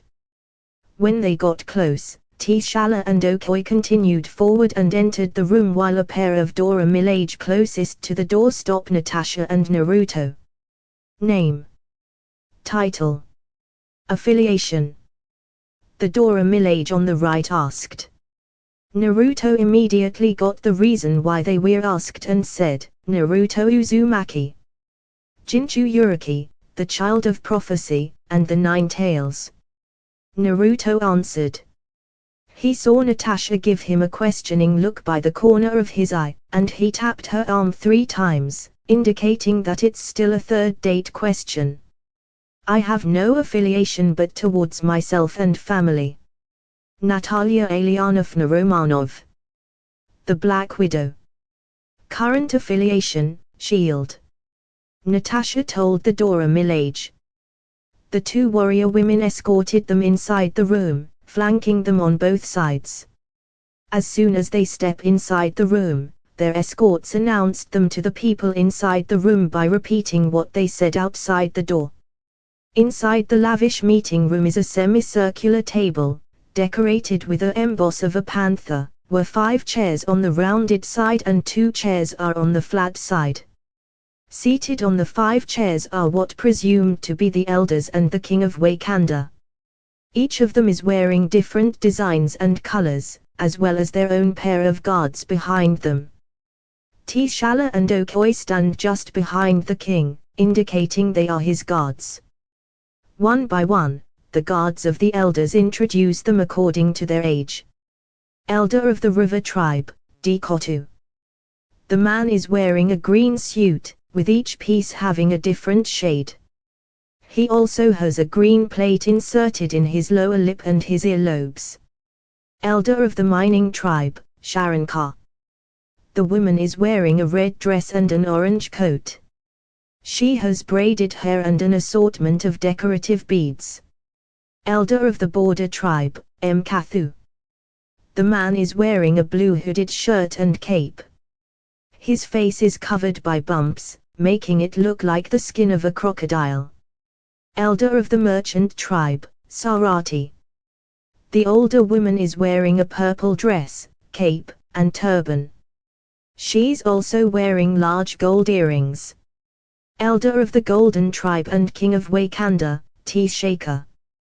The older man is wearing a black long-sleeve top and bottom with gold trims.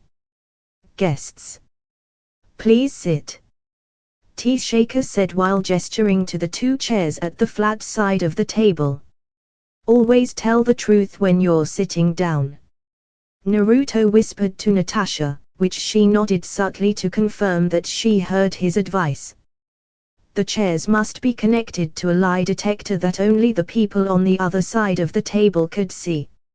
It must be more advanced than every lie detector she experienced, basing it on the technological capability of Wakanda.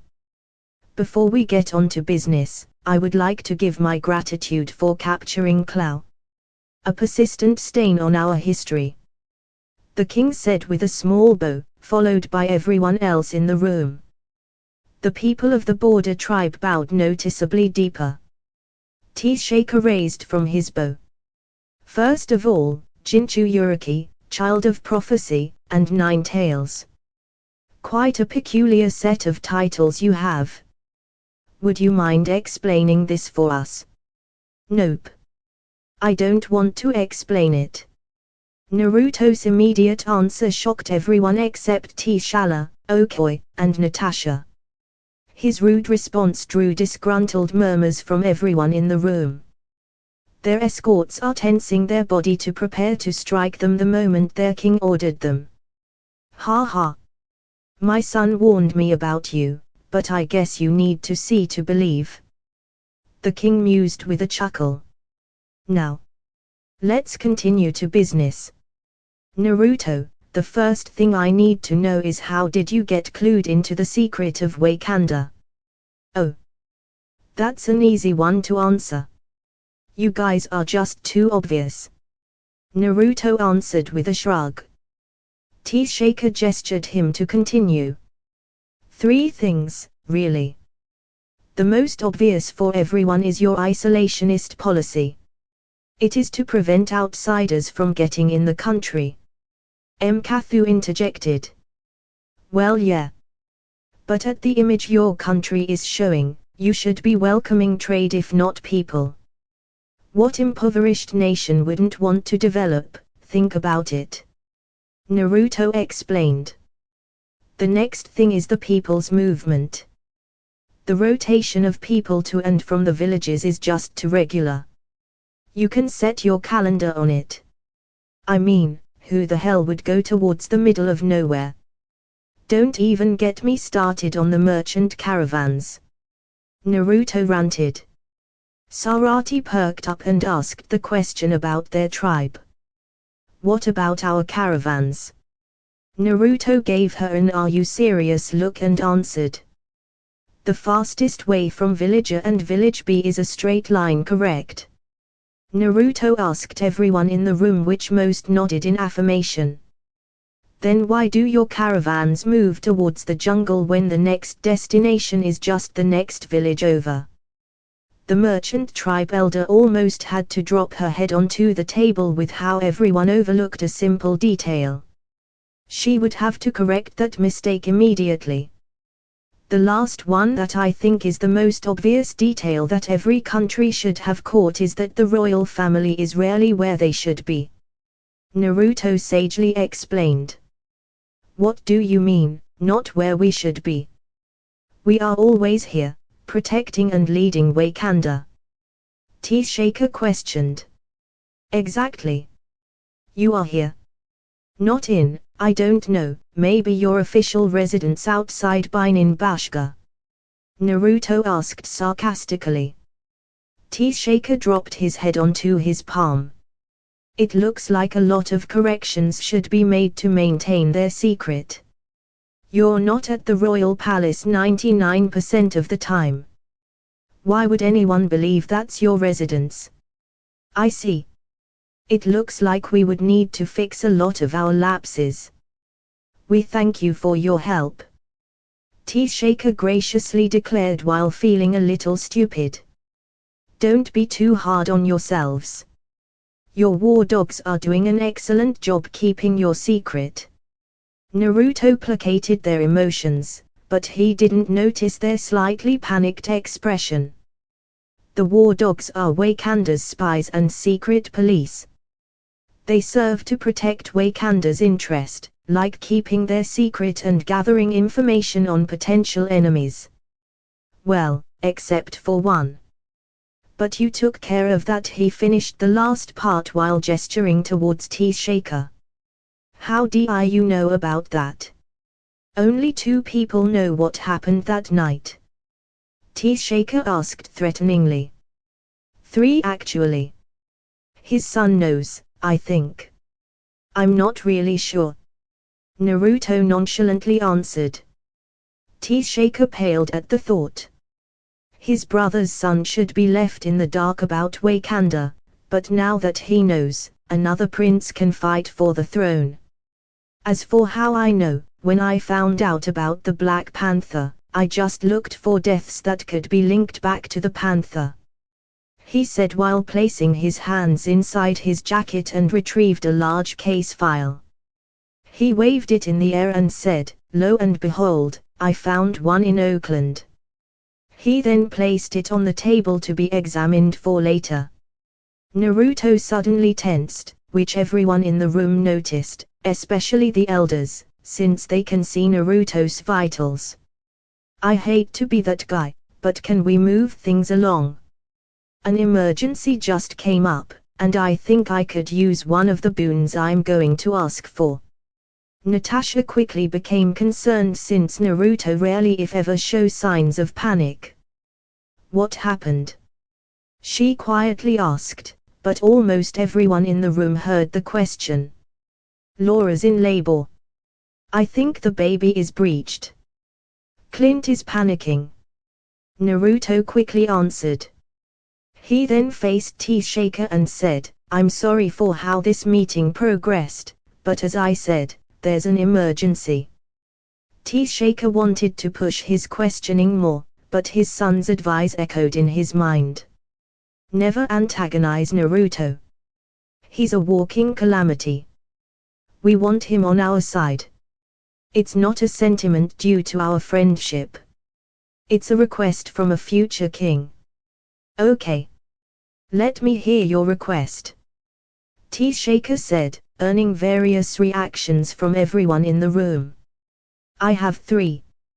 First is for the approval of establishing a restaurant in Baininzana, but that could be discussed for later since I know you would want some answers. Naruto said, earning questioning gazes from everyone. Second one is for a small lump of pure vibranium, maybe 3 inches in diameter, that I would like to test. Supervised, of course. That also could be done for later. That's a more regular request, but why would he only want to test it and not take it? The last thing is something I would like to request right now. I want a pair of War Dog Kimoyo beads. You can even place a selective surveillance bead in our beads to make sure we won't tell anyone about Wakanda. He finished his quick rundown of request. The last part is convenient for them since T'Challa's suggestion is to give them a single surveillance Kimoyo bead. With Naruto requesting the Kimoyo beads himself, they don't need to request it on them. T'Chaka nodded towards a pair of Dora Milaje by the side of the door. They stood in attention and walked out of the door to pick up the Kimoyo beads. After a few minutes, the pair returned and presented it to Natasha and Naruto. Before you wear them, let me warn you. War Dog's Kimoyo beads are the most advanced version we have. It is also the most deadly. The moment you wear them, only a member of the tribal council could remove them. Force removal would lead to the dematerialization of a 5M area. Telling someone about the secrets of Wakanda to someone not wearing Kimoyo beads would also activate the dematerialization. Wear it at your own risk. T'Chaka informed the both of them. Natasha would have declined the obviously dangerous beads, but Naruto's comforting hand urged her to wear it. A condition for both of you for having these privileges for both of you to return in 2 days. Naruto took the bead without hesitation and wore it. Natasha hesitated a bit, but Laura's condition pushed her to wear it quickly. She thought about how their date is becoming more out of hand. How the hell can a breakfast turn into her strapping a bomb to her wrist? I'll cook for everyone when we come back so you can taste what would be served in my restaurant. Naruto said quickly before grabbing Natasha's hand and disappearing. On Naruto's chair is a 3-pronged knife with some kind of writing. Somehow, the sound of crickets could be heard inside the room. T'Chaka slumped on his chair. I'm too old for this crud. The king said. I'm sorry, Baba. T'Challa apologized while rubbing his head. He recognizes the fact that the situation is partially his fault. Oh, right. He's your friend. Would he really return willingly? He left that knife, didn't he? What does it have to do with anything? According to what I observed, he can travel anywhere there's that knife of his. T'Challa answered his father's question. Okoi handed over to T'Chaka the case file Naruto left behind. He looks at it for a while, debating if he should reveal the secret he has been keeping from everyone. He called the attention of the already exhausted tribal elders due to the previous meeting and said, before everyone leaves. Let me tell you something that happened in 1992. My brother, Njobu, Triskelion, Washington, D.C. January 29, 2007, 1230 local. Have you found them? Fury asked while pacing and rubbing his forehead. In front of Fury is Coulson, who is managing a team of techs that should be monitoring how and where Romanov is. But of course, nothing went to plan, the same with every situation Naruto is involved in. The first incident is how they suddenly disappeared in Clint's homestead. Only Coulson was present at that time. But when Romanov's emergency band hasn't shown up anywhere in the world, that's when Fury decided to bring in a whole team of techs. Good thing Coulson received a message from Romanov saying that the band short-circuit during transport. Coulson was able to pinpoint her general location, which is Rome, but anything more exact is impossible. Her phone location shows that it's jumping everywhere in Rome every 5 seconds with no pattern. Fury would have admired the Naruto's ingenuity and counter-spy techniques, but it's aimed at S.H.I.E.L.D., and it's working. Yes, sir. They are somewhere in Durban, South Africa. Coulson answered. Durban. What the hell are they doing in Durban? Fury asked. His mind is scanning very intelligence reports he read that came from the general direction. A few seconds of furious thinking, he hit upon an idea that is a bit out there, but knowing a bit about Naruto, it is certainly in the realm of possibility. Coulson. Search the intelligence reports on Ulysses Clow. Coulson nodded and immediately typed in Ulysses Clow. When his profile came up, he projected it towards the big screen. Ulysses Clow. Age 40. Well-connected black market weapons seller. Top 3 on the Interpol list. Mainly operates in a salvage yard near Durban. Are they going to take him down? Coulson mused. I'm not sure if I should support or not support this. The political blowout if this ever connected with S.H.I.E.L.D. would be such a massive pain in the ass to sort out, but removing a piece of shit from the surface of the earth is such a great payoff. Fury mused to himself, but everyone in the room certainly heard it. Good thing they have enough self-preservation instinct not to call out their boss. Coulson. Send a satellite readjustment and orbit lock request to Satakan.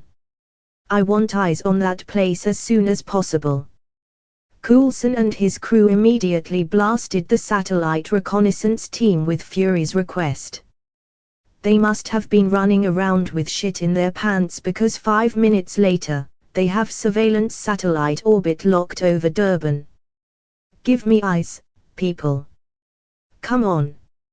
Coulson ordered, making everyone but Coulson move faster. Eyes up. Coulson announced at the same time a live feed from the satellite showed up on the screen. Coulson scanned the area, focusing mainly on each ship. Fury is also observing each ship with his discerning eye until the view panned on top of a boat weirdly covered in splashes of red. Titan on that ship. Fury ordered.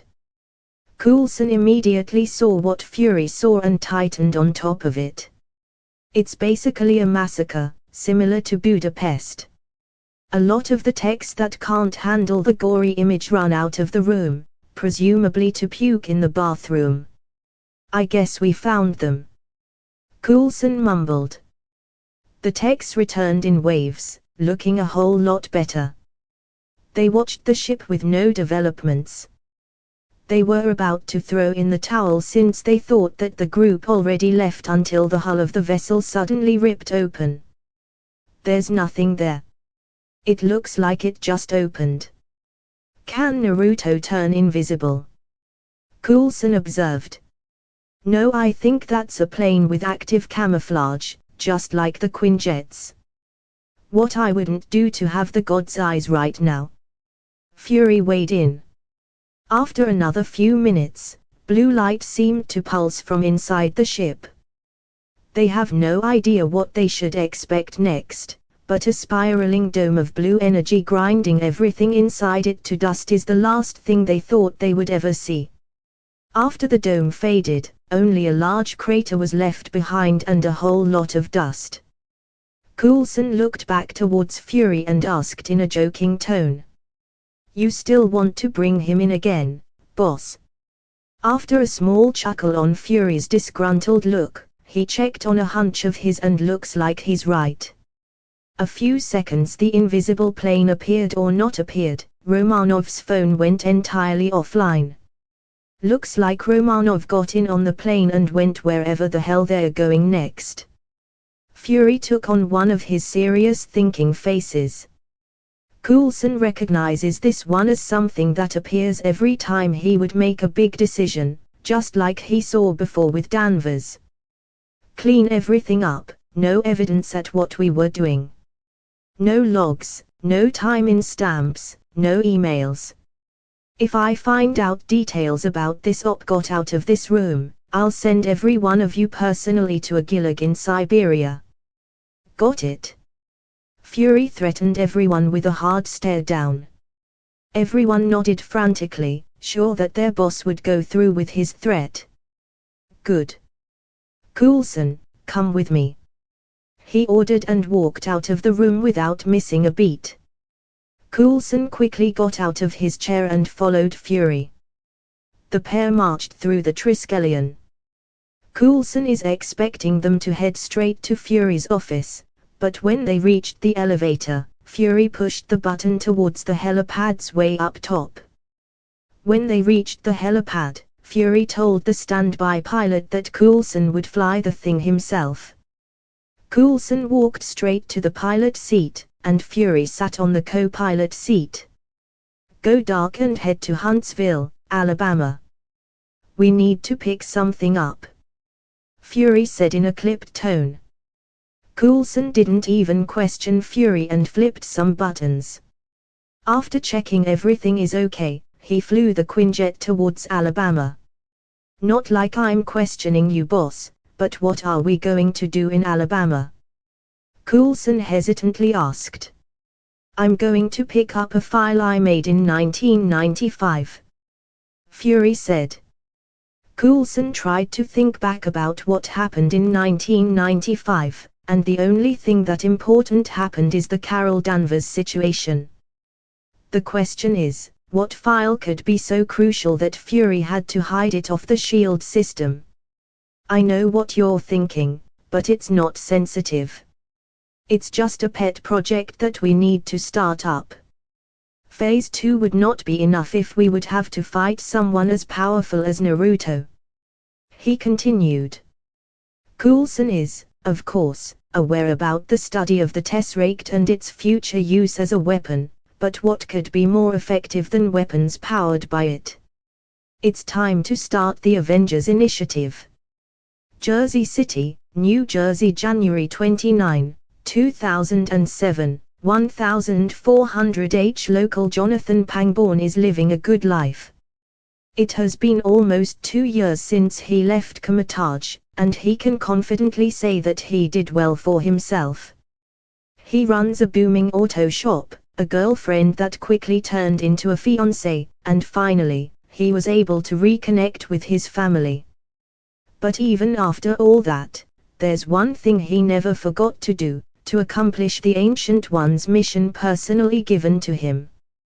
To find the yellow fox. He has always been looking for any news or signs of the fox. Most of the things he found are of inconsequential or hoax. That's why he and his fiancée, Joanna, have not married yet. He told her that the moment he finds the sign of the fox they would marry, which she accepted readily. It's like she knows that John is still on a mission. The sign is like a self-imposed hurdle for him to accomplish before he lives happily ever after. Joanna only knows his cover story, but he explicitly told her that there is more to everything he told her, and the only time he could share everything is when they are married. They almost broke up when he said that. Currently, he's working on a heavily damaged 1970 Dodge Charger of a cop friend of his from New York. "What did you do with this beauty?" Jonathan exclaimed while under the hood, checking each small part. Javier Esposito can't help but look ashamed by what he had happened, although it'd been done for the line of duty. "You watch the news about the machete killer car chase that went from New York all the way to I-95? Javier asked hesitantly. "The guy who managed to nab a Lenko Bearcat. The fuck are you thinking when you took on a glorified tank with a charger?" Jonathan couldn't help but shout. The absurdness of the situation is just too much for him. "Hey! We stopped him." "Well, Castle stopped him, but that doesn't matter. We got our guy," Javier weakly defended. "How did you find him anyway? I heard he leaves nothing behind for you to get lead on," Jonathan offhandedly asked. "Hey! We found a lead, or at least our captain did, indirectly," Javier answered. "Why the hell would your captain find some leads?" "Because the Ninetales bargained with him." This got the attention of Jonathan. He doesn't know why, but something in the back of his mind is screaming at him. He rolled out from under the car and stared at Javier. "Who's the Nine Tails?" Jonathan asked seriously. "Some kind of information broker that only deals with military and law enforcement worldwide. Barters weird stuff for information. The only catch was that he contacts you by leaving a package. Everybody tried to find him, but he's just too good. In the end, everybody agreed that they'll use the info but wouldn't let it get out to the general public. So, just don't tell anyone too much." Javier explained in as much detail as he can get away with. "Why, Nine Tails?" "I don't know, but Castle said that the Nine Tails could come from Japanese mythology.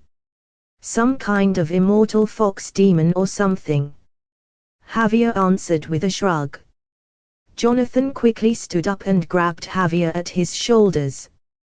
With almost a desperate plea, he asked, "When did he first show up?" "Bro. What the hell? Just answer the damn question." "All right. The first reported package was received almost 2 years ago.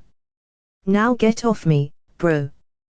Javier finally answered and forced his way out of Jonathan's grasp.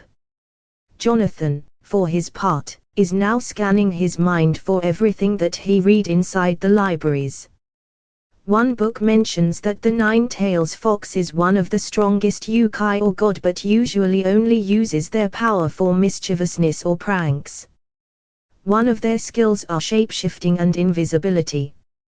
That skill set could explain how it can move around undetected and gather information for selling. If a nine-tail fox demon decided to change the flow of time for its pleasure, that could explain why the Ancient One would see a shift in the future. Javier, I need you to get out of here. I'll fix up your car, don't worry. I just need you to go away. Jonathan said forcefully while pushing Javier out of the door. Bro. What the fuck, man? Come on. You're acting weird. Javier shouted. Go, man. I'll call you about the car later. Goodbye. Jonathan said before slamming the door in front of Javier's face. Jonathan could hear him shouting obscenities from the other side, but he has to do something long overdue. Jonathan ran up the second floor of his garage and went into his office. He closed the blinds and locked the door. When everything is locked tight, he sat down in the middle of the room and meditated. It has been a while, but he was still able to create an astral projection. The projection traveled far until it finally reached its destination. The Ancient One is in the middle of a room meditating when she felt a projection rapidly approaching her. She opened her eyes and saw something that she's waiting for a long time. Master Pangborn. Good to see you again. The Ancient One greeted Pangborn, who bowed in respect. I think I found a clue about the fox. Jonathan reported. The Ancient One just gestured him to go on. There seems to be an information broker that is helping the military and law enforcement. No one saw or heard him. He only leaves behind packages with information and a price. Pangborn repeated Javier's explanation. The only thing that identifies it as him is a name he leaves behind, Nine Tails. The Ancient One looks contemplative for a moment, thinking how a nine-tailed fox demon got so strong that even the time stone can't see its past or future. It took her a few minutes to think about the implications of a powerful demon loose in the world. Master Pangborn. It looks like you have succeeded in your mission. I hope you have a good and enjoyable life. May we see each other again. The Ancient One said with a smile. Thank you for everything, Master. You all are invited to my wedding, whenever and wherever it might be. Jonathan expressed his gratitude with a bow before disappearing. The Ancient One stood up and walked out of the room. She walked towards the training ground. When she reached the viewing platform of the fields, she shouted her order. Master Mordo. Assemble a team. You're going to look for a nine-tailed fox. Mordo, whose mid-step on the air, immediately dropped to the ground. Clint's homestead, Missouri, January 29, 2007, 1600 local. Where the hell are they? Clint is anxiously waiting at his porch. 30 minutes ago, he and Laura determined that the baby didn't turn around inside her womb. The baby is breached, causing the labor to be more dangerous for her and the baby. They only noticed it when Laura's contractions continue to strengthen, but the baby can't seem to be pushed out. Running out of time and out of options, he tried to call Natasha. Unlike Clint, who only has basic first aid understanding, Natasha has an extensive repertoire of medical knowledge that can help him, and Naruto's teleportation ability can bring her anywhere instantly. But Natasha's phone was somehow out of range, which is bullshit since it has a global network connection. The reason he was outside right now was because Laura heard what Naruto said to Natasha. The knives are special. Just throw it anywhere, and I'll know when you're in trouble. Clint is still skeptical about it, but with no other choice, he searched for the box of knives Naruto gave Natasha. He ran out of the door and threw it on the ground. That was 5 minutes ago and he was slowly losing it. Laura is still upstairs trying hold on for Natasha, but the baby would get out one way or another, with or without complication. Clint was just about to run up the stairs when he heard a particularly agonized cry of Laura when he suddenly saw Naruto and Natasha appear on top of the knife. He was about to go on a tirade about where the hell are they and all that, but Natasha cut him off. Before you say anything, we have a lot to do, she said while walking inside, followed by Naruto. Clint has enough presence of mind to shut up and follow her lead. Get a tub of water and lots of towels. After that, go be with Lila. She needs you right now. Naruto and I would handle it. Clint was going to complain about Naruto, but Natasha just cut him off again. Just go get the stuff. Clint just nodded and ran off to get what Natasha requested. And you can't go in the room unless I call for you, Natasha shouted as a final order. She looked behind her and saw Naruto staring at her. That was so hot. Naruto involuntarily let out. Natasha would have felt flattered, but time is of the essence. Focus, Naruto. Follow me. Laura should be upstairs, Natasha said while running up the stairs, sure that Naruto was following her. When they got into the room, Natasha went to Laura's side. You're going to be okay. We got you, she said. Hey, Nat. What took you so long? Laura said jokingly in a weak voice. Naruto had to pick something up that would help you, but the catch is, you can't see or hear what's happening, Natasha answered seriously. Why? Laura asked in pain because a contraction is hitting her again. Because you can't know what we would use or do, Natasha answered before Clint walks into the room to drop off the items. He walked towards Laura's side and whispered to her ear. Nat would take care of you. I guess Naruto would too. I'll be with Lila. I love you. Stay strong, Han. He then walked out of the room and gave a slightly grateful nod towards Naruto. Naruto closed and locked the door when Clint is out of the room. Naruto then retrieved something from his pocket and gave it to Natasha. Natasha looked at it and saw it's a pair of earplugs and a blindfold. We'll take care of you and your baby, Natasha said with a smile before placing the earplugs and the blindfold. Naruto then did a series of hand signs and slammed his hands on the ground.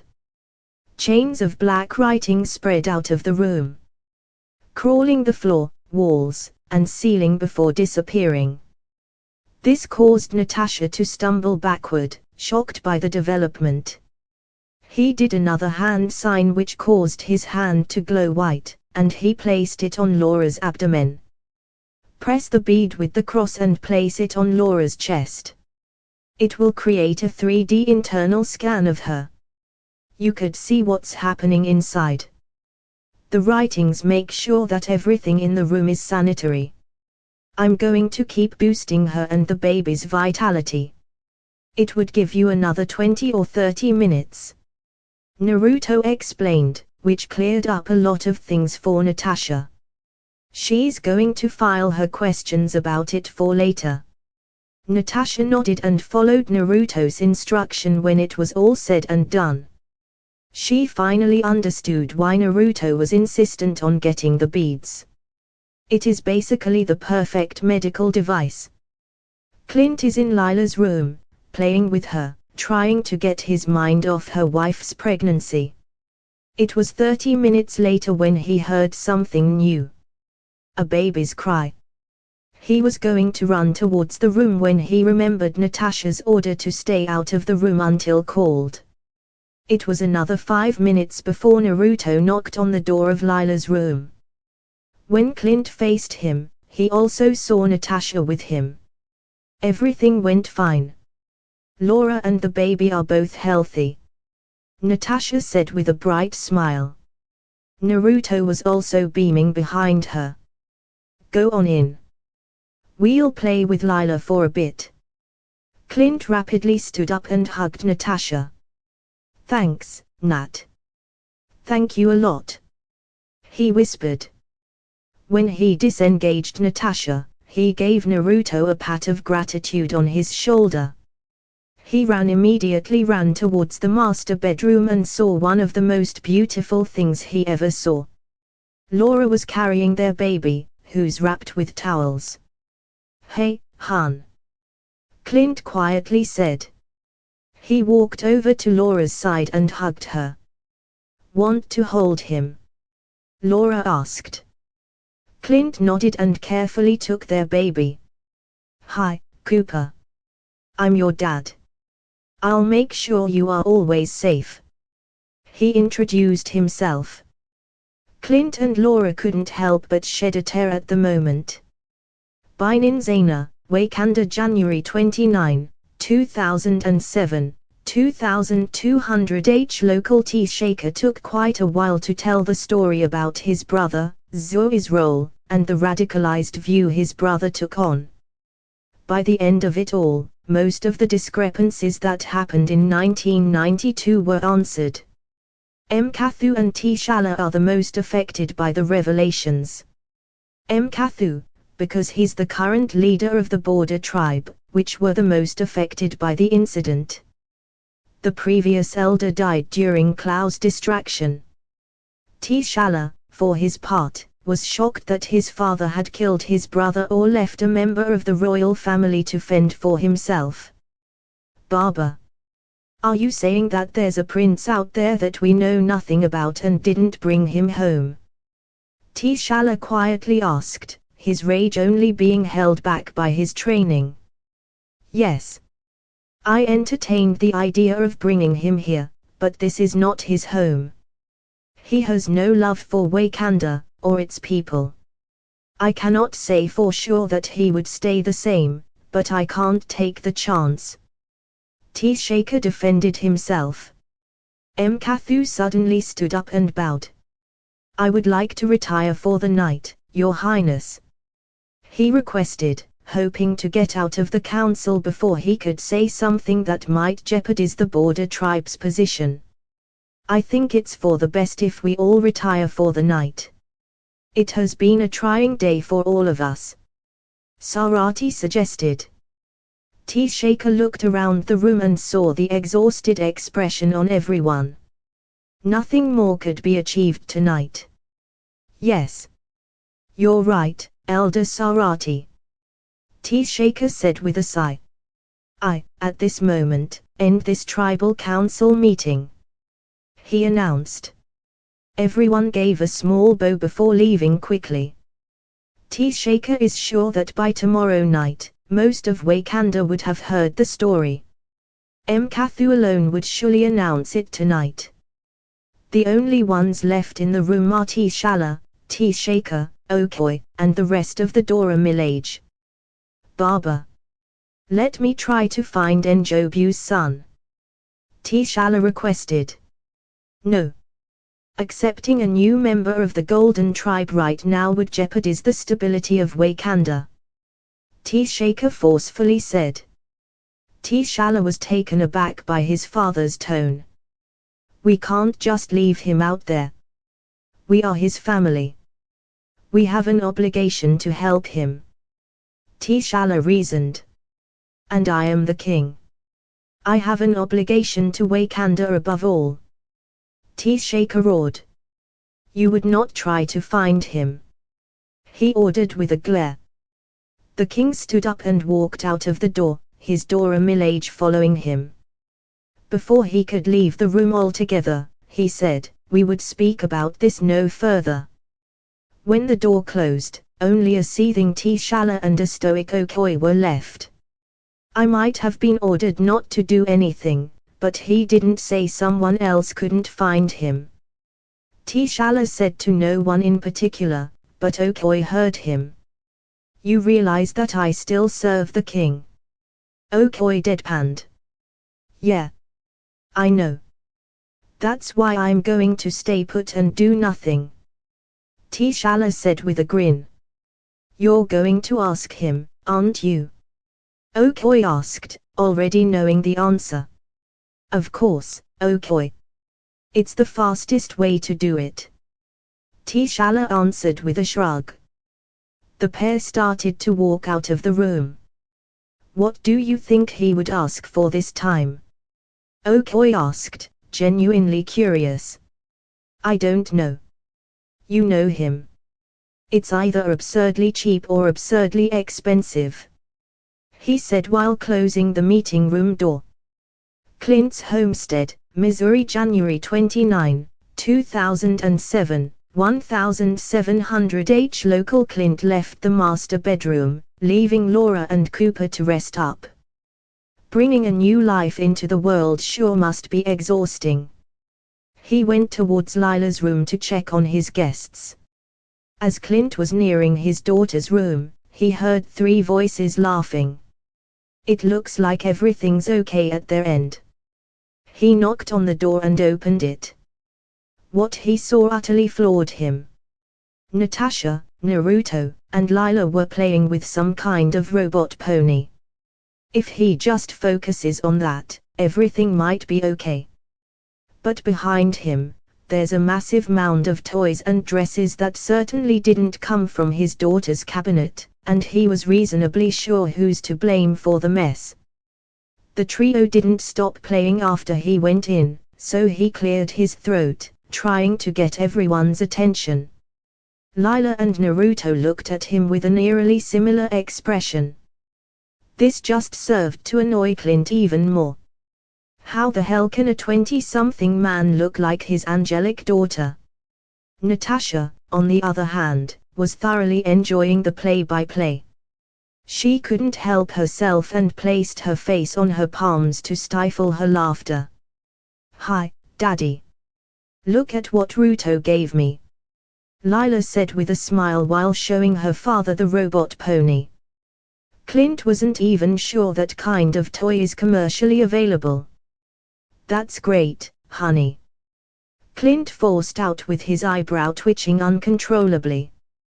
"Would you mind if I borrow Aunt Natasha and Naruto for a moment?" There's no need for that, chick. I mean, Clint," Naruto said while continuously looking around the room, probably trying to find a way out. Clint's eye twitch is now more pronounced. His strained smile just made it more hilarious, although Naruto just ignored him. Naruto faced Lila and hugged her. "I have so much fun playing with you. I'll visit you soon, he said with a smile. Naruto then turned towards Natasha and her a quick kiss. I'll pick you up in 2 days. Just keep a knife on you. He finished his statement with a wink. Sure. Always have it on me, Natasha answered while patting the small of her back. Sorry, we weren't able to do the last part of the date. Are you kidding me? This is way better, although less delicious, Naruto asserted. He saw Natasha's confused expression, so he continued. My plan was for us to go to Japan and eat some ramen. I should have expected that, Natasha said with a smile. Clint was guarding the door while Naruto obviously said his goodbyes, preparing himself to give Naruto a beatdown. Hey, Clint. I gotta bounce, Naruto said with a cheerful smile. You should try and use that bow of yours. You're going to love it. Bye, Naruto announced before suddenly disappearing. Clint just stood there, dumbfounded.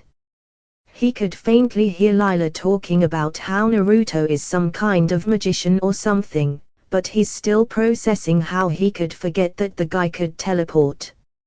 Only Natasha's gentle slap to his arm snapped him out of his stupor. You hear that, Clint? Naruto is a magician. Obviously, guarding the door won't work on a magician, Natasha teased. Clint ignored Natasha and took a deep calming breath. Lila. Want to have an early dinner and see how Mom's doing later, he said while crouching down to her daughter's eye level. Lila's eyes sparkled, and she nodded repeatedly. Can I bring my new toy? Lila asked with those big puppy eyes. Of course, honey, Clint forced out after a pause. You can watch some TV downstairs while your aunt and I prepare dinner. Kids really are full of energy because Lila still has enough energy to run downstairs even though she's been awake for 9 hours. Clint and Nat walked out of the room and towards the kitchen. So, Clint drawled out when the pair reached the kitchen. Where'd you guys go? Well, you lasted until we reached the kitchen. Good for you, Natasha said sarcastically. Clint just tuned out the sarcasm and just waited for her to continue. We had breakfast in Rome. Some friend of his owned a restaurant there. He took you to Rome? Clint asked in disbelief, which Natasha just nodded to. Of course, he took you to Rome. How the hell did he even know someone in Rome? Natasha started taking out ingredients from the cupboards and fridge while Clint prepares the pots and oven. Natasha had stayed with the Bartons so much that she knows everything in the kitchen. I don't know, but I think he's one of his customers. I thought every one of his customers is military and law enforcement. Apparently not. I met another one of his customers, but I can't talk about it. Why can't you talk about it? Come on. You can tell me anything, Clint. No matter what you say. I can't tell you unless Naruto is nearby to deal with the aftermath. What the hell? Are you strapped to a bomb or something? Clint said in jest, but Natasha's lack of denial caused him to look away from what he's doing. Tell me you're not strapped to a bomb. I'm not wearing a bomb, Natasha answered in a flat tone. Holy shit. You're strapped to a bomb. We need to call Coulson, Clint exclaimed while walking out of the kitchen. Don't, Clint. It's fine. As long as I don't let anyone know about stuff, the benefits outweigh the potential danger. The danger drops to 0 if Naruto's nearby, Natasha reasoned. What happened on your date that you're 100% sure that he can stop the bomb? Clint questioned after he calmed himself. I'll tell you someday, but I'm more than sure you'll see it," Natasha responded. Clint wanted to push for an answer, but he decided not to push it. "So, what can you tell me?" Clint bargained. "I can tell you about the breakfast part if you're not going to tell anyone on S.H.I.E.L.D. Natasha's answer certainly got Clint's attention, but he needs to know how bad it is before promising anything. From the scale of stealing snacks to hiding a nuke, how bad is it? Knowing a dead hitman is still alive and running a restaurant," Natasha explained. That's a low one," Clint said after thinking about it for a second. "Hit me." "Okay. Leon, the professional of New York, is in Rome." "Damn. What did you know?" "The legend's still alive." "I know, right?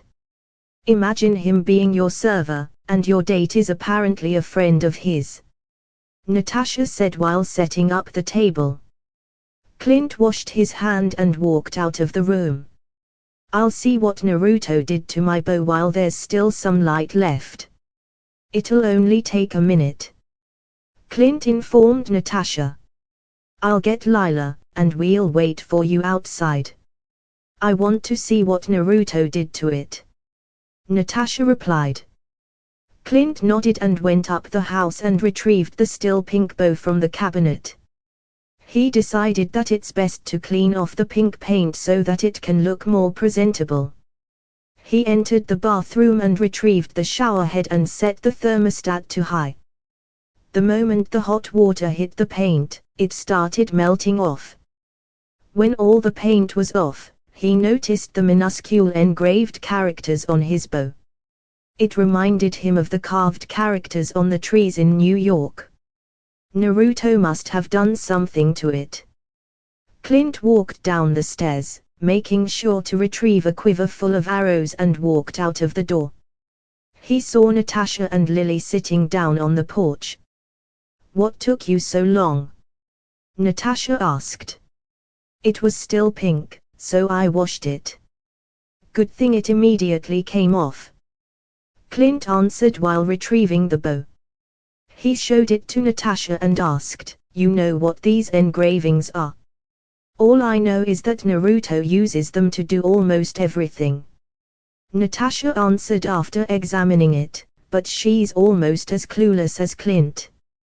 Clint gave up, for now, figuring out what those signs meant, so he just took an arrow and loaded it onto the bow. That's when he first saw and felt the difference from his old bow. It's more steady and a lot easier to draw the string.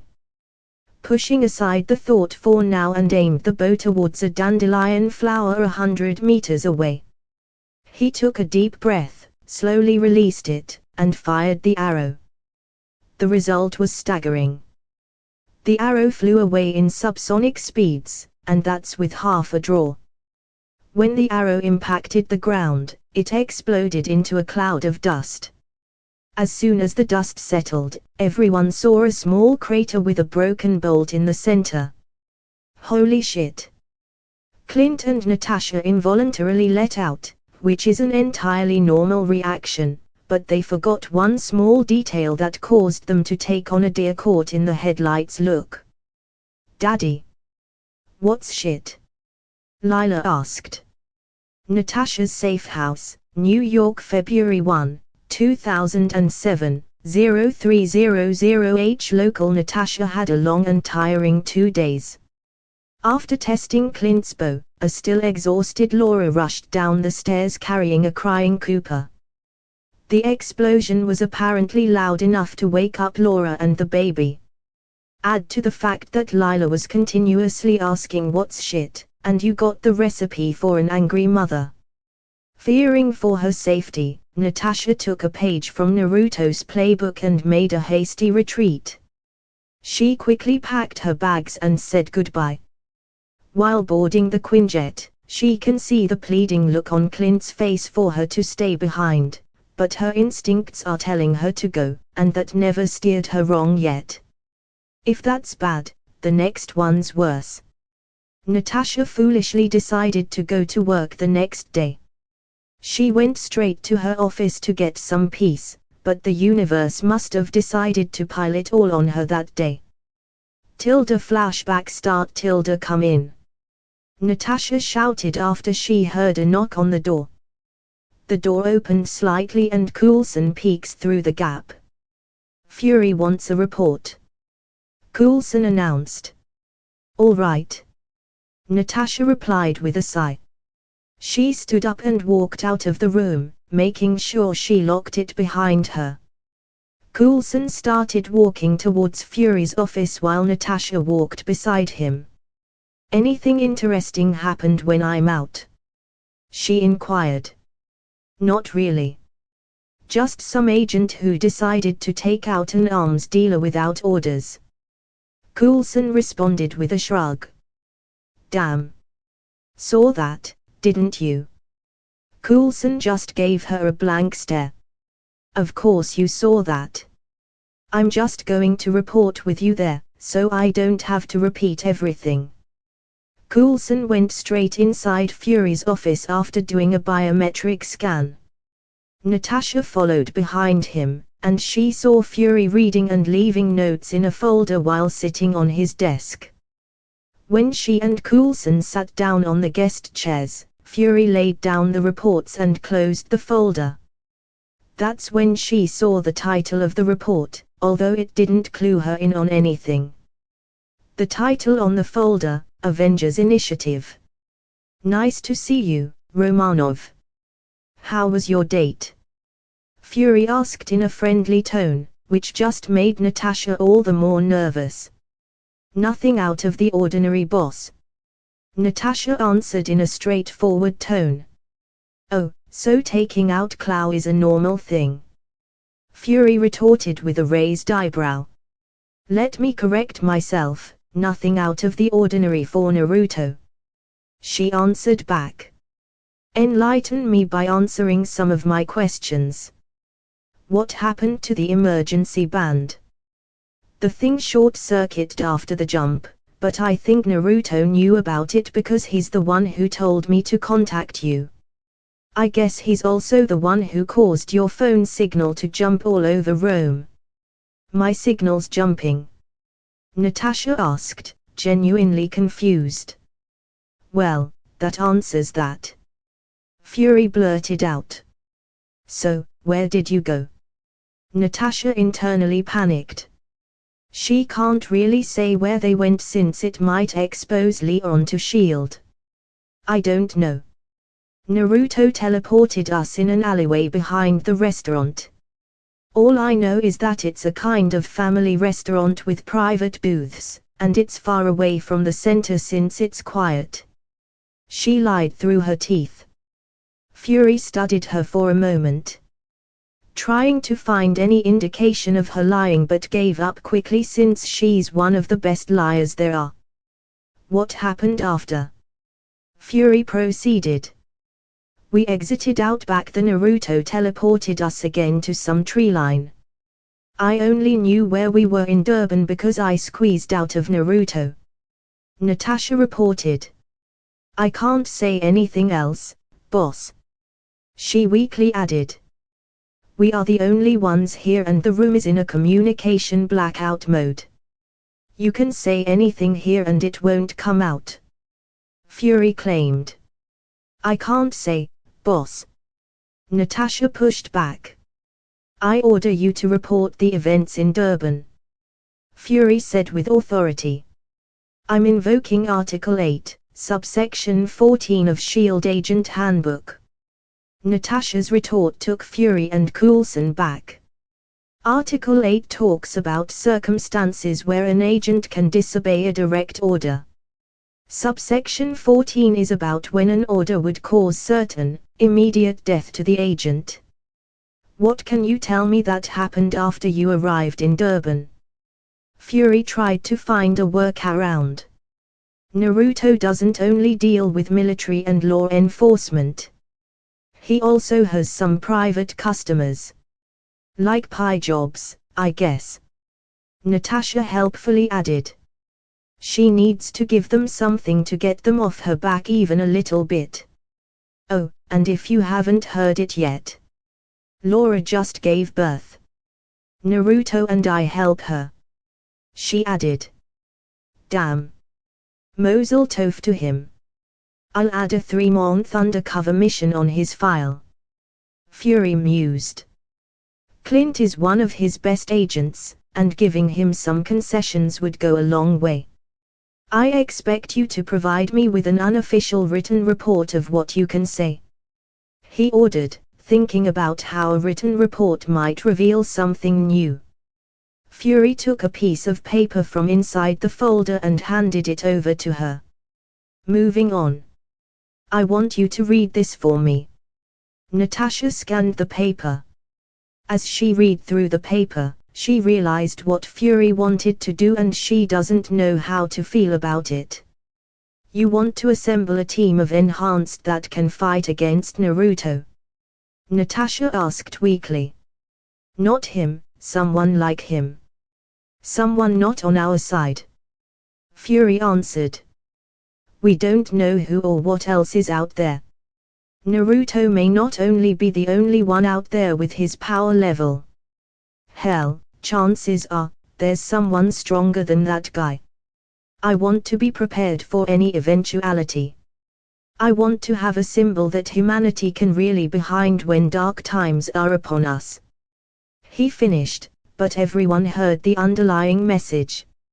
If Naruto turns, they'll take him down. "This is not a long list, boss, and let's be honest, Barton and I are barely enhanced and the other guy is a loose cannon," Natasha reasoned. "I know. That's why I want to know if Naruto is a viable option on this team. Power-wise, more than qualified. But on the personality side, there's a problem. Naruto might look like he loves the spotlight, but he thrives in the dark. The same problem with Barton and me. You won't get your symbol with us. Besides, Naruto is even more predictable than the big guy. Do you have any idea how to make him join the Avengers initiative? You need to make him want to join. Any other option would either reject the offer or make him an enemy, and we both know the last one is the worst outcome." Fury thought hard about Natasha's statement. Everything Romanov said was true, but with Naruto's appearance, it opens a whole new ballpark of things S.H.I.E.L.D. needs to deal with. "That's all, Romanov. I'll be expecting your written report by the end of the day," Fury said, dismissing her. Flashback end. The following day isn't much better. She was in her office again when Naruto decided to do a surprise visit before going to Wakanda.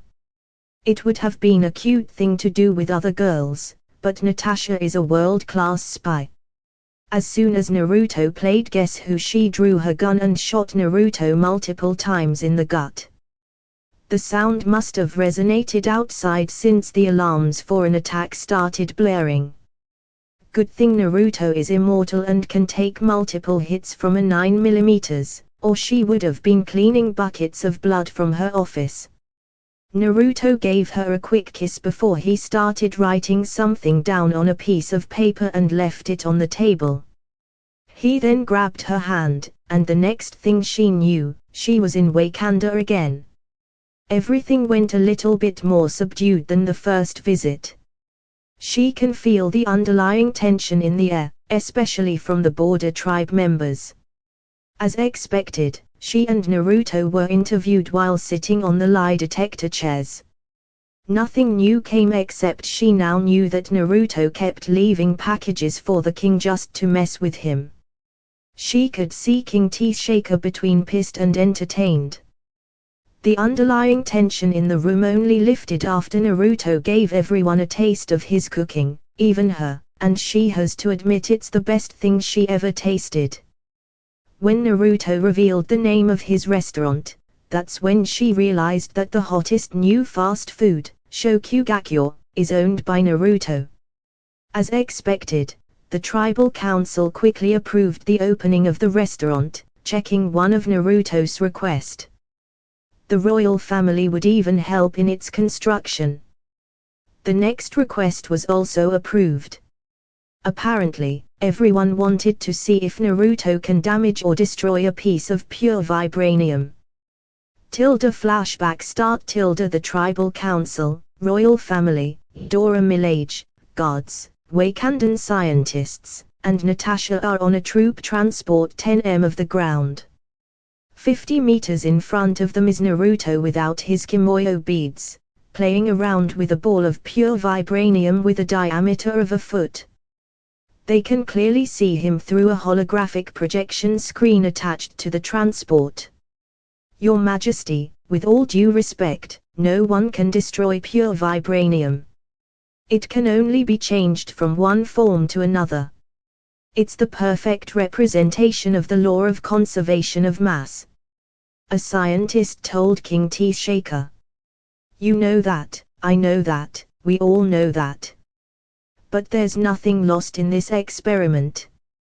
Either he destroys the ball and we learn something new, or he doesn't and we just took a pleasant stroll outside the city. The king answered. Naruto kept tossing the ball around until he placed it on the ground.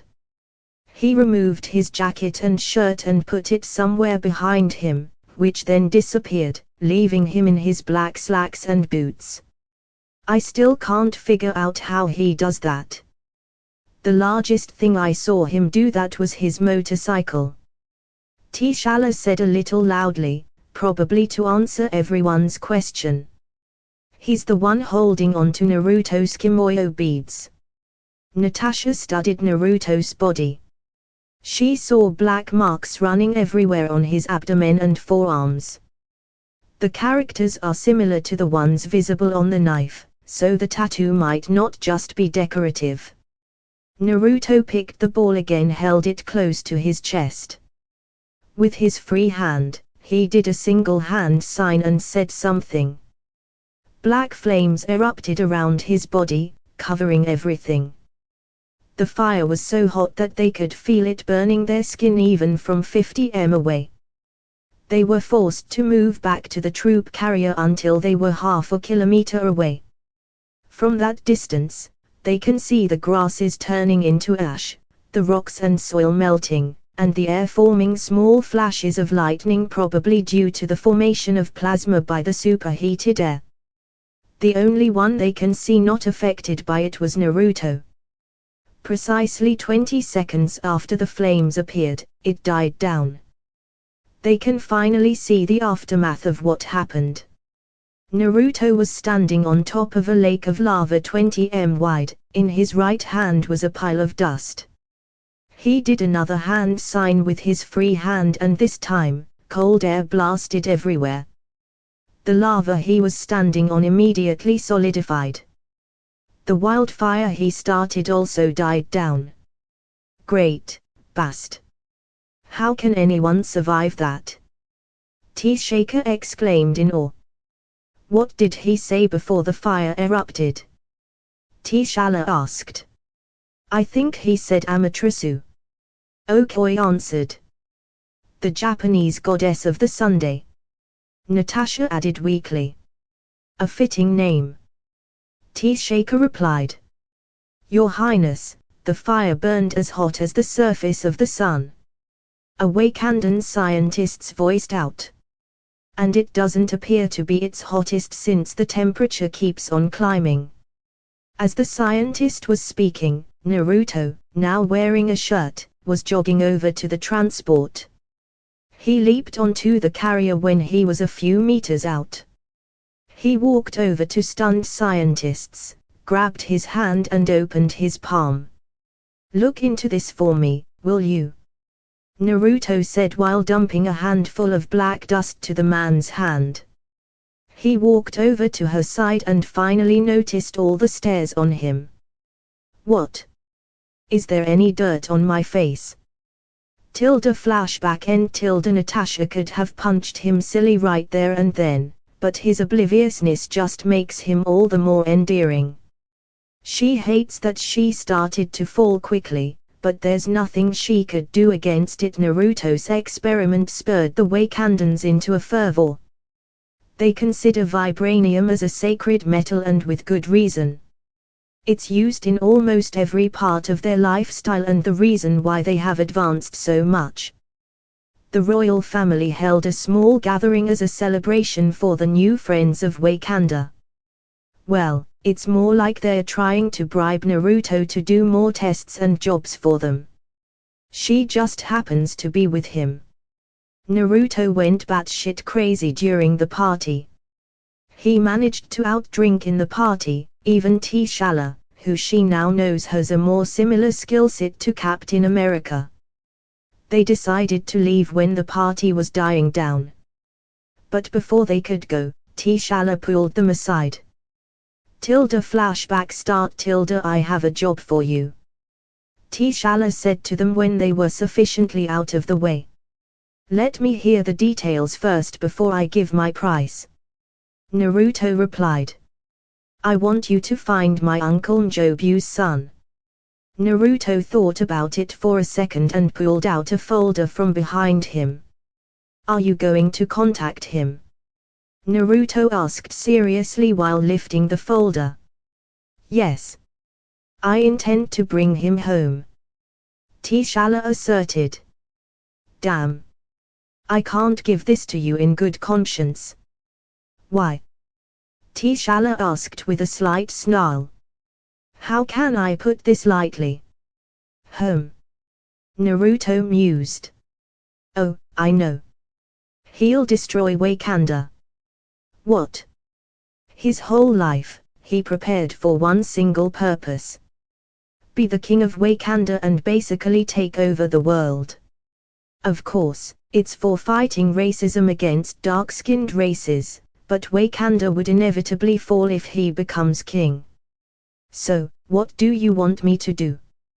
Just forget about him. Nah. I'll make contact with him. We just need to keep anything Wakandan as far away from him as possible until we change his world view. T'Challa thought about it, and Naruto's plan made the most sense. It would eventually bring back a member of the royal family while keeping Wakanda safe. All right. Thank you. T'Challa said with a bow. Hold up. I haven't said my price yet. Naruto interjected. Right. Forgot about that. So what's the price? T'Challa sheepishly replied. A copy of how a vibranium suit could be made. You want to know how to make a suit? Not a suit itself. I was going to ask you to make Natasha a suit, but I have another material in mind. I just want to know how you make one, so I have an idea. Naruto explained. Natasha, who was listening in on the conversation, perked up. Having a suit made of vibranium would be awesome, but the mystery material Naruto said indeed piqued her curiosity. I can do that, but I want monthly updates about it. I'll call you over the Kimoyo beads in a month so you could pick it up. T'Challa replied after a moment of thinking. Flashback Natasha can't believe what happened in the past 2 days, but the most shocking thing that happened was after Natasha brought him to her safe house. One thing led to another, and now she's lying on the bed with Naruto beside her. Both of them naked. What are you thinking? She heard Naruto asked. Just how crazy everything the last 2 days have been.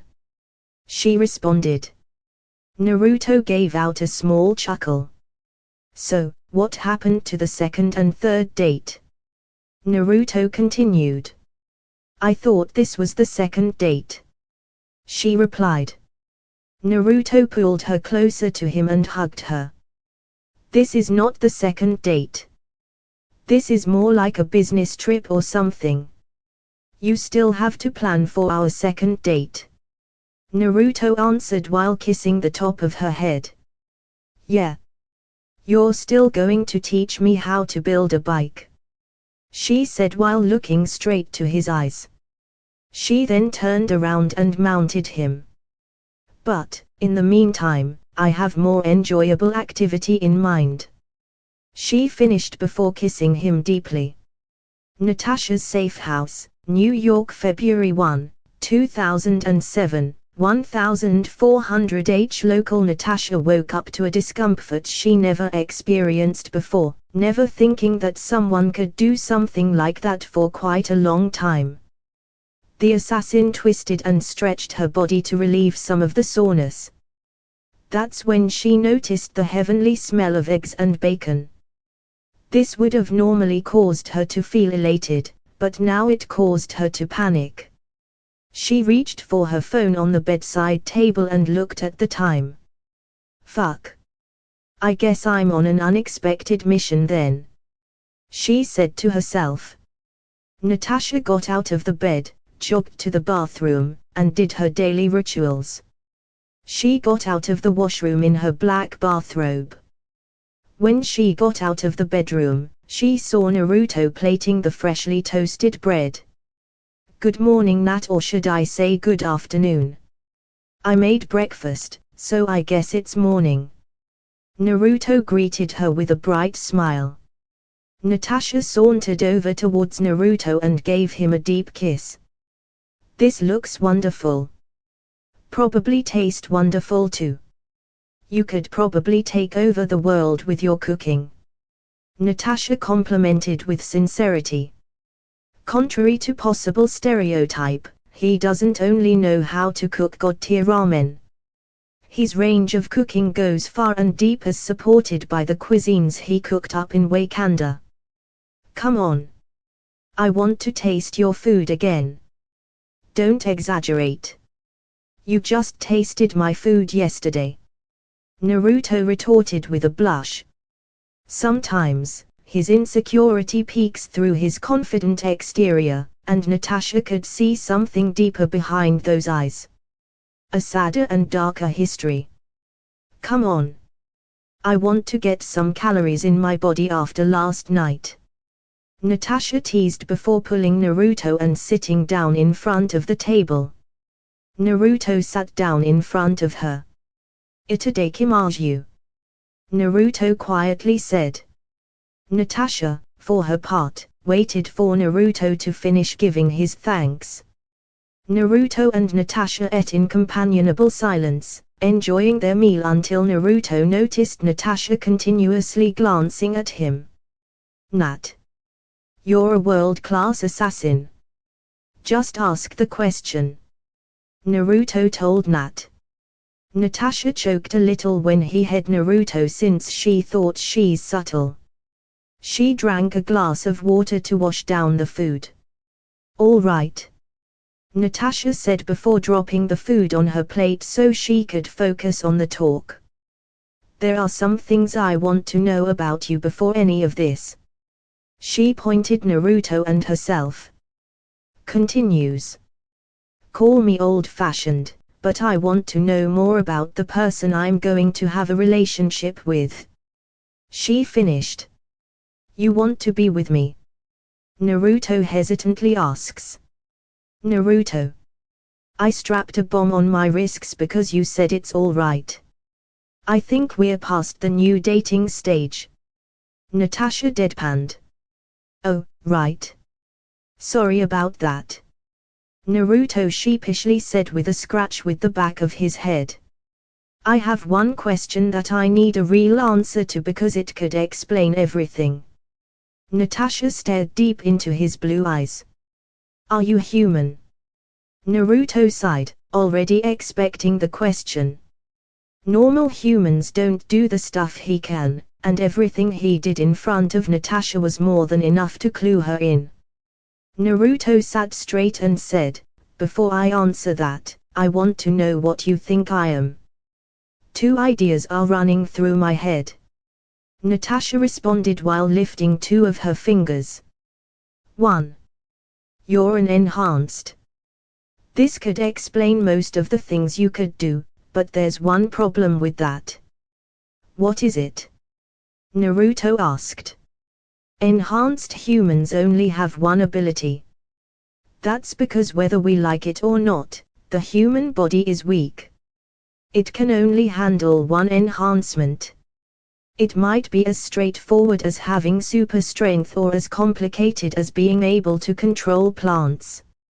Of course, each skill has a certain level of versatility that can make abilities look like two different things. An example would be the ability to fly, super strength, and telekinesis, but all of this could be explained by having the ability to control gravity. Natasha explained. But in your case, there isn't a single thing that unifies everything that you could do. I thought you have the ability to control space because of your teleportation. It could also explain your speed, strength, invulnerability, and your ability to take out and hide items from behind your back. Maybe even your cloning if you push it, but there's one thing it can't explain. That fucking satellite really screwed me over, huh? I thought I'm sneaky enough in the beginning, Naruto said to himself. That statement of his confirmed to Natasha that he's already aware that the US government has a video of his abilities. What's the thing it can't explain? He finally asked Natasha. The fire you created yesterday as well as the instant cooling. Natasha answered. I tried to think about how you did it. I first thought about the spiraling dome that destroyed the ship. The dome could also be explained by space manipulation, but the fire was just too different from it. You might achieve the heat by colliding space together and performing controlled nuclear fusion, but the problem now was that the scientists detected no radiation. In conclusion, I don't think you're an enhanced. Naruto stood up and clasped Natasha's hand. He gently pulled her towards the couch. They sat there side by side but facing each other. What your other idea? He asked when they were finally settled in on the couch. You're an alien. Natasha answered straightforwardly. She can see Naruto thinking hard about what he should say next. They were sitting there for a few minutes when Naruto stood up, did some hand signs, and slammed his hand on the ground. The same as the last time, writing spread out across the room before disappearing. She assumed that it was some kind of anti-surveillance measure since the sound of traffic outside suddenly stopped. I'm not exactly sure what I am, he said in a quiet voice. But I know, at the very least, I was born human. Natasha hid her surprise. Even though she expected some form of confirmation to her question, hearing it was still a shock. What happened? She asked, drawing from her skills and experience, trying to make it easier for him. There's a few basic knowledge that you need to understand first, he said. I'm not from this world. Hell, I'm not from this universe. Natasha finally connected a lot of details. The light, his initial lack of identification and background, and some gaps in basic knowledge. The world I came from is called the Elemental Nations, named after the 5 largest countries: fire, wind, lightning, earth, and water. Think of it as feudal Japan, except for one major change. We can use chakra. Chakra. Like spiritual energy. Natasha couldn't help but asks. It's more like the combination of environmental, physical and spiritual mental energies, but it's almost the same. Naruto answered. There are 3 specialized units the daimyo can call. The monk, the samurai, and the shinobi ranked in strength. He created a single hand sign, and a stereotypical monk with a staff appeared. The monk, as the name suggests, is a religious man who had forsaken all worldly possessions. They are trained in temples to pray and to fight. Skilled in hand-to-hand combat and the staff, a single monk can decimate a group of bandits with well-placed hits. They can also use chakra to reinforce their bodies and expertly control a single element. The reason monks are rarely called upon by the daimyo is that they would instead make peace than war. Natasha can't take her eyes off Naruto's representation of the monk since, as he was explaining, the monk would move to show its skills. The monk then turned into a samurai-themed metal-armored man. The samurai. The right-hand man of the daimyo. They help him with all the bureaucracy and administration. But don't be fooled by their day-to-day job. When it comes to war, they are efficient and deadly. Trained in the art of kenjutsu and chakra enhancement since birth, they can cut down battalions of men. Their chakra swords and armor makes them almost invulnerable in the battlefield. They follow a strict code of honor that makes them fight everyone face on. Any violations of the code would immediately label them as ronin. Their only downside aside from their code of honor is that the daimyo needs them to run the government efficiently. That's why they are rarely called onto the battle. I'm guessing you fall onto the shinobi category? Natasha asked. That's right. The samurai then turned into a younger Naruto, maybe around 12 or 13 years old, wearing a god-awful bright orange worker suit. The shinobi is the most potent and versatile warrior. They are like a combination of monk and samurai, but without all the constraints. We have no code of honor, only laws of war. We would stab you behind the back if it made the job easier. The shinobis are mercenaries. They would do almost any job for money as long as it doesn't have a negligible negative impact on them. Trained as young as 6 in hidden villages, most of us would graduate at 12 or 13 and having our first kill not long after. Natasha couldn't help but draw parallels between the shinobis and her. That's when something struck Natasha. Naruto was a shinobi, making them more alike than she could imagine. There are 3 primary skills shinobi can learn: genjutsu, taijutsu, and ninjutsu. Genjutsu is the ability to create illusions with your chakra, just like what I'm doing now. He said, pointing to the image of his younger self. Taijutsu is the ability to strengthen one's body and fighting styles. You can also throw in weapon fighting skills in there. Ninjutsu, on the other hand, is anything not in the first 2 categories. He showed a blue spiraling sphere in his hand to demonstrate ninjutsu. Of course, there are other categories like Kekai Genkai or simply any specialized skill that can be inherited, and Fuinjutsu, which are sealing techniques using characters that can give instructions to chakra and perform a function. Almost everyone can use chakra in your world, right? Natasha asked, still trying to comprehend everything he said. Yes. Then why do you say you're not sure if you're human? Let's go back a bit. Naruto said. In a world full of chakra, some things are bound to be different too, right?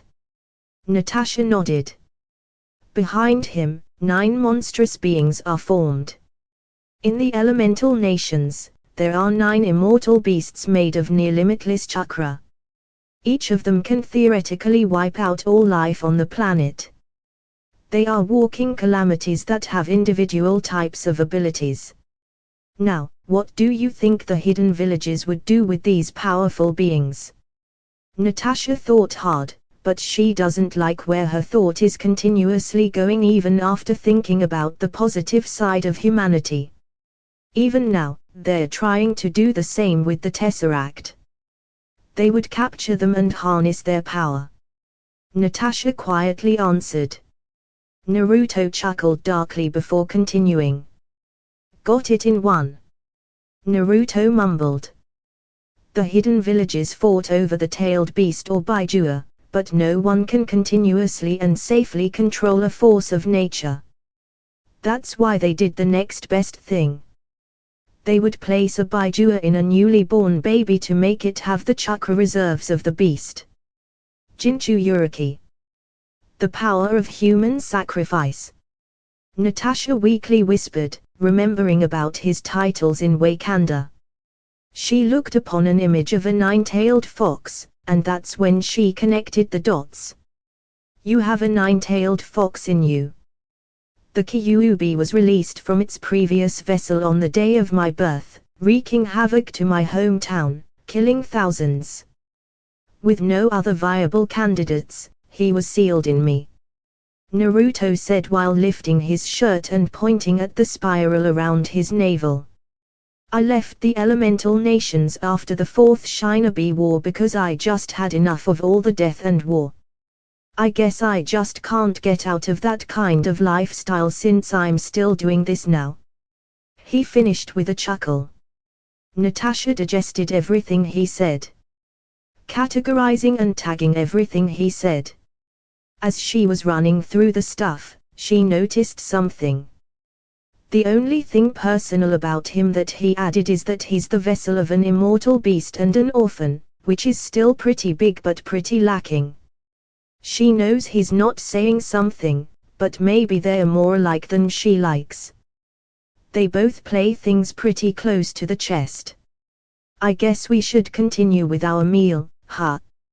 Natasha suggested. Yeah. Go on. I just need to use the bathroom. Naruto replied before standing up and walking to the restroom. When he got inside, he locked the door and turned on the faucet. Kid. Why didn't you tell her about the 9 of us and you basically being a god? Kurama asked. I like her, Kurama. I don't want to scare her away. I think saying that much normally would have her running towards the hills. I think 3 years of mourning is more than enough. Jiyuki said. Hinata would have kicked your ass if she found out you mourned for her for that long. Chomir added. Naruto couldn't help but chuckle. Hinata would certainly kick his ass. He glanced at the mirror and saw a tear rolling down his eyes. He washed his face and dried it off before walking out of the bathroom and headed straight towards the table. I just realized something yesterday. Natasha said when Naruto sat back down. You destroyed $50 million worth of vibranium just like that. The same thing Captain's indestructible shield is made out of. That stuff's worth 50 mil. How rich are those guys they just let me do anything with that? Naruto exclaimed. Natasha can't help but laugh at Naruto's reaction. How did you created that black fire yesterday? Natasha asked. Naruto didn't answer immediately but stared into her eyes. She was surprised when it suddenly spun and changed into something entirely different. His sclera turned black. Iris turned blood red, and the pupil turned blue. A silvery white floral 8-petaled pattern formed around his pupil, with each petal tip having a golden comma. It has an eerily white glow that seems to be coming from the inside. What's that? Natasha asked with a small quiver in his voice. This is what I call a Sharingan or the Death God's Eye. It's a combination mutation of 3 different eyes. Naruto explained. One of its abilities is to call the fires from hell. It's the hottest fire that can be produced. One of its abilities. Yeah. It has a shit ton of it. Too much to get into right now. Natasha understood Naruto's message that he doesn't want to talk about it right now. They finished eating and cleaned up the table. When they were done, they walked back and sat down onto the couch. Fury would skin me alive. He would want to know about what happened in my office and what the hell I've been doing since you decided to kidnap me. Natasha said with a groan. Don't worry about it. Just tell him you took a piece of vibranium from a Russian oligarch. Naruto answered with a shrug. Come on. This is Fury. He would investigate what I report. Just give him this, he said while handing over a piece of rock. Is this a vibranium or? Yep. Took down a Russian oligarch this morning. He's funding some terrorist groups in Afghanistan. One of his hobbies is collecting meteorites or anything that came from space. Naruto explained. This rock, on the other hand, came from Wakanda. Just put 2 and 2 together. It voila. You know what? I'm not going to question it and say thanks. Natasha replied, a little exasperated before taking the rock. Her phone suddenly ringed. She picked it up from the table and checked the number. Speaking of the devil, she said to Naruto before answering the phone. Hey, boss. I was just about to call you. RAF Base Hospital, Alconbury, UK, April 9, 2007, 1350 Local. Naruto is walking down the hallway with a hop in his step.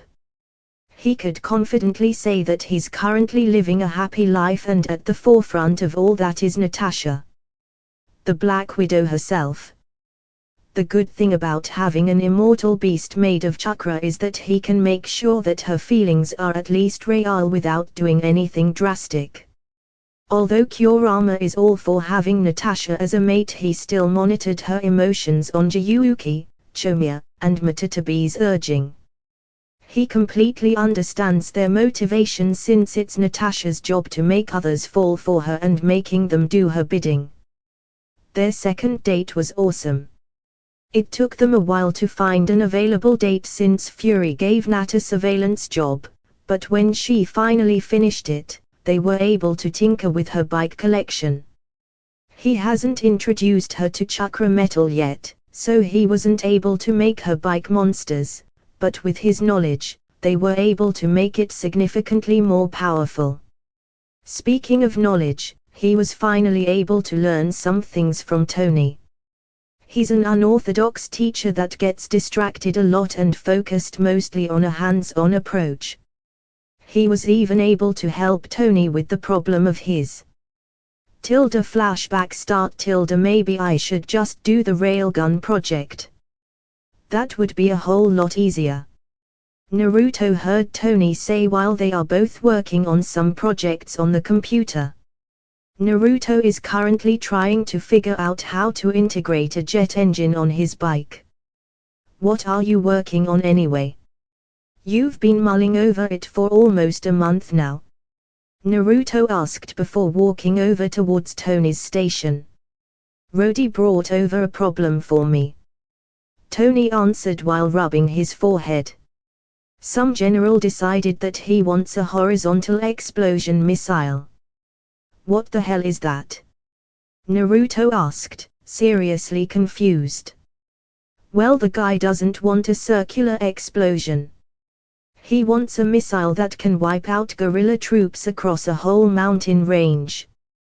You know, like the mountain ranges in Afghanistan, Tony explained. What's the problem you're running into? I can't just make a missile that can bomb the whole mountain range. It would cost a lot just for the explosive alone. Don't even get me started on the delivery device. Then why don't he just fire multiple rockets? Because it would cost too much, Tony answered with a groan. How about smaller missiles or a mobile battery? The range isn't enough. I want a full-size missile that can act as a mobile battery. Why don't just stuff a bunch of smaller missiles inside a larger rocket? Kind of like a cluster bomb with individual rockets. You can launch the large one carrying the smaller missile, and when it's in range, they just launch. That way you can make any shape of explosion you want, Naruto suggested with a shrug. His suggestion came from his vast experience of using shadow clone explosion technique. Tony sat there on his desk, thinking about Naruto said. He's running the numbers, blast radius, production cost, and travel radius. Each missile would be 10% cheaper than other weapon systems with comparable damage output while possibly extending the range. Motherfucker. Tony whispered to himself. Has been trying not to use curse words since Morgan was born, but he just seems to be an appropriate time to use one. I could just kiss you right now, he said. Please don't. I have enough trauma with that, Naruto replied while distancing himself from Tony. He can't help but shiver when he remembered his first kiss. Jarvis. Run, bring up the specs of the RGM-84 harpoon. We could probably use that as the base. Certainly, sir. Bringing it up now, Jarvis answered. Flashback end Tony estimated that he could make a prototype by the end of the year and a finished product the next. There's just too much on his plate to finish everything in under a year. As Naruto was musing about Tony's new PERT project, he finally reached his destination. He looked at the clock at the end of the hallway before going in. Inside is a 70s-style bedroom complete with an attached bathroom. Balloons, gifts, greeting cards, and flowers are placed around the room. The medical equipment is presumably hidden inside the walls, which makes the room unique as it gives the studio a homey feel. Lying down on the bed is an 86-year-old British woman. Margaret Elizabeth Carter, or Peggy for short, is the woman that started it all.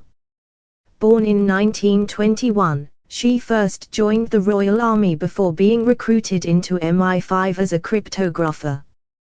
Being one of their best recruits, she was loaned to the Strategic Scientific Reserve or SSR, the predecessor of SHIELD, as a liaison and advisor.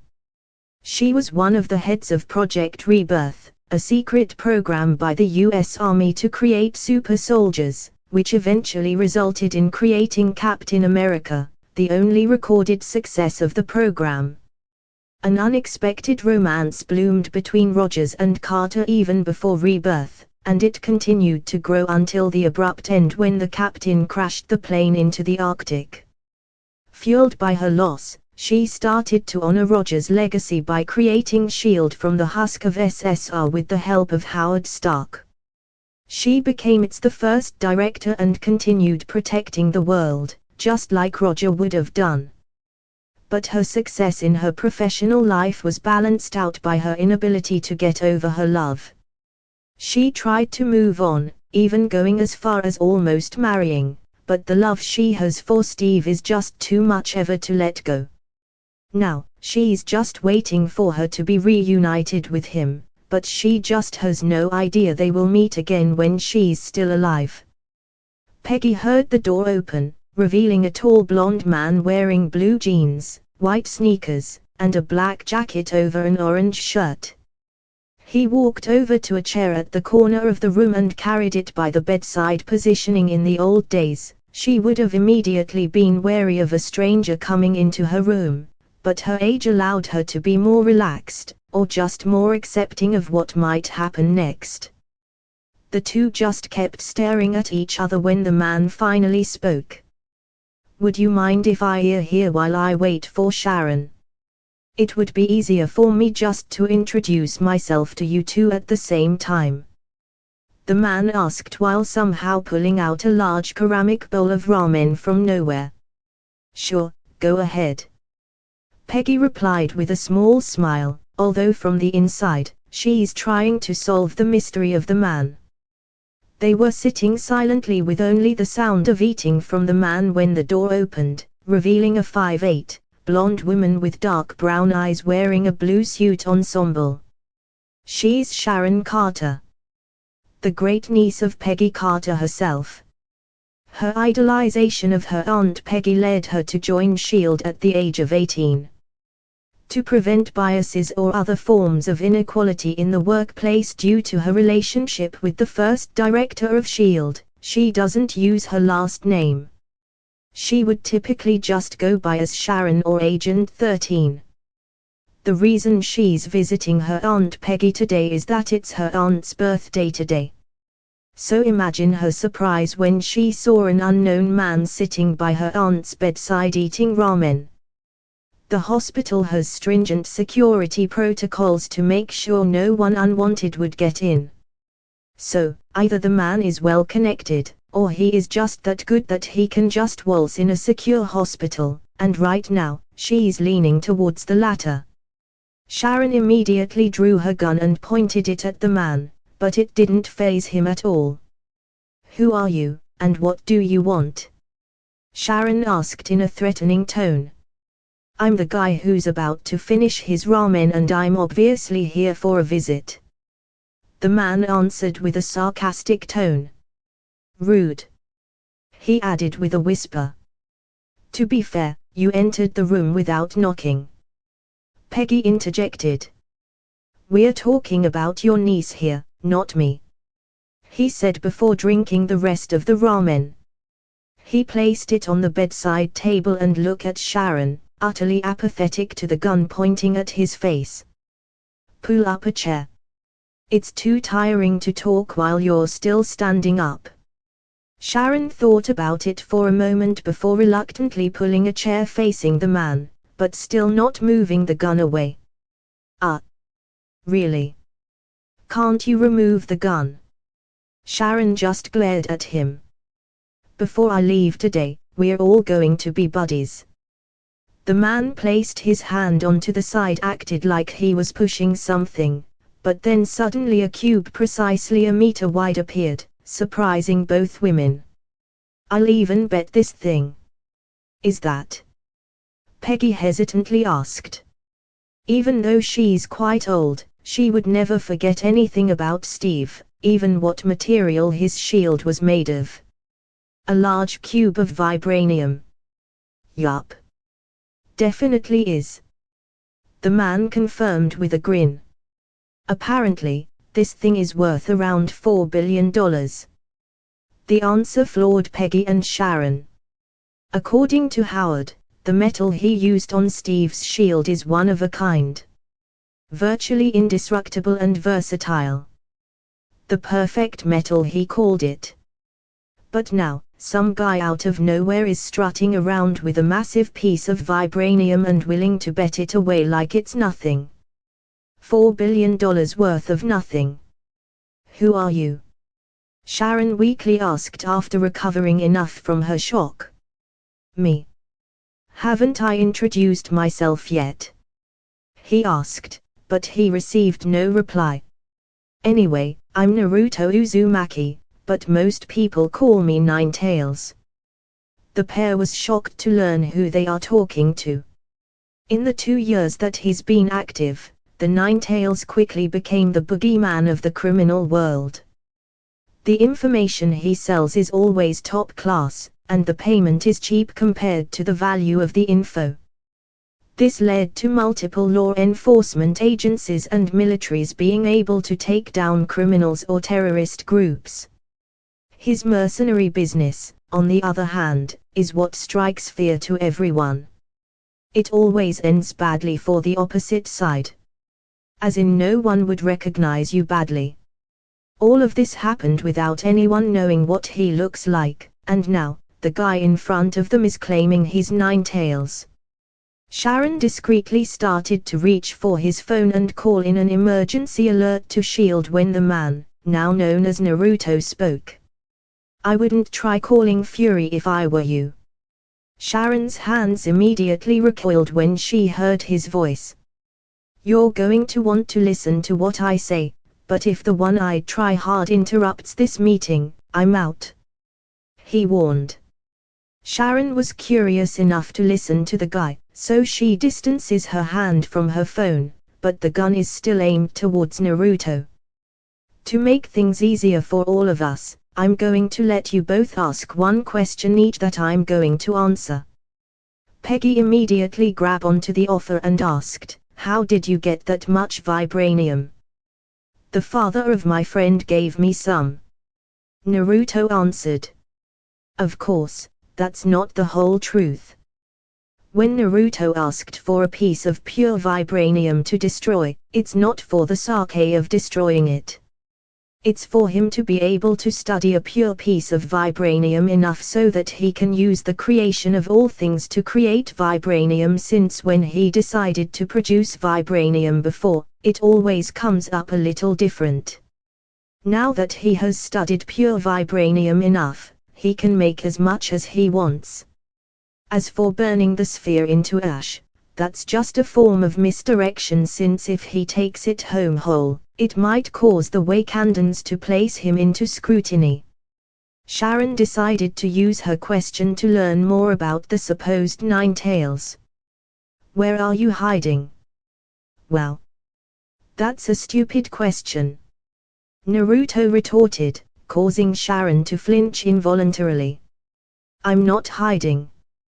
You don't need to hide if no one knows who you are, or the ones that do know don't tell anyone else. Peggy and Sharon understood the last part of Naruto's assertion.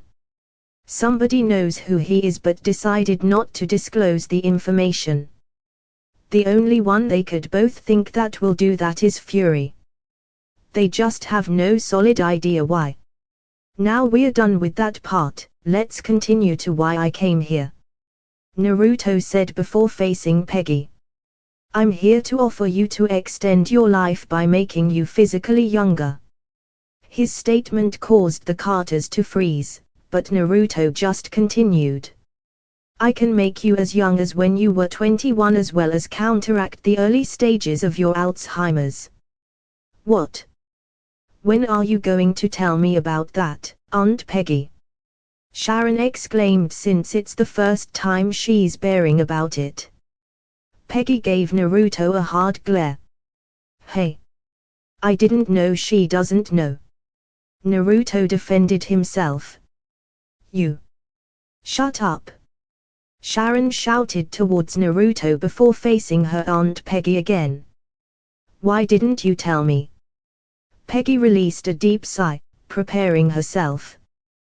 Because I didn't want you to worry, she answered. I'll always worry, Aunt Peggy. That's my job, Sharon replied. Ahem. Naruto cleared his throat to get the pair's attention. Sharon gave him a scowl for interrupting. As much as I want you to continue, I still need to hear Peggy's answer. Will you accept it or not? No, I won't, was Peggy's immediate reply. There's nothing to think about. She's more than ready to join Steve wherever he might be. You know, you won't find him in the afterlife, Naruto said with sincerity. What are you talking about? Peggy asked with a dangerous tone. Before I answer that, how much do you trust Sharon? Sharon, of course, took it as an offense.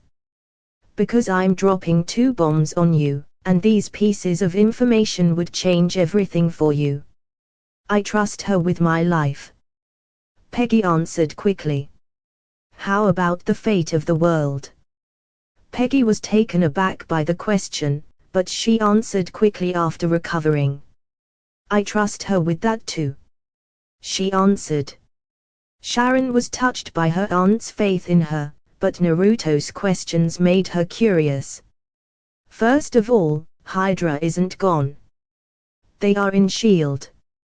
growing and waiting for the time to strike, Naruto said with no preamble. How? Peggy asked feebly. As far as I can tell, S.H.I.E.L.D's recruitment of ex-Hydra agents backfired, but I'm not sure, Naruto answered with a shrug. There are Hydra inside S.H.I.E.L.D., and you think I might be one of them? Sharon asked. Nope. I know you're clean. I just want to know how much your aunt trusts you, Naruto answered. Do Fury know about this? Peggy inquired. Oh yeah. Gave it to him more than 2 months ago. I think he's planning some sort of counteroffensive. Peggy felt tragic that the agency she built to honor Steve's legacy was used by his enemy to grow. She was contemplating about the development when Naruto spoke again. The second thing is, the captain is still alive. Peggy almost had a panic attack when she heard him. Tears started to fall down her eyes. Sharon immediately clasps her aunt's hand to comfort her. How do you know? Sharon asked the question Peggy can't ask right now. This is going to sound weird, but I can contact the dead. Naruto replied. So what? Naruto's answer didn't faze Sharon. She's been working with S.H.I.E.L.D. for almost a decade, so she knows there's quite a lot of weird stuff out there. I contacted a lot of famous people's souls to chat with, Cleopatra, Alexander the Great, Einstein. All of them responded, but when I try to call on people who are still alive, all I receive are static. That's what happened with the captain. Naruto explained. Steve. His name is Steve. Peggy corrected him through her sobs. Oh my god, he might still be frozen. She realized. That's what I thought of too. Coulson is already looking into it. Naruto added. Peggy finally understood why Phil has been visiting her more frequently recently. It's not just idle curiosity. It's information gathering. So, the question is, would you accept my offer? Why are you doing this? Peggy asked, wary of what might be the catch. Can't I be doing this just out of the kindness from my heart? No. I'm good at reading people, and I can see there's a personal reason for this. Peggy countered. Naruto let out a sigh before answering. I need a weak test subject for the final tests of my experiment. Naruto admitted. What is this experiment for? Peggy questioned, ignoring the ethical problem of his admission since they basically did the same to Steve. Mostly regeneration, but it would also make someone something like a super soldier. Naruto's admission took Sharon aback. If he's already in the final stages, then he already knows that it would mostly work. It could change the whole playing field. I'm tweaking the last parts of the process to make sure it would work for anyone, so I decided to offer you the chance. I would like to warn you that you still may die.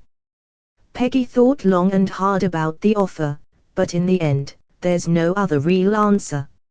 If Steve is still alive, they can't be together in the short time she has left. Extending her life and increasing her vitality would make sure that when Steve is found, they can finally have their happily ever after. After 5 minutes of silence, Peggy finally asked. What do you need from me? I need you to die. Natasha's Safe House, New York, June 23, 2007, 0200H Local Babe.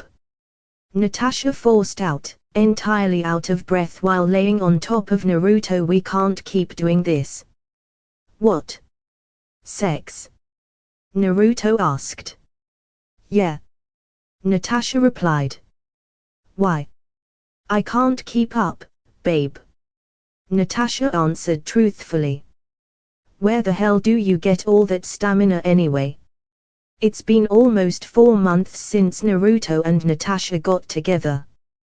The 4 months they have been together being one of the best memories she had. For the first time, she can finally see herself with someone. Their whole relationship might be unorthodox, but it works for them. Fury can't even reprimand her for cavorting with the enemy spiel since Naruto is more of an ally than a foe. She knows he still has a lot of secrets, but she's confident he would slowly open up more to her and her to him. The only thing she can complain about is also a blessing. They have a stupid amount of great sex. The pair would make love at least once a week, and it's rarely just a quickie. Usually, it's a marathon lasting anywhere from 3 to 9 hours, leaving her sore, tired, and satisfied every time.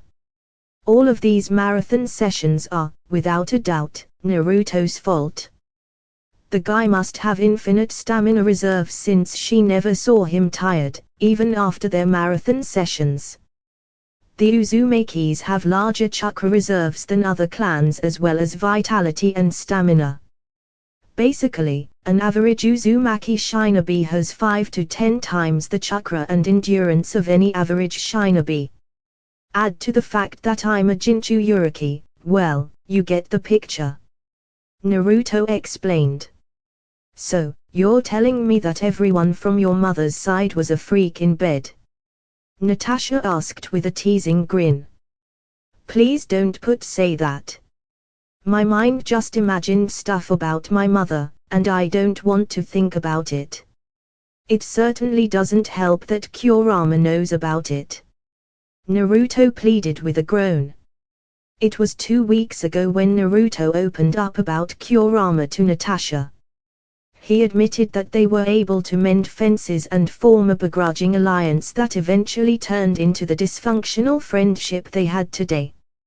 He even told her about his mother being a Jinchuriki and the ability to summon Kurama outside his body. But there's something he needs to do first before he can safely summon a being of pure chakra to this world. But seriously, how did your family deal with that? Natasha asked, referring to the whole endurance problem. Well, the Uzumakis usually couple with another Uzumaki, so they don't have a problem with that regard. But in the cases where an Uzumaki is coupled with a non-Uzumaki, there are only 2 options. Naruto started explaining while recalling about the books he had gotten from the library. Either the outsider is married through a special ritual that would lessen the gap of vitality between the two by siphoning it from the Uzumaki and sending it towards the mate, or... He stopped, hoping Natasha won't make him continue. Or... Just say it. Natasha urged. The Uzumaki would have multiple wives or husbands. Naruto blurted out. Like a harem. Not like a harem. Exactly like a harem. Is that normal in your world? Having a polygamous relationship? Naruto asked for clarification, which Natasha nodded to. Pretty much. You have to remember that being a shinobi has a life expectancy of 25 to 30 years old, and like 70% of them are males, causing the balance to shift between genders. That's why there's a lot of open polygamous relationships in the low to mid-level ranks, while the high-ranking ones have open secret relationships. He explained. Add to that the CIA laws. He finished as an afterthought. CIA. Clan Restoration Act. When a clan is down to its last 10 surviving members due to any circumstance, he or she is required to take on multiple partners to increase their numbers rapidly and with as much genetic diversity as possible. The more valuable a clan is, the higher the partners. It can be anywhere from 3 to 20. You're basically made into a baby machine. Naruto answered with a shake of his head. The CIA laws are just too forced for him. It's one thing to have a polygamous relationship out of love, but having one because it's forced on you is just wrong. He can't even imagine being a woman in that scenario. That's probably one of the reasons Tsunade-chan left. Wait. Aren't you the last Uzumaki? Doesn't that mean you would have been forced to marry at least 3 people? Natasha asked. Yeah. Good thing I dodged that bullet. Naruto said with a sigh of relief. With how many high-positioned clans will end, or started with me, the kid would probably force me to at least 50 partners. He's referring to the absurdly abnormal lineage he has. The obvious ones are the Uzumaki and the Namikaze clans, both of which are highly sought after. The first one for their vitality, fuinjutsu acumen, adamantine chains, and absurd chakra reserves. The second one is for their innate speed, fighting instincts, and intelligence rivaling the Nara clan. Then there are the Senju and Uchiha clans, the eternal rivals.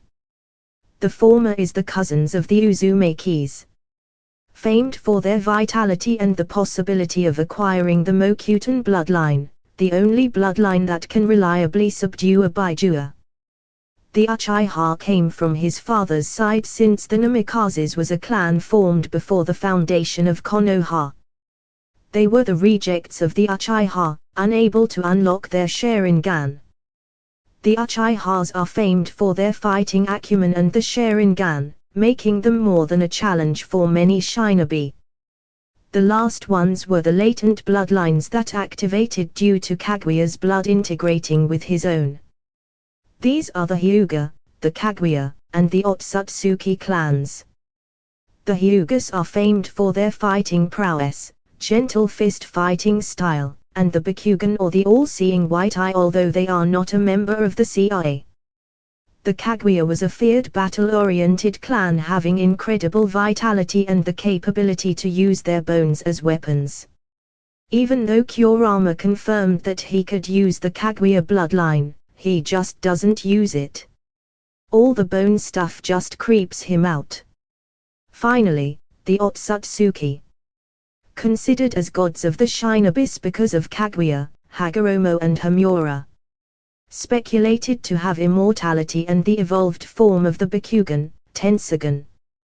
They have many more attributes, but there are just too many to mention. Add to the fact that he basically has all the bloodlines running through his veins, and it's guaranteed that each hidden village would go to war because of him. Ha! Natasha let out in contemplation while adopting a thoughtful expression. Naruto immediately felt a chill running through him. It's like the feeling he had before his Sharingan unlocked. He knows he doesn't want it, but after he got it, he loves it. Babe. Naruto hesitantly called. What are you thinking about? Natasha was shaken out of her stupor and looked at Naruto. I just thought of something I never thought I'd be turned on to. Natasha unashamedly announced with fire behind her eyes. Naruto quickly became hot and forgot about his premonition. He still can't over Natasha's intense sexuality. Maybe I can help you with that. Naruto purred out while running his hands on Natasha's ass. Maybe you can. Natasha seductively whispered before getting off Naruto and lying down on her side of the bed. Well. Good night, babe. Be careful tomorrow, she said before nodding off. Naruto was left there all hot and bothered, gobsmacked by Natasha's power move. Now he's just sitting on the bed with a boner like an idiot. Fuck. Natasha's Safe House, New York, June 23, 2007, 1300 local. Natasha was walking back towards the building where her safe house was at after buying some groceries. She dressed in a comfortable white blouse, blue jeans, and black sneakers with a hidden pistol tucked in on her back. When she woke up that morning, Naruto was already gone, but not before leaving her a note and some food on the table. He probably already went to his Ninetale gig. He has a flexible working date, making him able to be together with her anytime he likes, but sometimes there are some jobs he just can't resist, which she completely understands. When Natasha got on the elevator, a younger woman quickly got on without registering her surroundings before the doors completely close.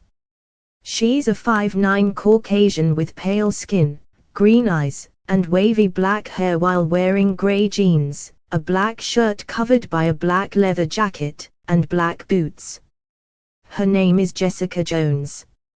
An enhanced shield has been monitoring her ever since she was 14 after being revived when their family car crashed on the 13th of April, 2000. According to her file, she's an introvert ever since she was a child, but with her family's accident and the death of her former boyfriend 2 years ago caused her to develop survivor's guilt and post-traumatic stress disorder. Her trauma caused her to be partially unstable, often dreaming about the day of the accident. She developed a dependence on alcohol to forget, but it barely does anything to her due to her enhancement. When the accident happened, an unknown organization got her hands on her and performed an illegal experiment on her only known as IGH, a possible reproduction of the super soldier serum. It gave her superhuman strength, speed, endurance, and regeneration. The last part causes her to recover from the effects of alcohol quickly. As for her personal life, she barely has any ever since the death of her former boyfriend. She even distanced herself from the Walkers, her adoptive family, and even Trish Walker, her sister and best friend. The reason Natasha's warehouse was in the same building as Jessica was that when Jessica started to do some hero stuff, Fury wanted someone better to keep a close eye on her from time to time. The talk she and Naruto had this morning caused her to form a plan in her mind. If everything goes as planned, Naruto would be happy, Jessica would be happy, and weirdly enough, she would be happy too. "Hey, Jess," Natasha greeted. "Oh," Jessica said in surprise. She looks towards the only other person in the elevator. "Hey, Sasha," she greeted back. Natasha used the name Sasha off when she's using this warehouse. Sasha and Jessica had formed some form of friendship where they would occasionally hang out. "Want to come by the apartment?" Natasha asked. Jessica thought about it for a moment. She just came from quitting another job and could really use a drink right now, but maybe she could do it with her neighbor. There's just one thing she needs to ask first. "Is your boyfriend in there?" Jessica asked. "No." Natasha thought it was a weird question to ask but answered it anyway. "Why?" She just had to ask. "I just don't want to meet the guy who's keeping the whole building half awake when he's with you. I might just punch him," Jessica bluntly replied. "Kudos, by the way," she added. Natasha slightly turned red, hearing Jessica's answer. She already knows Jess is a blunt person, but sometimes she surprises even her. She promptly noted down in her mind that she needs to activate blackout protocol before doing anything else. "Are we that loud?" Natasha asked hesitantly. "Yep, and the building somehow shakes from time to time. I don't know if it's just in my head or not," Jessica answered. "I can swing by the way." Natasha nodded and smiled, but on the inside, she's a little more mortified. She added another note. "Tame down Naruto's enthusiasm or get a bed with shock absorbers, maybe both." The elevator doors opened, and they walked towards Natasha's apartment /safe house. "You can't hurt him with just a punch," Natasha said out of the blue. "What?" Jessica asked, confused. "My boyfriend." Natasha felt like a teenager describing Naruto like that. "A punch doesn't hurt him," she repeated. "Doubt it. I'm a lot stronger than how I look," Jessica retorted with confidence, secretly referring to her super strength, not knowing that Natasha knows about it. "If you say so," Natasha replied. Natasha opened up the door and walked towards the kitchen to drop the groceries and grabbing 4 bottles of wine, a bottle of vodka, and 2 wine glasses, already anticipating heavy drinking. When she got back to the living room, she saw Jessica lounging on the sofa. She dropped off the items and discreetly activated the blackout protocol as preparation for the conversation she's going to have. Natasha wouldn't normally do something as stupid as she was about to do, but she reasoned that there's a lot of things she usually wouldn't do, but Naruto's presence stirred up a lot of things. She walked back to the couch and poured herself a glass of wine. Jessica's glass is full to the brim with what Natasha assumes as a mixture of wine and vodka. "How have you been doing lately?" Natasha asked, starting the conversation. "Just quit my job, so there's that," Jessica answered with a sigh. The pair talked for at least an hour, quickly going through the alcohol. They talk about a lot of stuff but nothing personal like they usually do.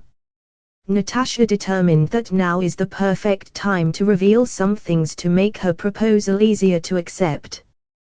"Hey, Jess," Natasha quietly said. Jessica looks at her waiting for her to continue. "I haven't been completely honest with you."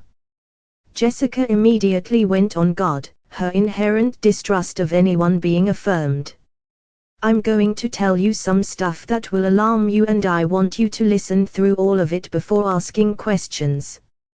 At the end of this talk, I'll ask a proposition that will definitely sound weird." Jessica moved to the far side of the couch, putting some distance between her and Natasha but showing that she's willing to listen. Natasha took a deep calming breath, thinking about all the protocols and rules she's breaking by going through with this, not to mention the possible consequence that might occur. "First of all, my name is not Sasha. That's an alias I use when I stay here," Natasha said. "So, what's your name?" Jessica asked, not thinking that having an alias is a big lie. "My name is Natasha Romanov. I'm a spy and assassin working for an international US-based intelligence agency," Natasha blurted out quickly, ripping the band-aid off, but Jessica just started laughing. "That's a good one. Damn, haven't had a good life for quite a while," Jessica said, but when she noticed the now named Natasha still looking serious. "Holy shit. You're not joking, are you? The organization I work for deals with problems that the world is not ready to face. Highly advanced technology or supernatural stuff is all in our ballpark," Natasha continued with a loaded stare. Jessica realized what Natasha was saying. A whole government organization knows about her and apparently sent an agent to check on her. The reason why Sasha only stays in the apartment at least once a month finally made sense.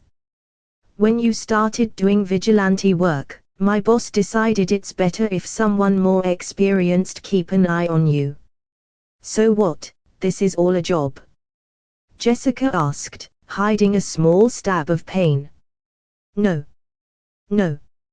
If anything, I shouldn't even be engaging socially with you, but I enjoy your company," Natasha defended.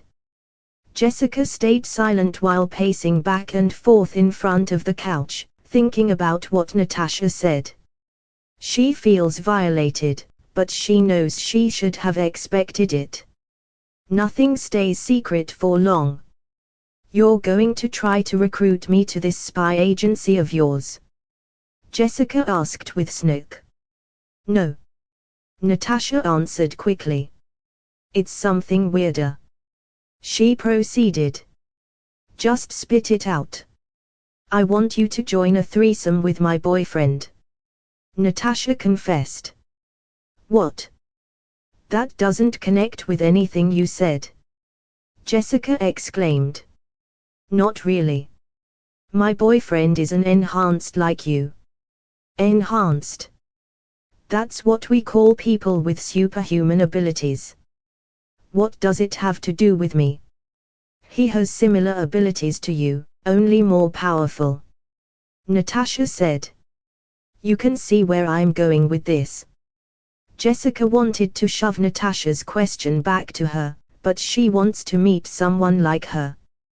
The prospect of someone finally keeping up with her in bed is making her a little horny. The fact that Natasha is smoking hot too only helps her case. The only downside she can see was that Natasha lied to her and part of an organization that monitors people like her. She was about to give an answer when the door suddenly opened.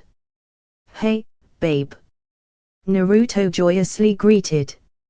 He saw Natasha talking with her neighbor. This caused a shiver to run down his spine, which is eerily similar to what happened early in the morning. "Naruto. Meet my neighbor, Jessica Jones." "Jessica, my boyfriend, Naruto Uzumaki." Natasha introduced them with a smile.